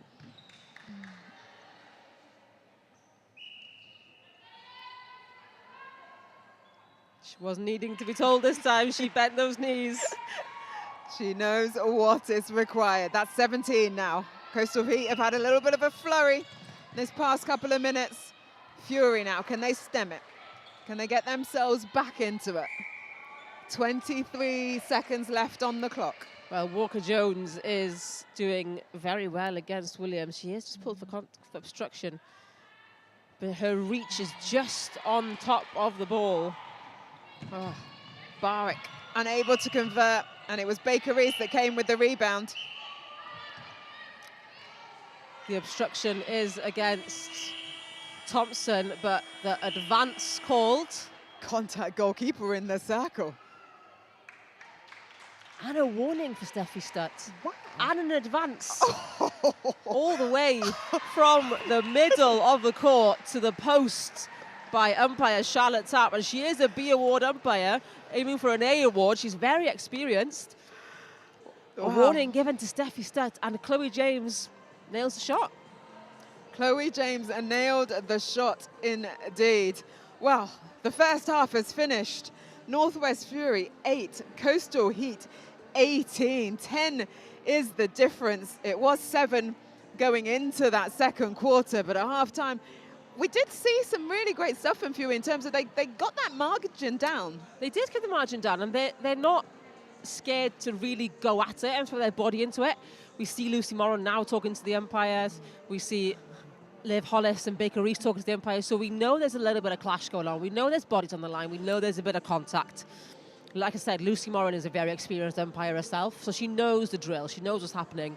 But it's contested out there, isn't it? It is. It is highly contested. The energy is up. Temperatures are high. Nerves are... I am here for this. I want to see what's going to happen in that second quarter.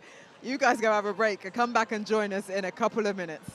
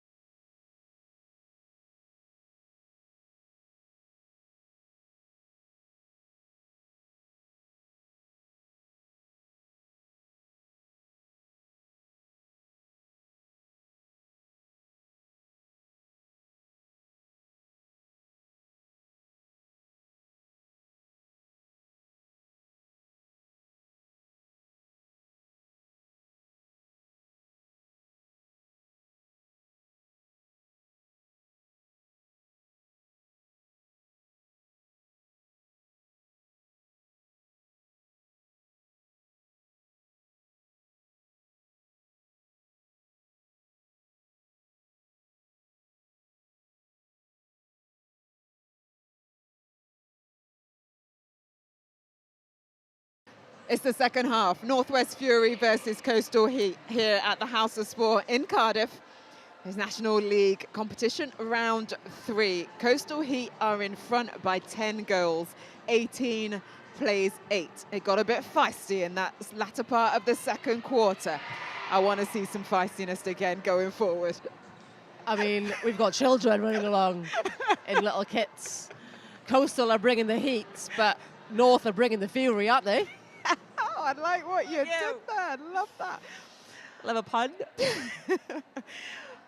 Well, we're just waiting to see who takes the first centre pass. It's going to be Coastal Heat to the left, and it's Lydia Grice in the purple. We got one change. Lorraine McKenzie.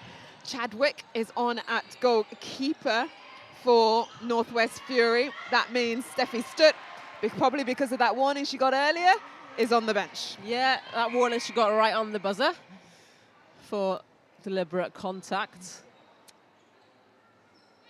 But we do see her having a chat with Coach Simone Gould at the moment, so hopefully just... Oh, bless her, she's upset. We know Steffi Stutt is a great player, isn't she? And she gives everything to the game and everything. She throws her body into the ball. We know she's not a contacted, aggressive player. She's a great defender. Exactly. So, and things like that can upset players, can't they, when they maybe feel like they've done something wrong? Yeah, I feel really sorry because I didn't think anything was wrong with what she did, but hey, you play what's in front of you. I hope she doesn't take it personally because, as you say, she is a great player. I want to see her back doing what she does best. Absolutely, and she's a good voice in the back for Fury as well. She brings that passion to the game. As Moran turns the ball over.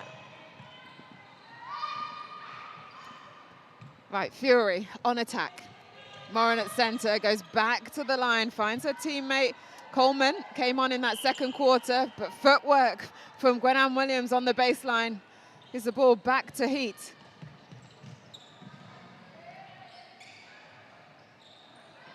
Oh, lovely ball again from Lillicrap, sighting Chloe Evans on that back line really well.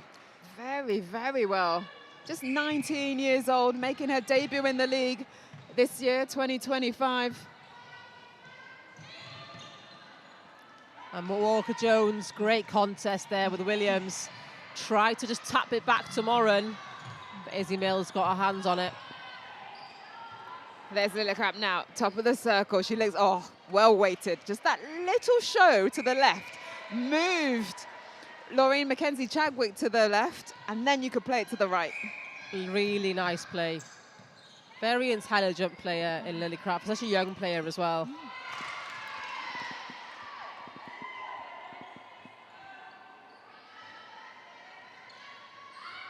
Oh, lovely. Well executed, Chloe Evans. Saw the space, had the timing. And it's hard to do that, you know, because you have to ground your feet. Yep. You have to ground your feet and then catch the ball, because if you don't do it, you're not grounded. Nice hold from Williams. She gets them to the 10. 12 the difference.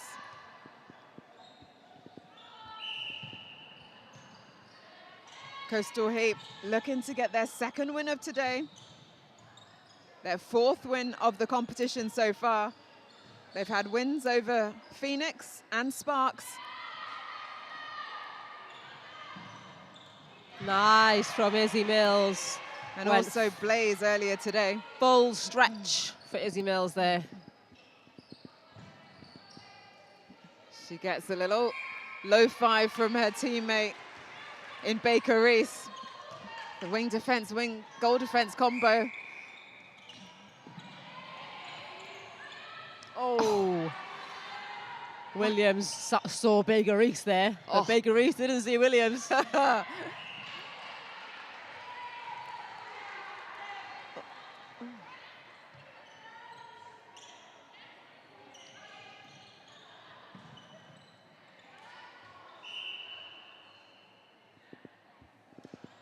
Wow, Williams trying to luck and getting that one, but was pulled for contacts.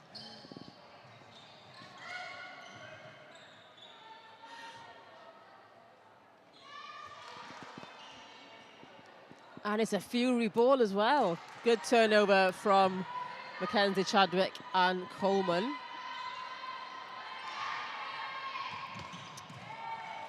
Moran couldn't quite keep her hands on that one. Over ball. Lovely dodge on the edge of the circle from Lillicrap. Can't quite get her placement right, though. She passed to the post farther than her teammate. James trying to catch it around the post. All right, a little reverse bounce pass there. Go on, girl. Oh, Walker-Jones. Walker-Jones was drawn to that fly, but was just too late, leaving Williams wide open. 11 plays at 23. 5 minutes left of this third quarter. We're in game 6 of National League competition round 3. Round 4 will be tomorrow morning before the playoffs in the afternoon. More of us. What more could you want? Just people are winning in life, right?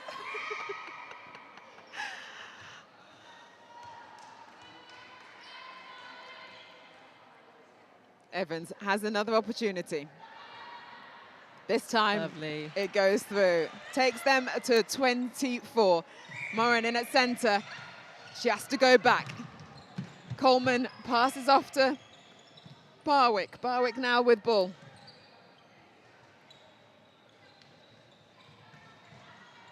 Barwick is going for every other pass. Can she nail this as well? Oh, Just a flat. little bit too flat, exactly. But she gets another opportunity because Walker-Jones obstruction, and it's through. 12 on the board. Currently, if it finished like this, we'll get 1 point for being within half of the score.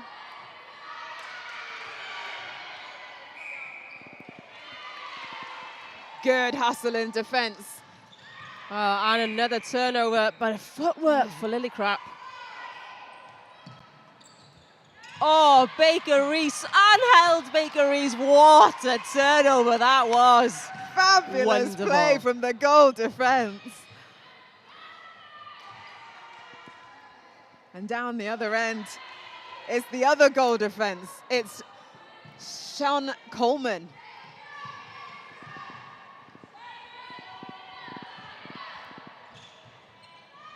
Well, that was a hope and a prayer, but it landed. It landed with Thompson at wing attack.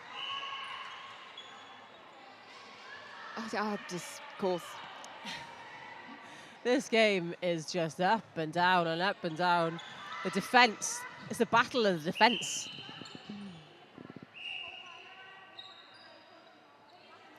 But we have some Coastal Heat players standing up on their bench. Another warning. A warning for Amy Thompson and an advance to the third line, but turned over straight away by Bethan Phillips. What is going on? I don't know.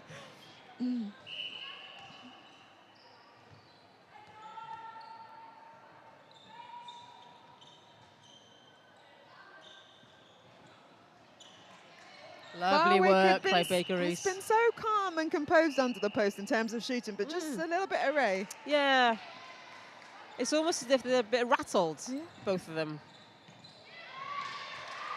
It is a talent, isn't it, for shooters to be able to play, and then settle the shot. That's quite a skill, I think. It takes a special kind of person to It play does, shooting you know? well. And these people, they're just great.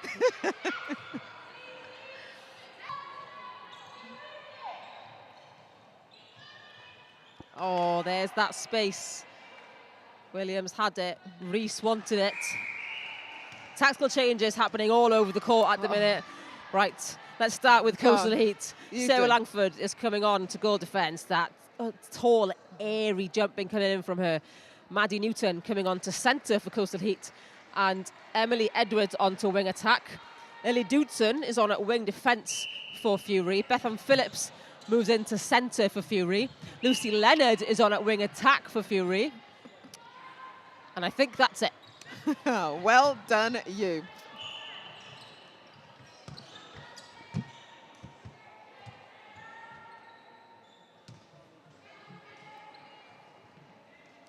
So changes all over as Langford goes for that jump. But Newton, Barwicks sinks the shot.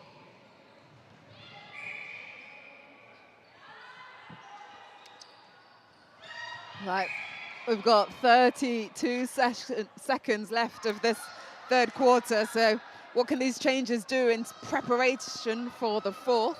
And get my words out. There's shouting coming of look at the clock, as Chloe Evans sinks it, no problem for, apologies, Katie Davis is also on the court for Coastal Heat and goal shooter as Chloe James is at the bench.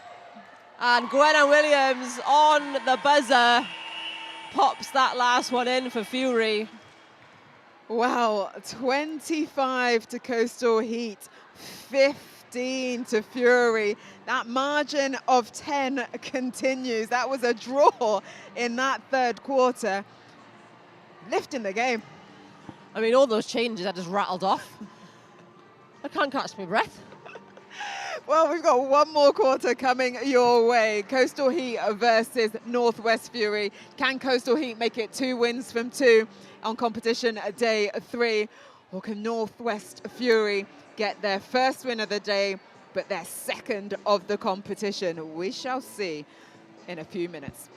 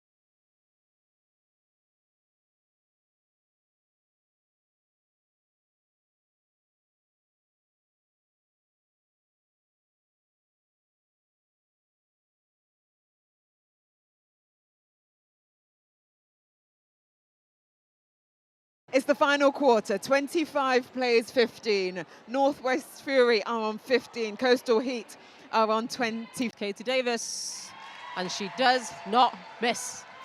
So solid. The fact that Heat have these two options in for goal shooter. Oh, we know what Langford can do at goal defense. She has started this quarter strongly. Well, they'll be looking definitely at this game, but also with an eye for tomorrow. And it's Coastal Heat will play City Flames in Game 4 in the morning. And Northwest Fury will play West Wales Phoenix in Game 3. So there will be some tired bodies tonight going into tomorrow. There'll be no out tonight. Oh, there's no out. There's not even an out. All in.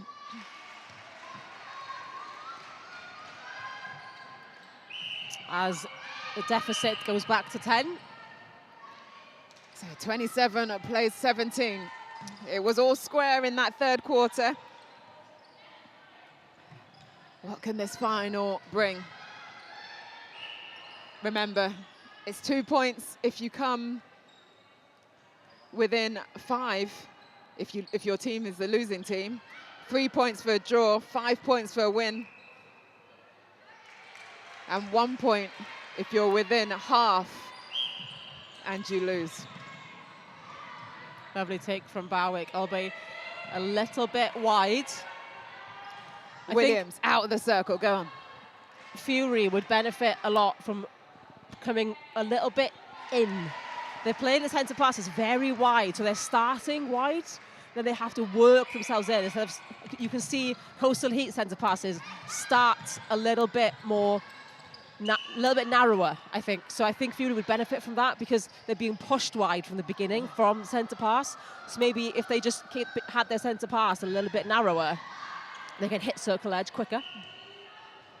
But also, if they're going wide, play wide to then cut middle. Absolutely. So even Ellen Barwick then, she was so wide, she could have driven middle after her wide drive. Okay, let's see what they do now. They wanted a tactical change, didn't get one. But there is Williams' bib on the floor, because she did take it off for a tactical change, but they didn't get what they wanted. So she's got ball in hand. And that loopy ball to Barwick didn't quite get there. Did not land where Bethan Phillips wanted it to. Way over the back line, and it's Walker-Jones that will take it. There's Langford. Just out of reach for Izzy Mills. Lovely distance from Edwards. Mm-hmm.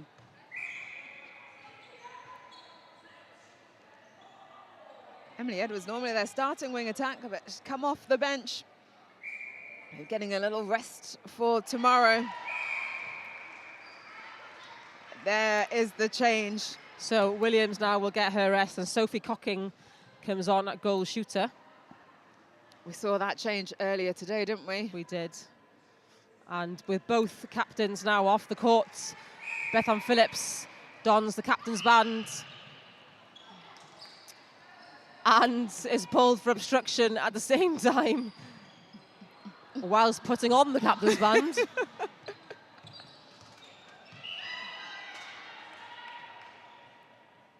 Edwards, edge of the circle, leaves it because it's offside.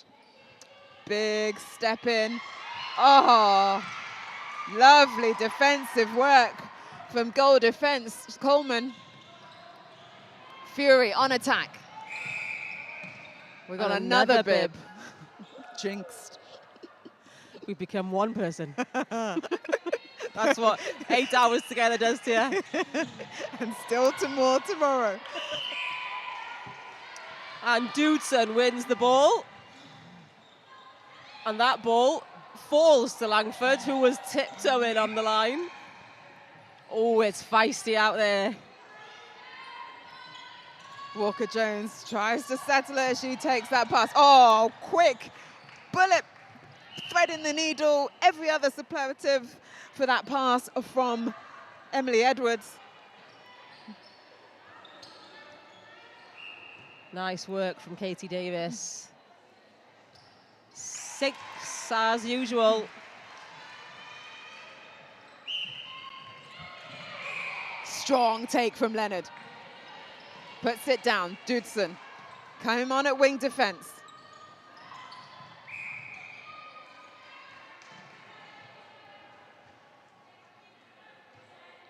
Lovely from Langford, but Barwick, no pressure. There's Langford. Langford has come on with a lot of energy, hasn't she? Oh, driving through. Fresh legs. It's also hard for these athletes to have a game on and then some rest and then come back on. And to be able for the shooters as well to keep their eye in, especially on that shot for Davis. So it's a lot to put your body through for these days. The Coastal Heat. Oh, Cockin brings the 21 up for Fury. That was a lovely run from Leonard. Narrower in the channel. Timed her run perfectly. 10-goal margin stays. Apart from that first quarter where Fury, they only scored 3. Imagine if they'd got a few more on the board compared to Coastal Heat's 10. Because ever since then, it's been neck and neck. Fury have really worked hard to bring this back. Simone Gould, head coach, will definitely be happy with that. They have fought for this. And Cocking again.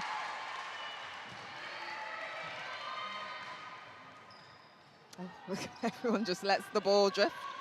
They're all knackered. Everyone's tired. And breaking is called for Lucy Leonard. Body tired and brain tired in that passage.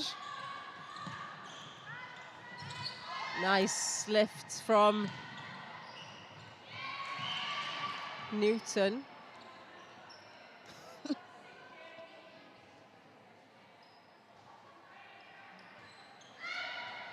Up for the rebound, nice and strong, Mackenzie Chadwick.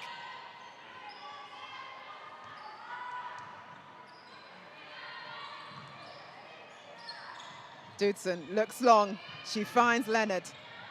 Oh, it's Langford.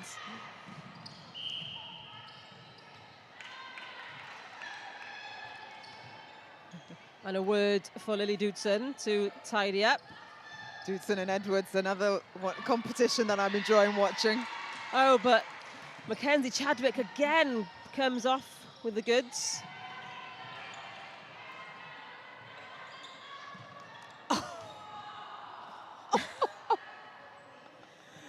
Cocking fighting with air for the ball.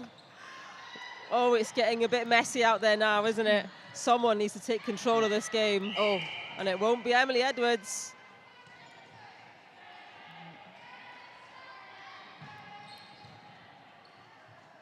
Lovely lean from Chadwick, but Chloe Evans finds the net. Nice little step back, give herself some space. Gets the elevation, gets the trajectory right. Oh, Mackenzie Chadwick. Coming out with the fly. Lovely work, lovely work. Can they get to 9? Fury to break that deadlock. Boom. Yes, they can. There it is. Ellen Barwick. And the noise comes from the Fury bench. There's 17 seconds left on the clock. Advance for delay in play. 9 the difference. They score this. Oh, just falls short. Langford gathers. Oh, and it's balls run back to Lily Dudson. Oh. Oh, I'm exhausted. 32 plays 23. That last quarter from Northwest Fury to be able to claw one back. 10 had been the difference for so long, but it wasn't enough. It wasn't to be at all, but they fought hard, Fury, for that game, didn't they? They fought hard after that first quarter to just claw back some goal difference. Coastal Heat were just too strong. Too strong indeed. Well, it's Coastal Heat that make it 2 wins from 2 here in Cardiff on competition day 3. Northwest Fury unable to find a win today, but they come back again tomorrow and they play West Wales Phoenix at 11:52 tomorrow morning. Coastal Heat, they'll be the game after. They come up against City Flames. So their Saturday is done. They get to go home. I say home, back to the hotel and rest, ready for tomorrow. We've got another game coming for you. It is match 7, Northeast Inferno versus Powys Spark. Last year's champions versus one of the new teams into the league. That has its first centre pass at 4:38. So we shall see you just before, as usual, to run through the starting sevens.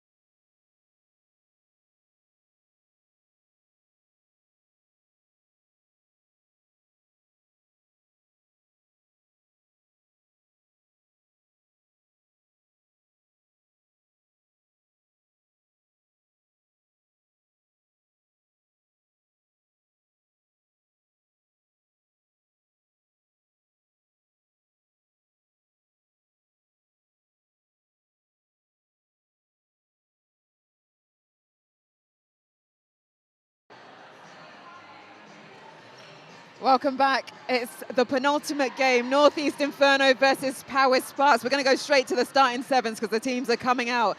Whiz us through, please, Airline. Starting sevens there, Northeast Inferno in the black are starting with Tash Jarvis, goalkeeper, Millie Duff, goal defence, Lexi Jones, wing defence, Catherine Hughes, centre, Darcy Hastings, wing attack, Becca Hughes, goal attack, and Erin Hook, goal shooter.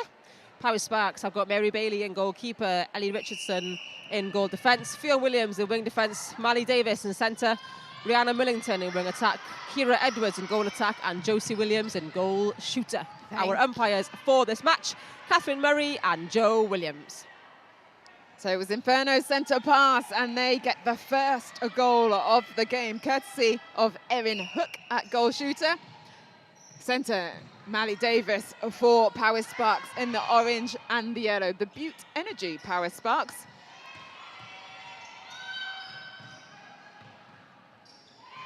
Defensive pressure already starting from Infernos. They have just the one loss so far in this competition.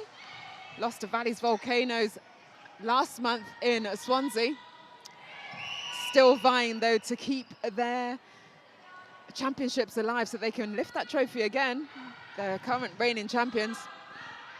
But still a lot of work to do. And that defensive pressure and work rate will help them. Lovely turnover from Lexi Jones at wing defence. Oh, and Darcy Hastings pulled for contact there on the leg. Here comes Sparks again. Just a bit of a messy start from both teams at the moment.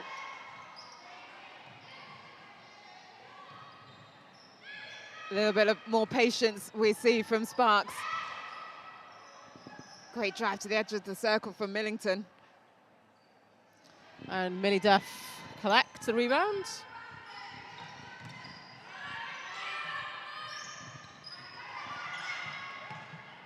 Oh, spraying that ball, great width and depth. Hook doesn't fancy shooting from there. She gives the give and go. That point, nothing but net. Nothing but net for Erin Hook. And they go again. They love a quick ball, don't they, Inferno? It's their style of play. They have started rapidly. 3 on the board already for them. Millington, the deep drive ball. And again to the other side this time. She comes back out, manages to keep it safe. Tash Jarvis was all over that. Oh, lovely work. Look at that.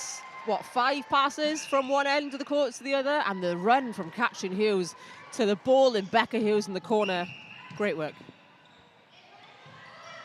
Oh, even that miss pass lands. When it's going for you, it's surely definitely going for you. Hook, nets, Sparks, centre pass. Oh, Duff and Jones weren't here in Swansea. They were off on holiday, jetting around, but they're back in the squad. Wing defence, goal defence, respectively. But we know who was here. It was Tash Jarvis. She has not missed one tournament. And she's been staple, hasn't she, in the back there? Oh, she really has. And over the years as well. Like, every time she steps out for Northeast Inferno, puts out a shift. She's a player that you can always depend on, isn't she? It's a classic player for a coach. You know you're putting her on. She's going to give you a performance. Well, the attackers want a bit of action on the defence. Darcy Hastings at wing attack. There she is with ball now. Feed couldn't quite land because it hit the hands of Mary Bailey. But she got the turnover, and she's part of the reason why Erin Hook has this shot now, which she scores.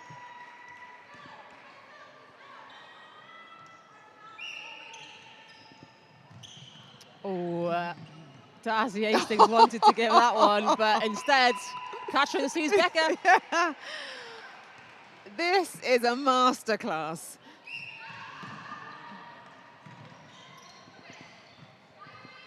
And not just in attack, is it, but also in defence. Very much so. The are pressure. working very hard to break through that defence, but Infernos are making it hard for them.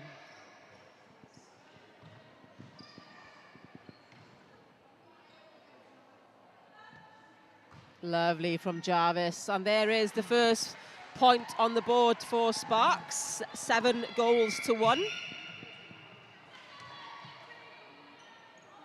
Oh, so that was a break-in from Ellie Richardson at goal defence for Sparks. Wow. When we look at the bench for Infernos, they are stacked in itself. So Sparks, they've only come with 11 for today. So real mismatch there. It is a mismatch. The bench for Infernos has got players that you would have no problems putting them on, would you? Because they know they would give you the same performance no matter what. Sparks are depleted in their numbers today, maybe this weekend. But again, some players on there that we have seen perform extremely well in this competition. And there is Hook again.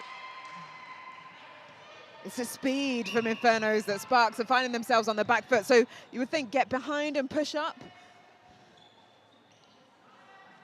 Great Absolutely, rebound, you Bailey. have to be able to slow Inferno down. That's the only way you can beat them, is to slow their game down by getting in their way. Not sitting behind, because that was easy pickings there. Emilia Duff able to get the sideline. Look at that pass, literally from one corner in that centre third into the depth of the attacking third. Well, Becca Hughes enjoyed that one. She took the ball with a smile on her face. And a tactical change already coming for Sparks. Mally Davis goes into wing attack, and Rihanna Millington goes into centre. So just to switch around on court. No one coming on or off.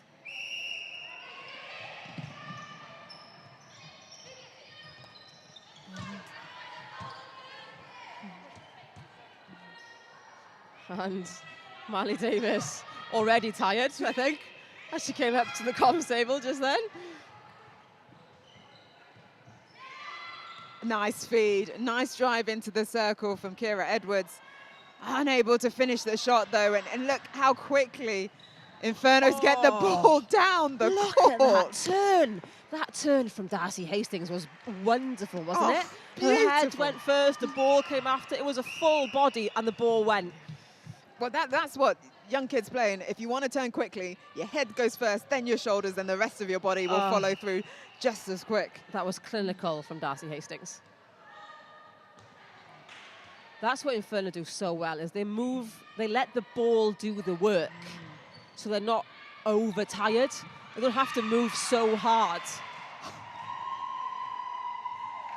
And they get quick turnovers, so they don't have to work as hard in defense. But you say it's not working as hard. It is hard work to get into those positions to be able to.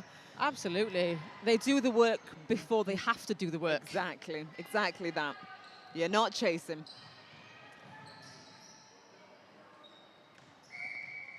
And Becca Hughes trying to plead innocence. And that's what you were saying earlier, because Infernos are playing so quickly, Power Sparks think they need to play quickly as well, but what they actually need to do is slow it right down, change the momentum of the game. They have to take the pace out of the ball, because Inferno have fun with speed. They laugh at speed.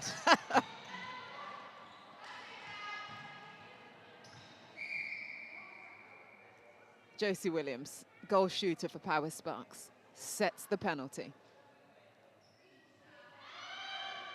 Trickles in what they needed, their second goal of the game. 12 plays 2, depth. A little bit too fast for their own good that time, Inferno. Well, Becca Hughes cited Darcy Hastings running to pocket, and she did place the ball in the pocket, but maybe just a little bit too far. It was a nice way to see it. And 3 seconds held for Kira Edwards. We are 30 seconds left on the clock.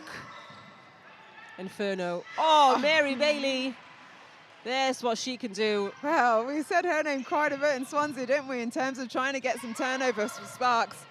Doing it here.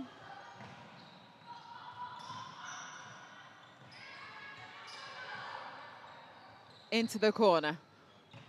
Millington, having switched from wing attack to centre, is the assist for Kira Edwards. And they have the centre pass with 3 seconds on the clock. Oh, what a ball that was, though. What a ball that was from Becca Hughes. She didn't even look at it. But an Erin Hook caught that ball, but imagine that shot went in. That would have been insane. What a start for reigning champions, Northeast Infernos. They have come out literally firing out of the block. They lead this first quarter 12-3. Second quarter coming your way in a couple of minutes.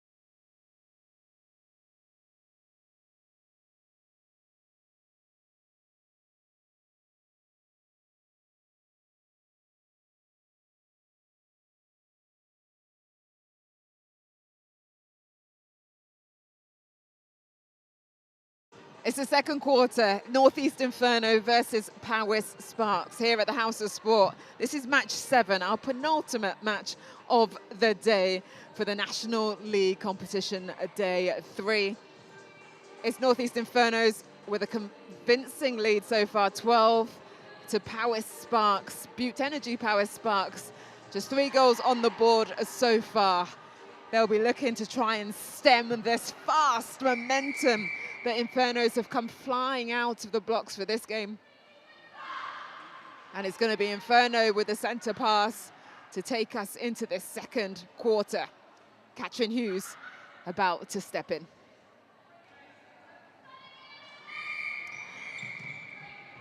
And Becca Hughes is called for breaking. As we scan the court for any changes, Sparks have made a change in attack. Well, Josie Williams is in a goal attack, apologies, and Jazz Barty is coming to goal shooter as Kira Edwards has gone to wing attack, and the previous change of Rihanna Millington stays at centre. For Northeast Inferno, doesn't seem to have made any changes for them. They're happy with their 7. No changes there, and it's Barty that lands the 4th.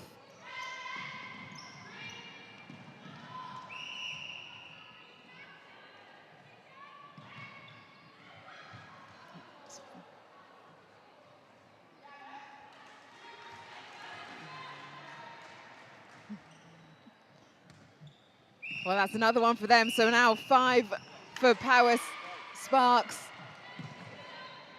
12 for Northeast Inferno. And this change in attack is really paying dividends, with Barty being a great target, but that shot just falling very short. Just short. And Duff and Jarvis happy to collect. As Hook does a little shuffle shot. Oh, just flat for her.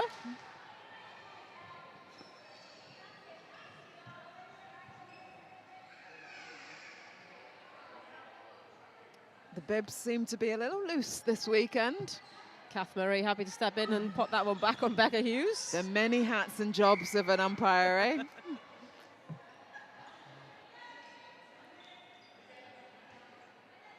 Oh, lovely quick hands by Becca Hughes for Erin Hook.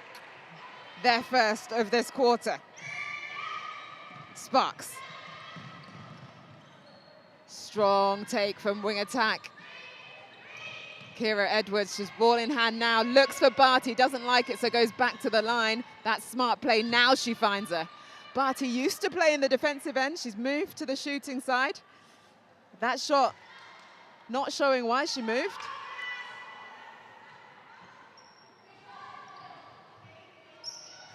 As Jarvis comes through. I'm sure she's going to lock it back in, and the next one, when it comes, will be hers for the taking. Oh, fabulous defensive work down the other end, Mary Bailey. As Catherine Hughes attacks us on the comms table. We're okay. We're not in a great position here, are we really? But we're good. Oh! Lexi Jones missed that ball and rolled right past her. Pamela's having a bit of a laughing fit in the seat next to me. Back in the game, back in the game. Back line, Sparks. Oh, Jarvis, that footwork to get in front. Oh, beautiful. And tiptoes the back line.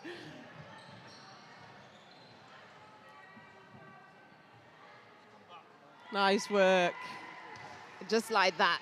That quick start that Sparks had has been nullified. And another bib issue.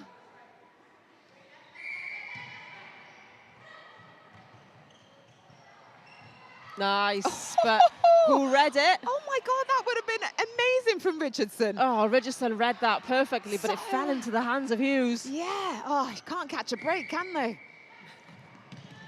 And again for Richardson. Luckily replayed. Replayed. Richardson is everywhere. Yes. But she just can't get a clean take. Oh, Jazz Barty wanted the roll off into space. That ball was given just too soon. See, a little bit of patience.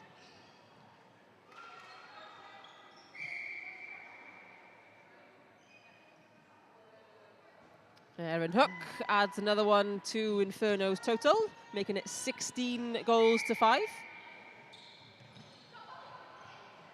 Lovely. Quick hands. Make light work. Nice baseline drive too. As Sparks with the centre. 17 plays 5. This lead being extended by Inferno. The short and sharp. Barty holding that backspace. Now it's given. Lovely hold, lovely take. And she finishes it. Nice high shot from Barton.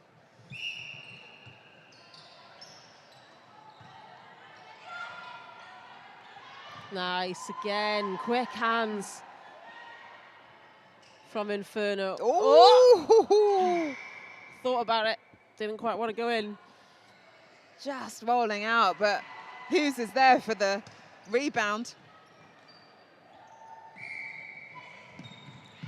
Oh, Lexi Jones was all over Kira Edwards then. Lovely positioning, outside arm. And there's the ball to Becca Hughes under the post. Textbook. Making light work of the Sparks centre pass. It's back with Inferno now. First phase lands, second phase, top of the circle, lands, third phase in the circle, in the hands of Erin Hook. Swish. Lands indeed. Another chance now for Sparks. Millington takes the centre. Oh, great defensive work. The full 360 by Joseph Williams. Couldn't find one of her players to pass to.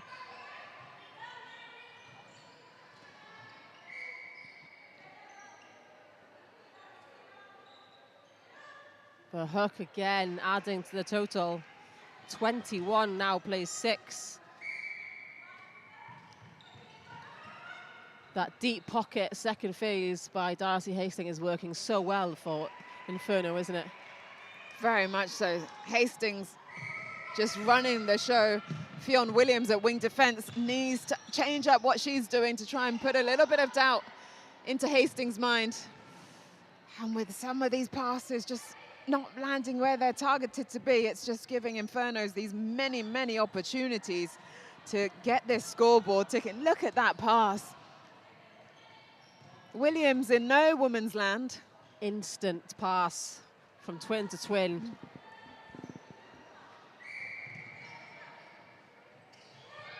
Oh, but there is Richardson. She gets her turnover. Richardson, she goes long. Chase it, chase it. Well kept on. Williams, again, looks forward. Much pressure, don't they? And so when you finally do get ball in hand, you make mistakes.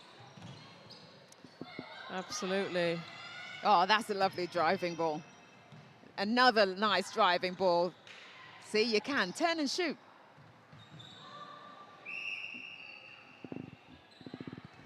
Edwards was there on the edge of the circle. Josie Williams. No problems for her. Former Welsh under 17 and 19 when she was just 14 years of age. And Erin Hook keeps adding up Inferno's score.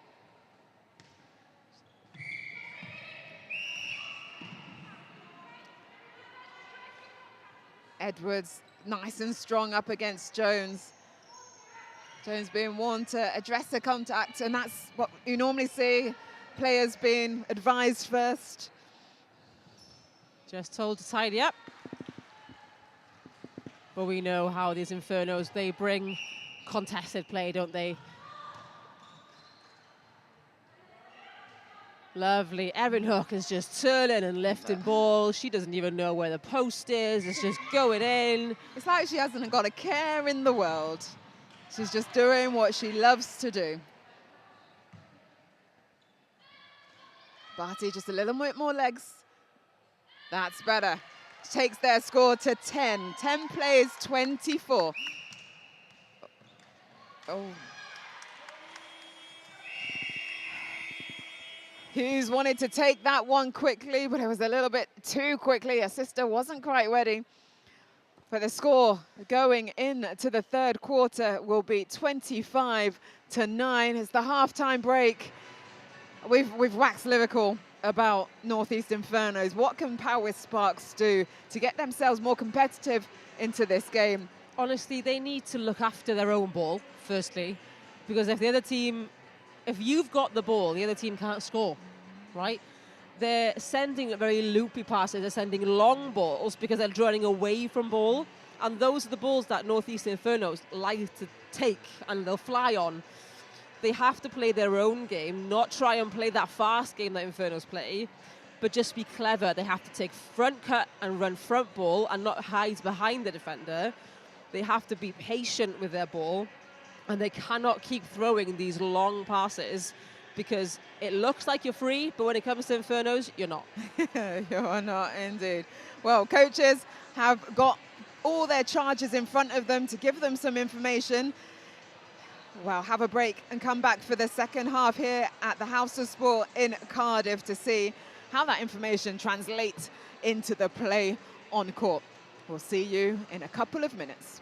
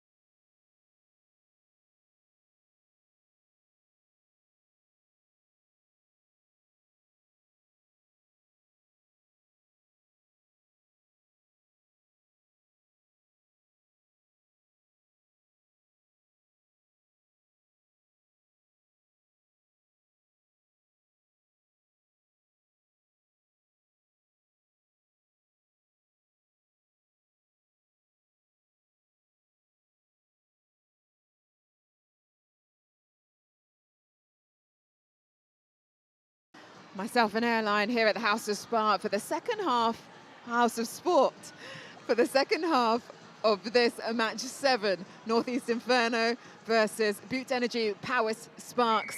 Inferno with the comfortable lead of 15 goals, 25 plays 10.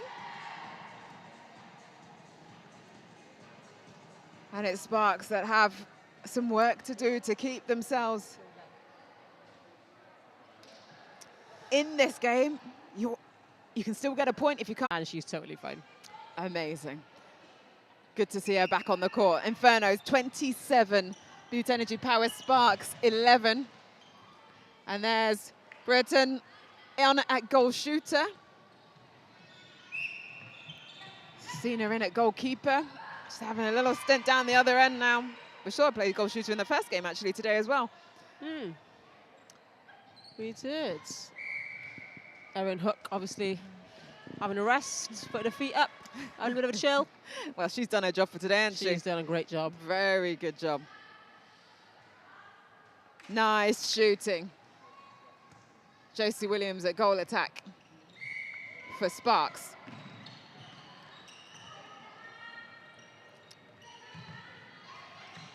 Nice work from Ashley Davis. We saw her in Inferno's first game of the day. She is Speedy Gonzalez under that post, isn't she? Finding space really nicely.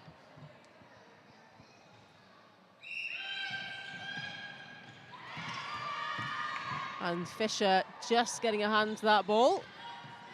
Kept in by Josie Williams.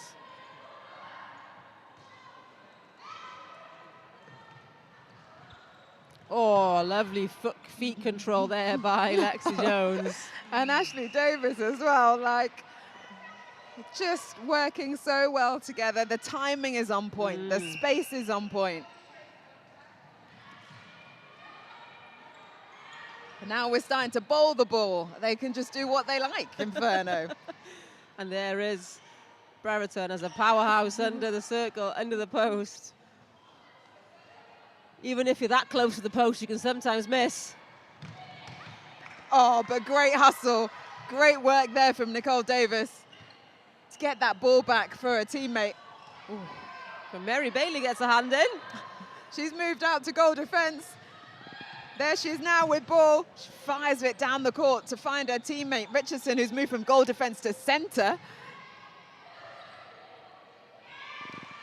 And as always, Tash Jarvis gets a hand in. Another solid performance from Tash Jarvis at goalkeeper.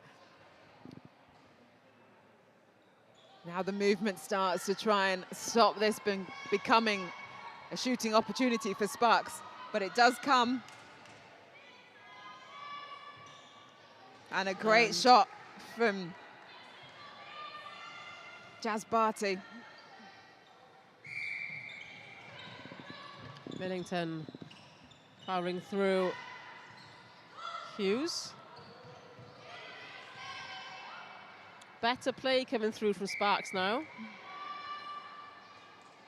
It's the patience to wait, because Barty on that first hold is not on, so it can't go. But if they wait that fraction, it then does open up, or they can swing it and then come in from a different angle. It is better patience from Sparks definitely in this quarter, but also have the knowledge to go for a different option. So like you said, if that one isn't on for Barty, who else is on? And if no one else is on, then switch position in Barty. Through 2 defenders. Brereton, a goal shooter.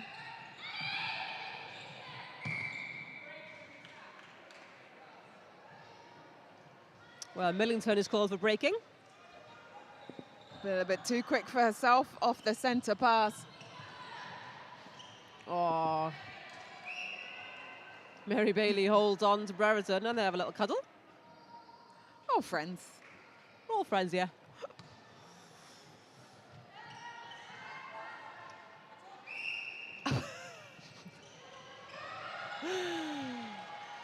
Oh, Brereton will go again. And again, you could be touching the post and still miss it. As she there for her rebound. laughs to herself.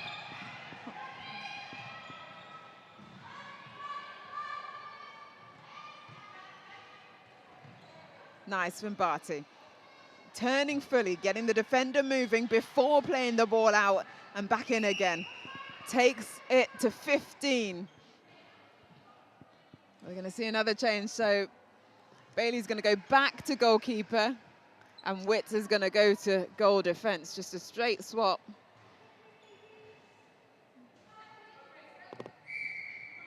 To add a little bit more height potentially in their back to deal with Breton.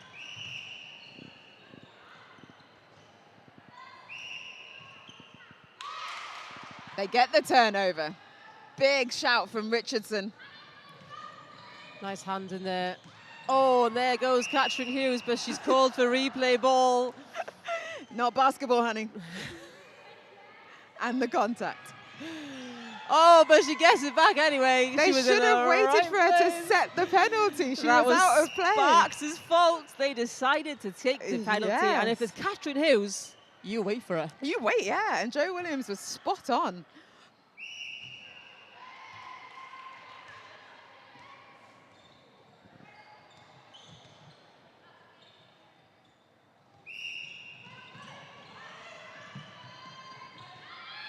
Well, Sparks now trailing 34-15. They are out of that, losing within half to be able to get a bonus point.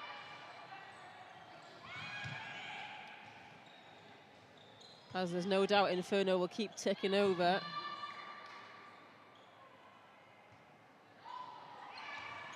As Jarvis collects the rebound. Good rebounding position, isn't she? After the shot, she watches it, turns her body well, gets up nicely. Absolutely. As again, unlucky for Ashley Davis. She tried to save that one. Better patience from Sparks. 3 seconds. But just too slow. They were better to slow the game down because they were going a bit too fast for their style of play. But then when they got to the stop, everyone else kept going. And everyone was behind their opponent, so no option for Bella Witt to pass to. Oh, go on, great take. Come on, Brereton. Lovely work. Sometimes, though, you get players that are really tall, but they then don't jump either, so you lose the advantage of having that height. Was that you? No, I do get off the floor when I have to, you know? But there's 6. Oh, lovely tip from Fisher.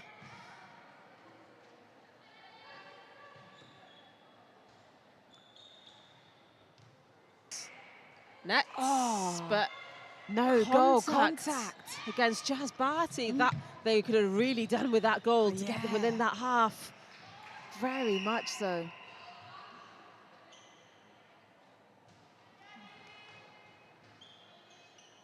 Brereton takes Inferno up to 37. And it's their centre pass. Oh, Ashley Davis. Okay, tell me, why is this swing? Oh, this is just phenomenal, nice work play from Inferno. Just couldn't quite make it sing. But why is that attacking up until the shot so good? How do they do it? Ashley Davis went in for the first ball, didn't get it. So then she ran all the way to pocket, but she was always an option because she was so fast and she didn't slow her run. She was always going at pace. So she was always an option. She could have received the ball at any point between the centre pass and hitting pocket. She still didn't get it because Brereton came out for it, which is great. So then when she did finally get it in the circle, no one else was an option. So then she swung it over because we had, I think it was Nicole Davis that was holding space lovely on the circle edge, the opposite side. So there's a space to put the ball into. So when she swung it over, she then followed a ball, which Brereton reacted to and dropped back, which again created more space. So it's all about where you give the ball, how you follow from the ball, and what happens next. And that's what they're good at. Pass and go. Don't pass and watch your pass. Indeed. Wow, that's the end of that third quarter. 15 plays 37. That's Northeast Inferno. They're on the 37. Paris Sparks are on 15. Well, Infernos are looking to hit another big score, I am sure. They scored 46 in their earlier game against West Wales Phoenix, 46-16. That is potentially on in this last quarter. We shall see. Teams are going to be coming back. Let's keep chatting because they'll be back on court soon. They'll be back. We are maybe seeing some more changes coming on from Inferno. They can afford to maybe, you know, again, pick into the bench now, put some more fresher legs on to just let the girls have a bit more of a rest, especially when they've got some more big games tomorrow. No doubt they'll be finishing close to top of the table, so they'll have some big games tomorrow. Well, Sparks maybe running to try and put legs that have just had some rest back on because they know how fast Inferno are playing. It's going to be a feisty last quarter, I think. Sparks never give up. Yeah. At least we can say that to them. Oh, for sure. Well, Sparks, guess who they play tomorrow? Valley's Volcanoes. What a weekend for them. Two Sparks. tough games. But games they learn from, games that each time I see them on court, I see improvement. Absolutely. And we saw them earlier, you know, when they came out earlier against City Flames, they came out fighting for it. And Flames weren't expecting it. I was speaking to some of the Flames players earlier. I was talking to Sarah Bell earlier.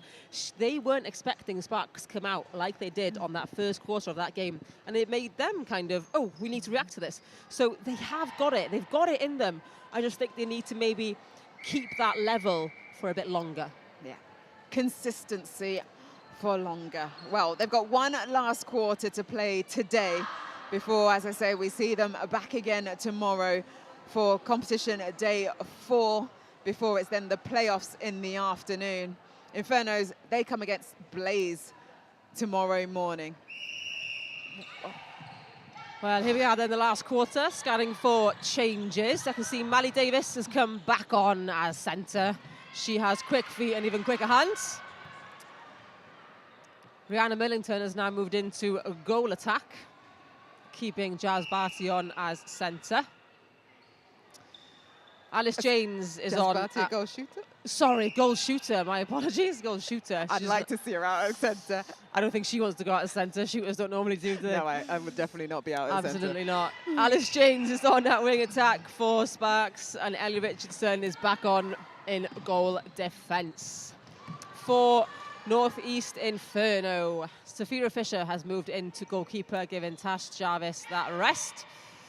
Gina Evans has come on at goal defence. We saw her leave the court earlier this morning with a shoulder injury. She is feeling a lot better, after having some medical attention. Millie Duff is in at wing defence. Nicole Davis has moved to centre, and Darcy Hastings is back on at wing attack.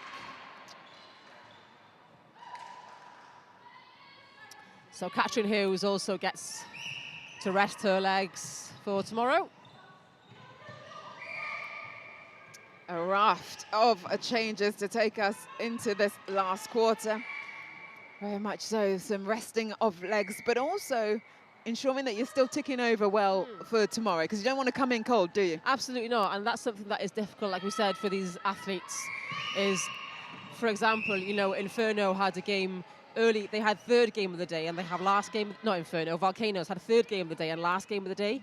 Same for these guys here. Inferno has second game of the day and this game. So it's a long break in between games. So you have to try and keep yourself warm and stop not cramping up. So again, for tomorrow now, this is a long day today. It's a long day tomorrow. So active recovery is key. And when I was talking to Caitlin Jones and Simone Gould earlier, they're talking about going for walks with their teams and walking to dinner and going to the park in between games. So it's all about keeping yourself active. So that you're fresh and ready to go tomorrow, because that's when it really matters tomorrow afternoon especially. Well, first of all, you want to finish as high as possible in the table to get that playoff spot and then win that last game. Well, there was a lot of hands in for that ball. Well, that was Alice Jones in at wing attack for Power Sparks, just coming on in this last quarter. Barty, she pulls it in.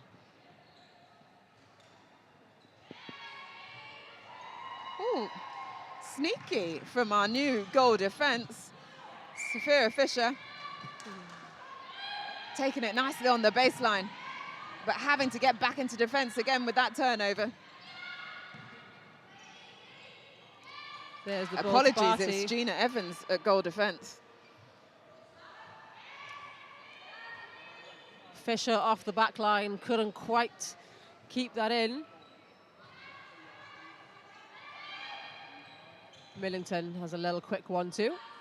And a high shot for her, taking Sparks up to 18. Apologies, 17. This is our penultimate game. That was definitely a whoops pass, as we heard from her teammate Richardson at goal defence. That pass was on point. The way that Ashley Davis controlled her feet then, she was on the run, she took the 1-2 step and she flung that ball in by just bringing her arm around. However, that one was not as good. Bailey, always there to pick it up. Oh.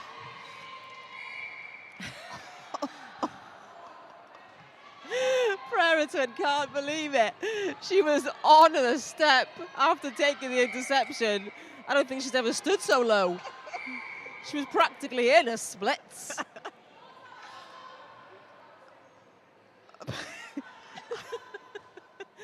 Oh, it's been a long day, but we love it. We love it, Ashley love it. Davis pops that one in to make it 41 goals for Inferno. They are gunning for that high score. Goal difference makes the difference.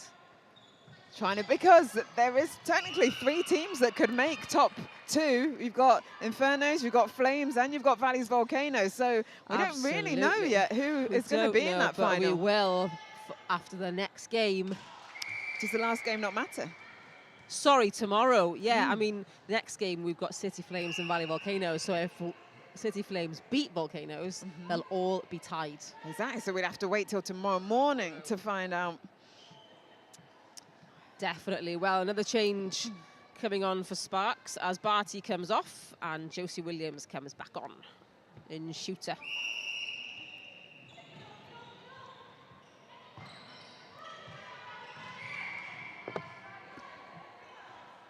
Right, 41 plays 18. We have 4 minutes, 20 seconds left of this last quarter.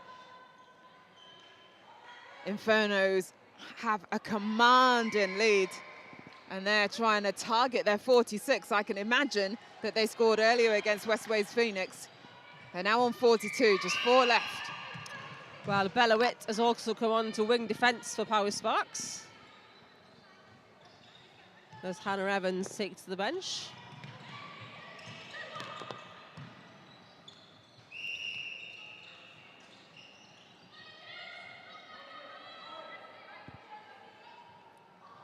Oh, That shot just falls out of the post. Oh, what a ball from Nicole Davis, but it's too long. Oh, Darcy Hastings just lands inside the goal third.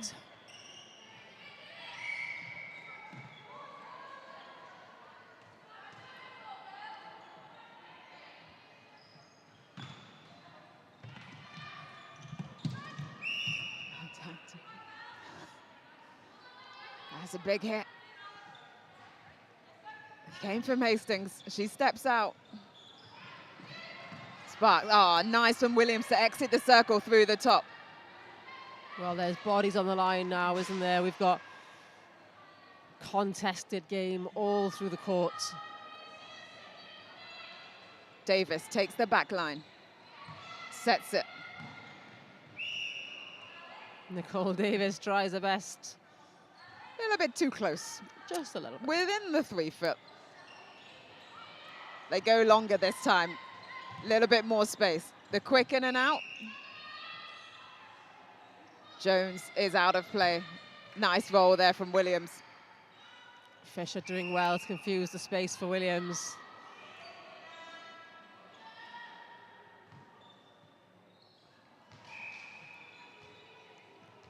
Just over the post. Looked like it went in there for a second. I thought so too, then it landed. But she gets another opportunity. Third time, still no go, but Millington is on the rebound and she nets. Davis at center for Inferno. Oh, nice work. Fabulous from Richardson. A goal defense to get that turnover. She's there in attack. Every other pass is going to her, but oh, just the thought on that pass, not quite. 42 plays 19. Inferno on 42. Sparks are on 19.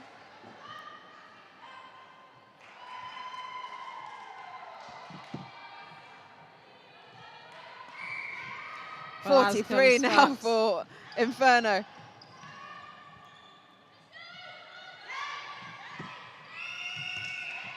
Held ball called. Defense is strong.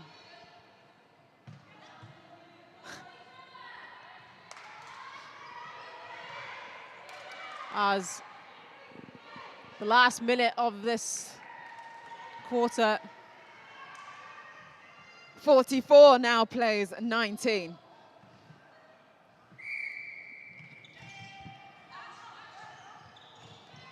Inferno working their way into that attacking third. She wants it. She works hard for it, does Ashley Davis, and she nets it. 45 now on the board.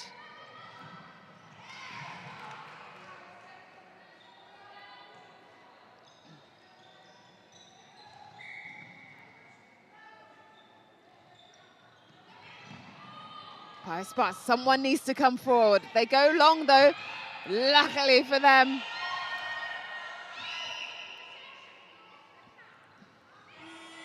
On the buzzer. Wow. They have they play quick, they play fast, they play clinical, and that's exactly what they did. They very much did. And so we've got one more game for you. If you are still with us, well done. We are coming up to match 8, City Flames versus Valleys Volcanoes. This is going to be, I think, the game of the day. You don't want to miss it. That centre pass is at 5:49. So come back with us at about 5:45 and we will go through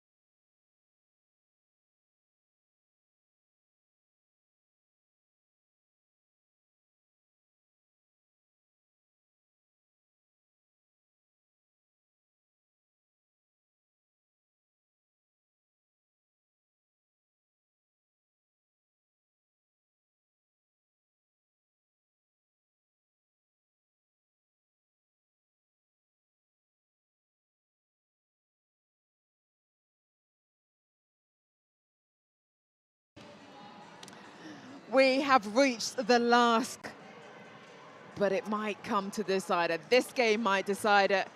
We've got another one tomorrow to play. As I said, they're both 4 wins from 5.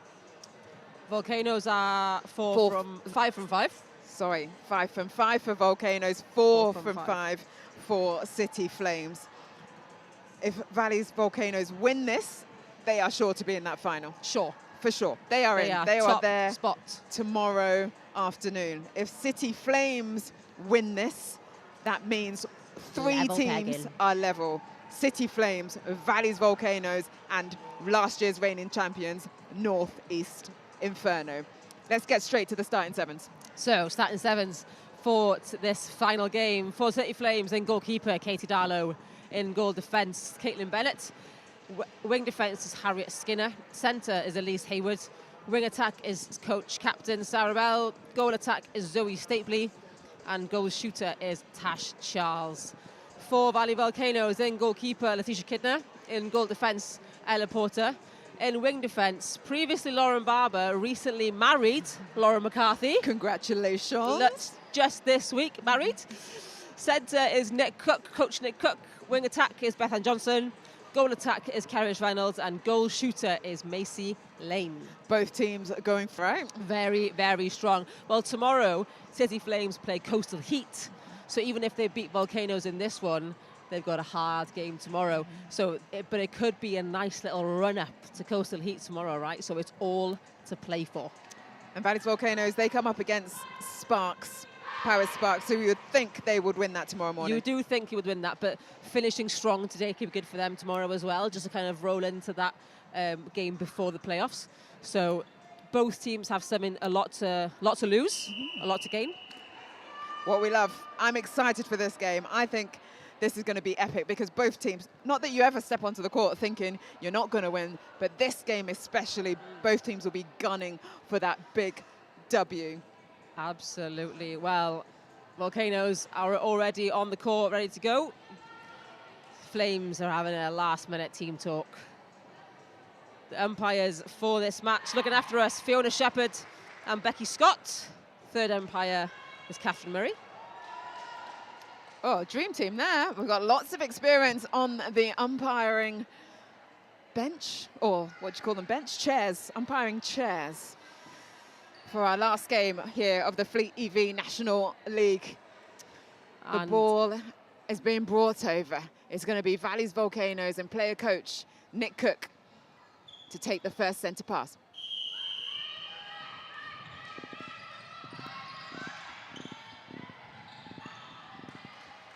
So much experience on this court right now with these two teams, but also experience in play. Defence tracking nicely.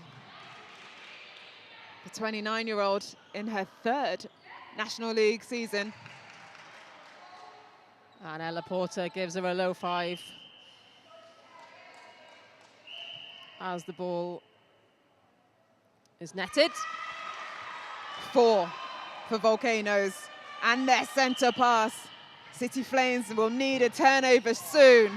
But when Volcanoes are playing like that, how do you stop it? Textbook from Volcanoes, isn't it? Again, it's that quick pace of play. It's that quick turn. It's the head going first, ball moving fast through court. As Elise Hayward is unable to keep the ball in hand. It could have. The pressure could have got to them, knowing that if they win, it could settle the rankings. But, Katie Darlow, no pressure's got to her. She returns to the league. She comes out nice and strong. Now they find Charles. Finally gets to Tash Charles's hands. But that matchup of Charles and Kidner, that's going to be a feisty competition. Yes, for sure. Well, first one on the board, and it's Darlow again trying to disrupt. Still with Volcanoes' hands, though. The team in the grey and pink. Almost coming from behind was Bennett. But you're not going to get round lane easily. Well, the defensive setup not quite enough to disrupt Charles. as Sarah Bell really opens up that court again in the attacking end. Works so hard off ball, but who else works hard? Katie Darlow. Her timing, it's like she's taken the first few minutes just to suss out what Macy Lane is doing. And now she's getting some reward. Absolutely. Katie Darlow is very used to playing against these players. A lot of them play against each other in the Cardiff League, in the Swansea League. Known each other for years. Well, just to remind you, this is the highest level of community competition in Wales. This gives the best players opportunities to compete against those outside of their areas. As you can tell from the names of the teams from all over Wales, the 8 teams. Oh, what a lovely turnover that was. But again, Katie Darlow is in for another turnover for Flames. Volcanoes worked the ball well through court, but just couldn't quite finish it off. Wow, she's moved from Swansea to Cardiff. And it looks like she's enjoying life. If a netball's anything to go, though, well, the newly married McCarthy at wing defense, she gets a turnover of her own.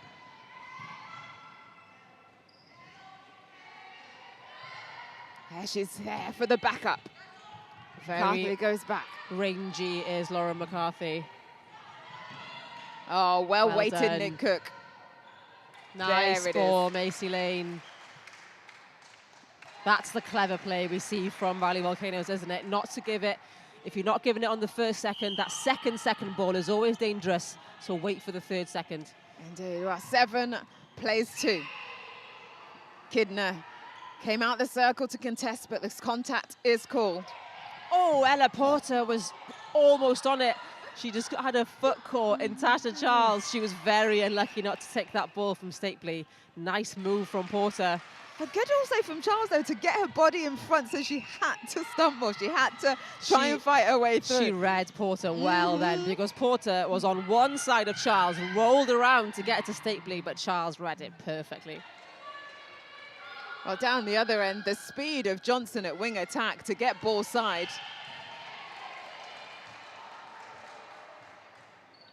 And Lane will have another go.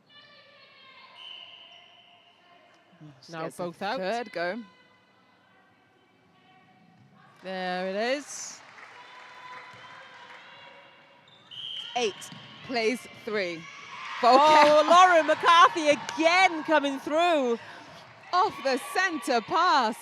She did that in Swansea. She was turning over so many balls in Swansea, wasn't she? She wasn't there in Bangor, but you definitely missed her, because this is what Lauren McCarthy does.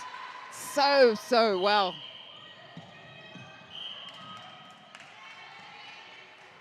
Six goals, the difference. Volcanoes on the attack. Reynolds comes out of the circle to produce some space, but double teaming from the 2 City Flames defenders in Darlow and Bennett. Oh, Macy Lane, using the post as a friend. You can only do that in so many ways in this game. Bell out nice and strong. She has to come back from the give and go. Nice cover from the defense of Volcanoes.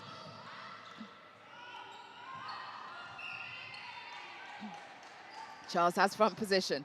Offside is called on Cook. Charles doubled up, so they will force Stapley. Oh, lovely hand in by Kidner. Read it nicely.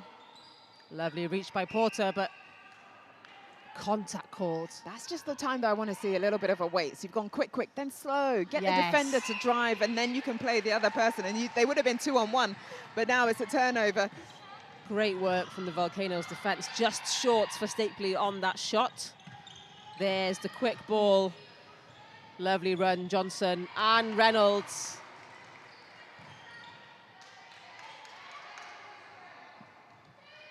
There's the link up we see from Volcanoes. Again, knowing where the second person is every single time, knowing what's happening up the court when the ball's already in the other side. Well, they take it to 11. City Flames still on 3. Took them a while to get even 1 on the board. But for Volcanoes, they've been steadily continuing. Oh, Reynolds, way to follow your shot. Oh, that one was off too. And Flames will come now from the back line from Darlow. Bethan Johnson read Eloise Hayward like a book. Good from Bethan Johnson to sit off in attack and then use that speed off the mark to come forward, which allows another one on the board for Infernos. They go up to 12. Great work from Bethan Johnson. So now this zonal setup, talk us through for Valleys Volcanoes. Oh, the zonal setup is so difficult, but what they do well is they don't do it through court. So they have, if they don't fully do it through court from the beginning, they have more time to set it up in the defensive side. So Nick Cook becomes that little playmaker and sets it up just over the third line of that goal third for Flames, with Kidner being the anchor in the back. So then you have then Ella Porter and Lauren McCarthy just on the side. So it's almost like a diamond shape, and they create that box, and they either push all the Flames out wide or they push them all into the middle, and they just confuse all the space. And once that ball is forced, they just take it. It works really well for them. It's worked for them all tournament. And when they do a full court zone, it works even better. There goes that buzzer for the first quarter. It's Valleys Volcanoes 12, City Flames 3. Come join us for the second quarter up next in a couple of minutes.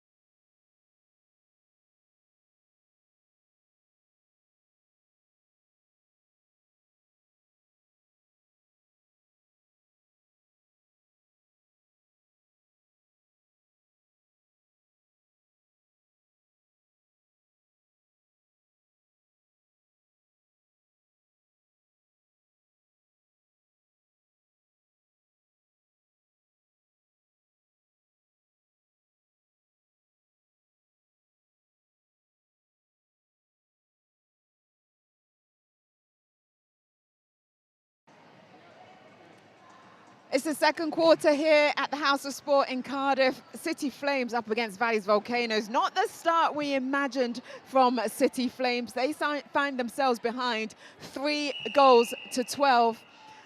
And we can expect some changes from the Flames going into this second quarter. Absolutely, changes coming from the Flames. Let's let this whistle start us off.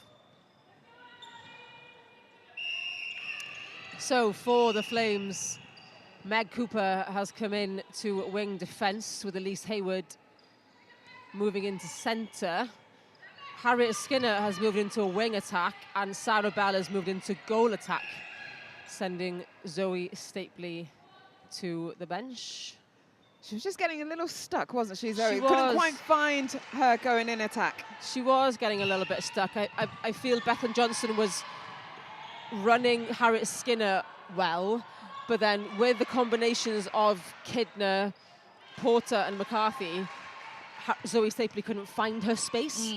And what Sarah Bell does well is open up space, and Skinner then is quick into space. So maybe this is the better combination for them as they open up the scoring. And that's an odd miss for Reynolds. As Volcanoes have no changes on their team. So good rebound there from Bennett, a goal defense. Hayward pulls that ball in, good strength from her. The give and go and the quick pass to Charles. Massive step in, oh, swish play. Now we're seeing some flow from City Flames. 5 on the board. Better start from Flames. There's that defensive setup from Volcanoes, but Hayward breaks in through the middle. Exactly how to break it. And Charles. Quick. But not just quick and accurate. Have to be quick and accurate. There's no point being quick and everything be messy. So for Volcanoes, can they stem that momentum from Flames? They're going to want Reynolds comes out, a goal attack. Nick Cook, center. Macy Lane at goal shooter, turns and shoots. She nets, she takes them to 14. City Flames, center pass. Sarah Bell in the middle. Sights Charles, what a ball that is from Sarah Bell. Second phase ball. The confidence, though, to go over, because Letitia Kidner, she is no easy person to get over. Is not someone I would force the ball over, but Sarah Bell is that player. She's confident in her own ability and in her teammates' ability, so I had no doubt that that ball was getting there. Has such great game smarts, doesn't she, Sarah Bell? Yeah, former Celtic Dragon, former Welsh international. She's been to numerous Netball World Cups, Commonwealth Games. Oh, and there is Nick Cook again. We don't want her going down on the floor. Again. We know what happened in Swansea. Nick Cook was out for a few weeks after a crash with Tia Medic, but she's on her feet this time. She just puts her body on the line, doesn't she? And all these Volcanoes girls and the Flames girls, they put their body on the line for the ball. 15 plays 8. 7 the difference. Lane takes the front hold. She's front again. Ball creeps in. Darlow just couldn't get herself round. Skinner, quick feet from her. Her and Bell playing the 1-2 all the way down the court. There's the time, but Kidner gets a hand to it that time, but can't put it in. Charles steps in, a big step in, but couldn't quite set her shot. That was also smart from Kidner, because Charles stepped in, but Kidner didn't come to meet her. She gave her almost the space and just stood, which is really clever, because it almost put Charles off a little bit, so the shot was off, and just let the ball drop off the back line. So again, smart play from Kidner. Score. 17 plays 8. Back up for McCarthy. Into Cook at centre. Reynolds was the link in between. It's quite tight in there for Volcanoes, but they're trying to, that little step from Reynolds to the side just opened it up for Macy Lane. Absolutely, but that's why they work well together. They're working as a unit, they know where each other are. So Lane is reading off Reynolds, but Reynolds is also creating play for Lane. So it's working very well. Cooper offloads to Bennett. Bennett finds Bell. Hayward has been consistent in centre. Oh, there is Kidner. A few went over her head, and I can just imagine her thinking, no more. No more.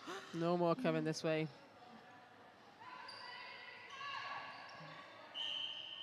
Oh, and a foul throw called for Harriet Skinner. Yeah, that's a gift to Valley's Volcano. Tantrum and Gary Loft conversions, Valley's Volcano. Well worked from Volcanoes. They're patient now with the ball. This is what they do well, is they don't play the same style of play every time. And this is what Infernos was saying about Volcanoes' play, that if it's a one-style play, you know how to match it by second, third quarter. But Volcanoes will always change their style of play. Sometimes it's fast and quick and 1, 2, 3 in. But most times and other times it's like an ebbing and flowing play.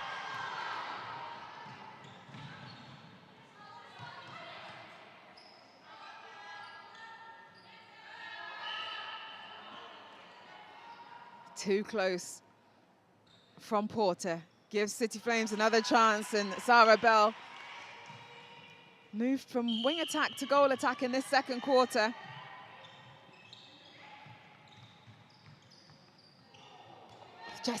That's a case of put the ball where the shooter's going to, not where they are, so that then it doesn't come behind them. That's exactly it. And a held ball. We've seen a lot of them today. I think when you show panic on your face, it almost draws a little bit quicker as well. It draws the umpire to stare you out for 3 seconds. Yeah. Lane in dead silence nets that one to take them up to 18 goals. 19 goals. 9, 10. I can't count. I can't count. Numbers. What are numbers? I'm seeing colours. 10 now the deficit.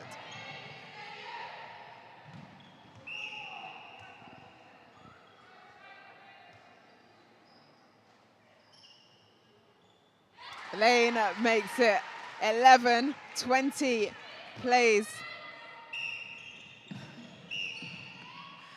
9.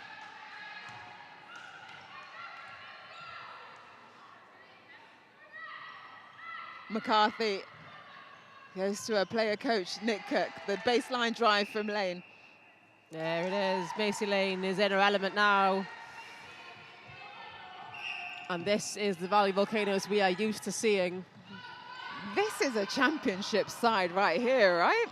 They are coming back fighting for their crown. But Tash Charles was in acres of space there.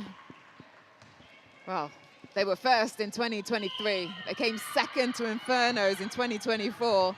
Could 2025 bring them back to the top?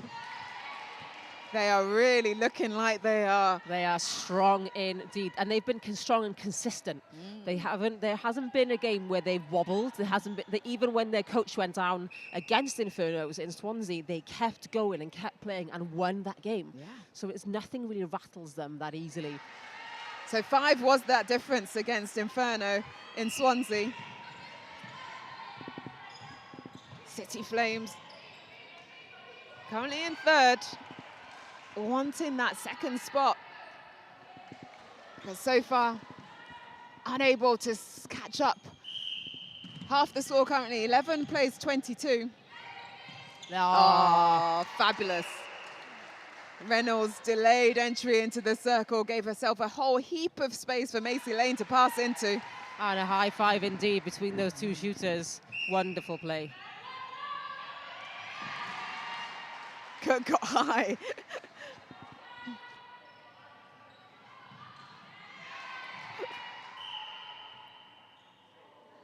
Again, Nick Cook involved in some sort of collision. What's new? Oh, they do get the turnover. Is that cumulative pressure? They might not get the turnover in the centre of court. But they get it over there. But they get it in the shooting circle. Well, their defensive circle.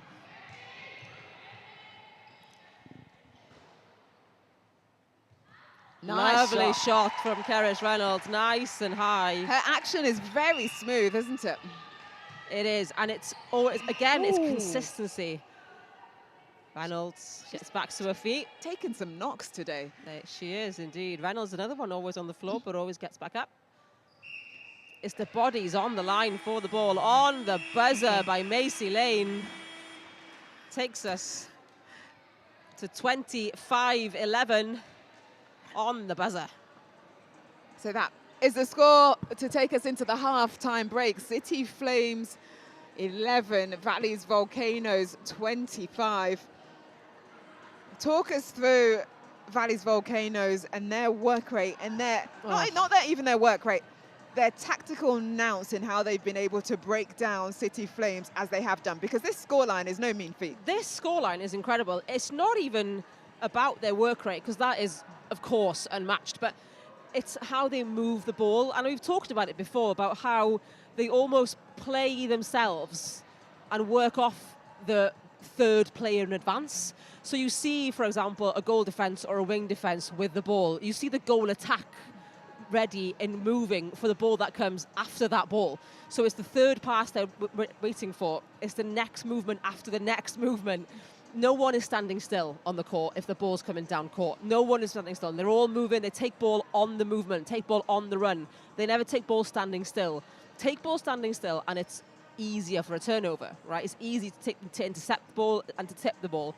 So you'll see them taking the ball on the run. They will reset if they have to. They will never force the ball in. And they play very well as units, like we saw with Macy Lane coming out of the circle to give Kerrish Reynolds the space in the circle, because that's what moving shooters do. They haven't got a static shooter. They don't need a static shooter. Tia Davis not able to play in this tournament, in this competition day 3. So, but they don't miss her in the way of the fact that they don't need a static shooter because of how good the moving shooters are. And in defence, we see the same thing. Ella Porter and Tish Kidner working off each other on who was coming in, who was coming out, who's switching, who's on who, and that defensive setup. Once Nick Cook calls it, everyone's on it. And it's how they come together as a squad, as not as individual players.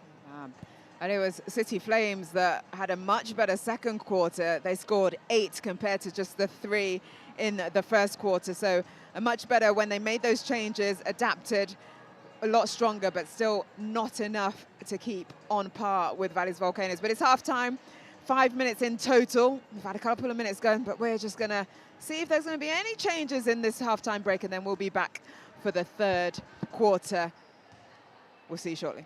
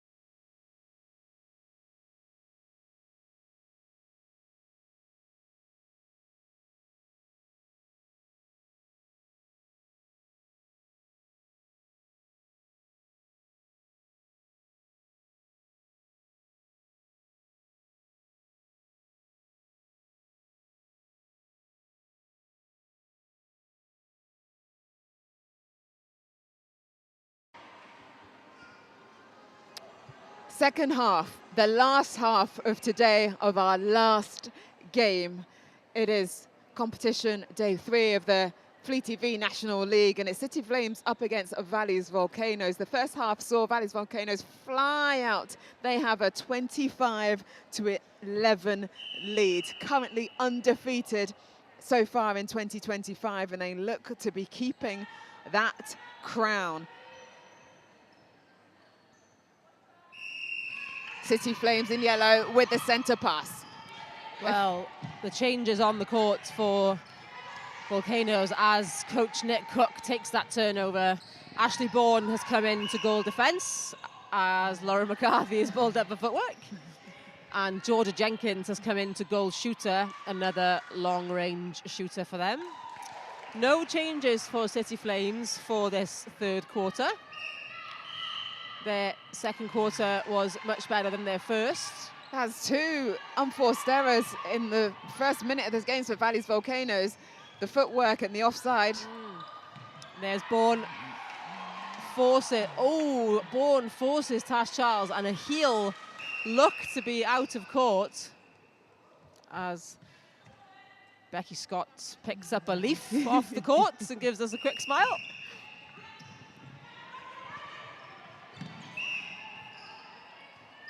Well, blowing the wind, but it's not putting out the fire.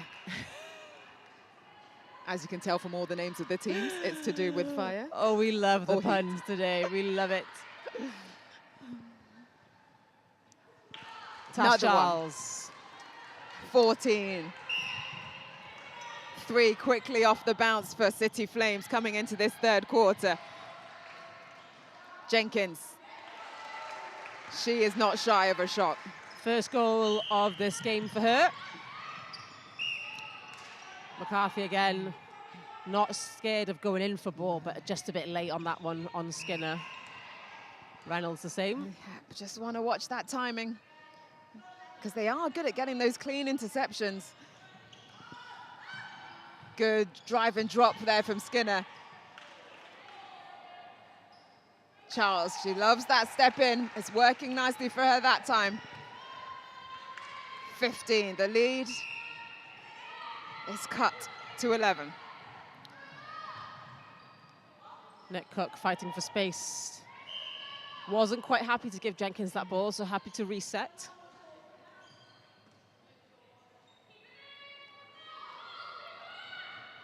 Just off the back for Jenkins. So this is where we see, you can see Nick Cook setting up, but it's the chat also from her wing attack in Johnson. That long ball, that could have been picked up, isn't it? But it was Sarah Bell who picked it up. Oh, Charles just losing her balance, but couldn't quite stay upright and tell her teammates that she was losing her balance, that they were ready for an offload. Well, Volcanoes come again, and Jenkins. Again, just off the post.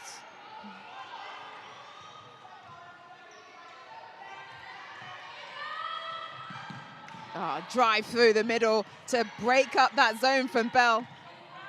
Have to go back, but when you go back, someone else then needs to go. You can't be static, because almost McCarthy. And there's the pressure. The pressure to force that long ball that is just over the back line. Great pressure from Volcanoes. They keep it up the whole way through the court. That's what I like. Like, sometimes you go for one thing, you miss it, and then you kind of just walk back into your place. But they go for it. Even if they miss it, they get hustled back to make sure they're in the same right place for a teammate to be able to get an intercept. That is the work rate that we see, isn't it? But Kidner was just late on that interception, which left Charles slightly open. 27 plays 16. Valley Volcanoes score another one to make it 28. Lovely shut down from Nick Cook there. But Elise Hayward changed direction and speed at the same time. Patience shown from Skinner. Bell has a nice front hold. Just rolls out, but Charles is there. She Nice takes hold. them to 17.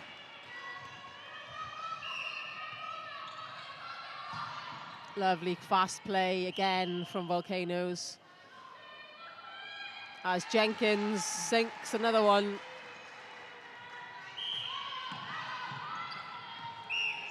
Skinner, great footwork. Step to the left, go to the right, but her dodging, you're not dancing behind the defender, you're moving the defender to create that space for yourself. Definitely. She has always had fast feet, Skinner. But someone like McCarthy and someone like Bourne, they're not easily thrown off. So it almost has to be exaggerated for the defense like this. But they come through, and Sarah Bell brings the score up to 18.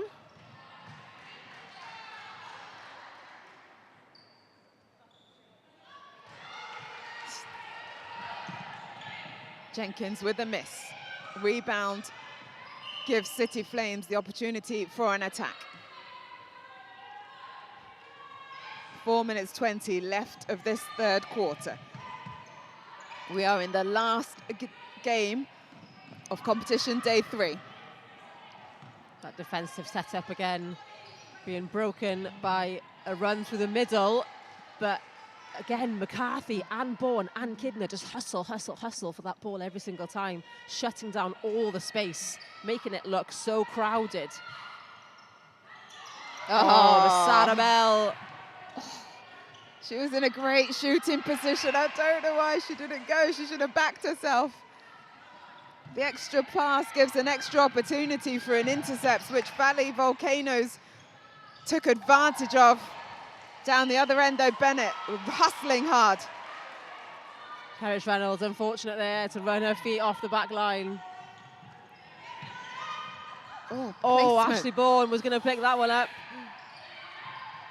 And nice. Tash Charles.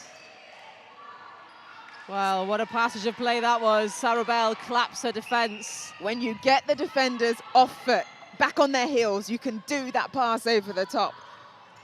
There it is again. And Charles draws the contact from Bourne. Bourne and Kidner, but need a bit more communication in that circle now because they're both going up for the same ball. They just need a little bit more chat on who's going on what ball and who's doing what. Because if they leave Sarabel go, she will just run and run and run, and she will just control that attacking edge. So they can't do that. So 29 plays 20. City Flames have brought this gap to 9. Reynolds. She has been on song. Makes it back to 10, Reynolds. She brings up the 30 for Valley Volcanoes. Oh, Charles, too much on it. Elise Hayward is not tall enough to reach that one. I think very few would be tall enough to reach that one. McCarthy. A ball to the mouth. Just good job it was last week she got married. You wouldn't want those in the photos, would you?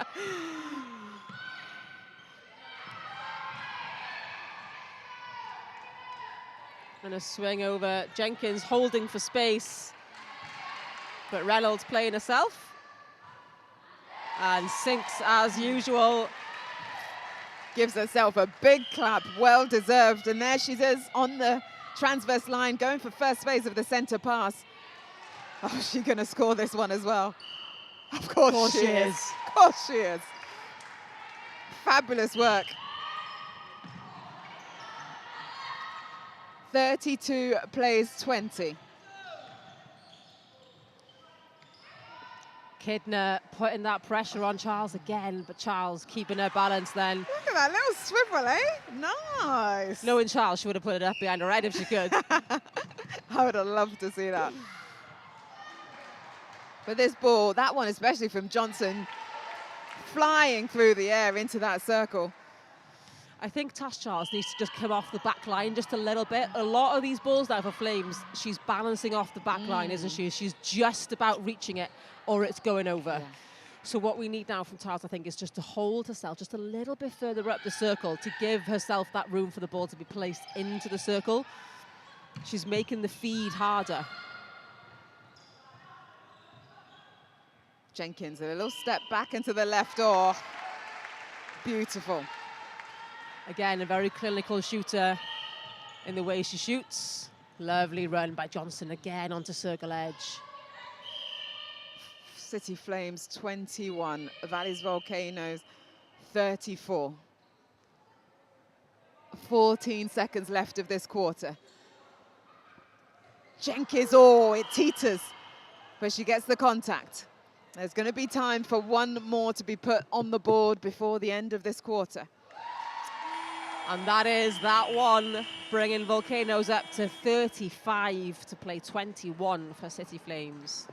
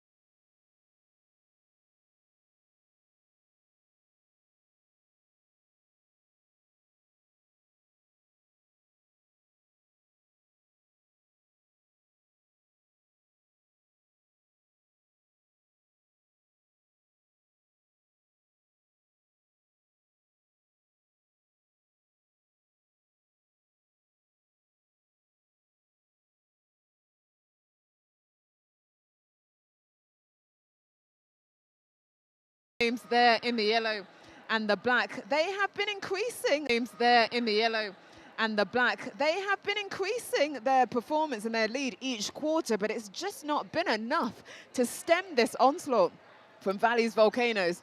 35-21. Well, for the changes for this final quarter, just looking around on the court, City Flames don't seem to have made any changes again for their final quarter, whereas Valley Volcanoes have brought back Macy Lane onto a goal attack. Tia Medic is on at wing attack, and Rhiannon Maggs is on at wing defence.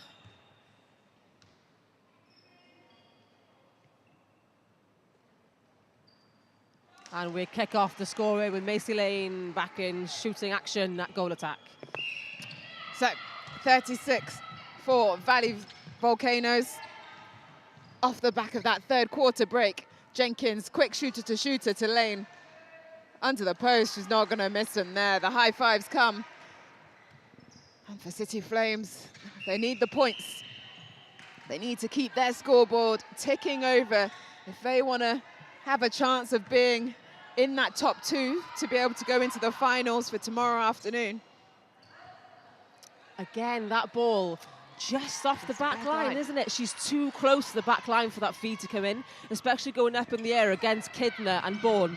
She's not going to, it's a hard ball to get off that back line, so it's going to either be forced off or she's going to fall off. So Charles needs to come up the circle a bit more. Indeed, indeed. Down the other end. Go back to Maggs on the transverse line to open up the space. They keep the ball moving. Jenkins from distance. Oh, there it is. Beautiful. Beautiful shot indeed. I remember from 2023, Jenkins and Lane, lovely partnership. Lovely partnership. They have played together a lot in the Wales setup, similar ages. They have know each other well. That's again as well, including Kerrish Reynolds, you know, they've played together for a long time. But these two, it's almost like watching the Hughes twins. You know, it's yeah, you're right. They know each other are without even looking. And that's the kind of partnership you get from playing with someone for over a long period of time. And that trust you have in your teammates. That's better. And why was that better? Because she had that side hold on. She wasn't flat to the baseline. She had the side hold on, and she was a little bit further up as well. And maybe the feed came in a little bit sooner, which gave her more space. I feel like Tash Charles keeps moving further and further back as play comes towards her. So as a shooter, she needs to stay further up. So that did work better as Nick Cook gets back to her feet for the 20th time. The pain on her face, yet she's still going. Say hello to those two little cute girls, Hallie and Millie. It's like she's so robust, like. Macy Lane is coming off the court, and Beth Yanu is coming on as goal attack. Quick change. It's only been on a couple of minutes. She's been on for almost half that final quarter. 4 minutes, 6 minutes, just over left of this quarter. Just giving her maybe a bit more rest for tomorrow as Jenkins nets. Wow, 40 plays 20, 41 plays 23. Valley's Volcanoes on 41, City Flames on 23. Lovely opening up the space there from Maggs, allowing Medic to come into that open space. There's Yanu at goal attack with ball. She finds Medic in the center of the area of the court in that attacking third. Finds Jenkins. Jenkins loves the long shot. C swishes, takes it to 42. And their centre pass. There's Medic again in acres of space. What Jenkins has done well is how she moves her body to get that front hold, because we have seen Katie Darlow come round for those flies. And there's a warning being given to Meg Cooper for dangerous play on Tia Medic. And here we see a tactical change again. Beth Johnson comes back onto the court in centre position as Nick Cook takes to the bench. She deserves a rest, I think. She's played the full game earlier today and all up to 9 quarters of this game. Yes, the teams will come again tomorrow for the final round before then playoffs. Let's just give you a quick recap of the games we've got tomorrow morning. Valleys Volcanoes is game 1 versus Powers Sparks. Game 2 is Northeast Inferno versus Southeast Blaze. Game 3, Northwest Fury versus West Wales Phoenix. And game 4, City Flames versus Coastal Heat. Then we've got the players. So 7th will play 8th, 5th will play 6th, 3rd will play 4th, and then it's the final, 2nd versus 1st, to see who will lift the Fleet EV 2025 National League Trophy. It'll be a feisty one, but another tactical change here. Meg Cooper, who's just been given a warning, is coming off the court. And a change for City Flames. We've got Beth Proctor. Beth Proctor comes on to wing defence. As City Flames absolutely burn through the court. They keep coming. Oh, they keep coming. Love it.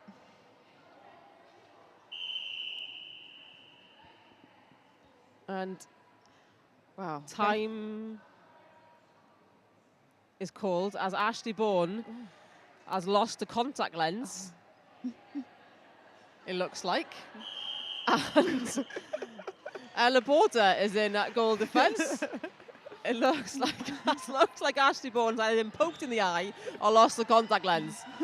As the whole of Valley Volcanoes are in stitches on the bench. Well, Beth Proctor is on, I say, wing defence.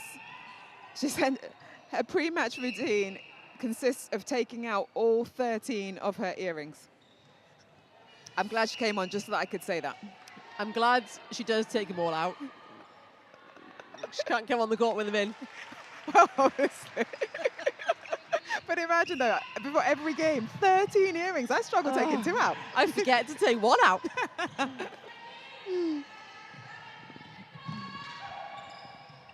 Tia Medic drive to the top of the circle edge. Jenkins gets another go. Yanu is there for the rebound if needs. She is not needed.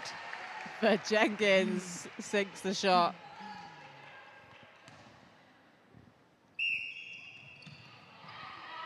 Tia Medic. Again, that quick turn, quick feet. Strong as ever.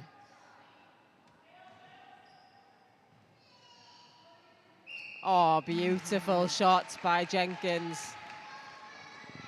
47 plays 26. We've got 1 minute 30 left on the board.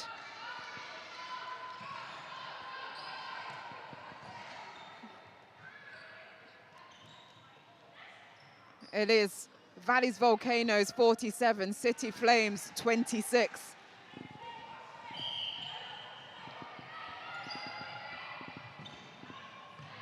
It's now 27 to City Flames as Jenkins, couldn't quite break them to 48, but Yanu, she has an option but can't. Rolls off the top. A minute left. City Flames, they are within half of the score of Volcanoes. Full zone going on for Volcanoes. They currently will get 1 point. They want to finish strong, though. Charles is found on that baseline. Adding an extra one to Flames. They will have time to go again, but they have to be clinical. And, Kidner falls into the hands of Bell. 20 seconds left on the clock. They'll score this one, and potentially an opportunity for Volcanoes to go again. They do. They gotta be quick. 29 for City Flames, 47 for Volcanoes. Jenkins fighting with Darlow. Lovely work from Beth Johnson. And just off the post on the buzzer. Well, that is the end of the game. City Flames 29, Valley Volcanoes, the Tantrum and Gallery Loft Conversions Valley Volcanoes keep their undefeated record for 2025 alive by putting on 49 goals on the board.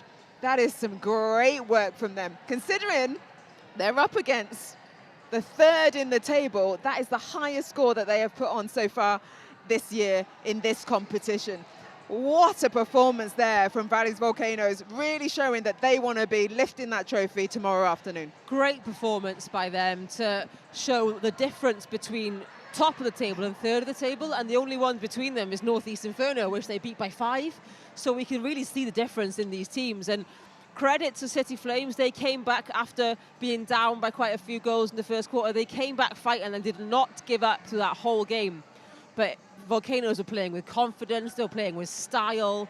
They just did not quit, and they just kept putting goal after goal after goal on the board. So what a great game to finish today.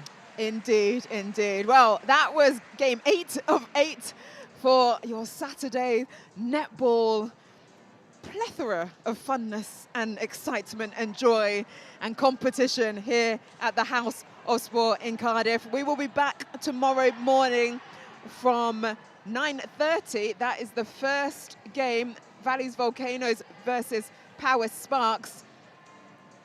And then that is competition day 4.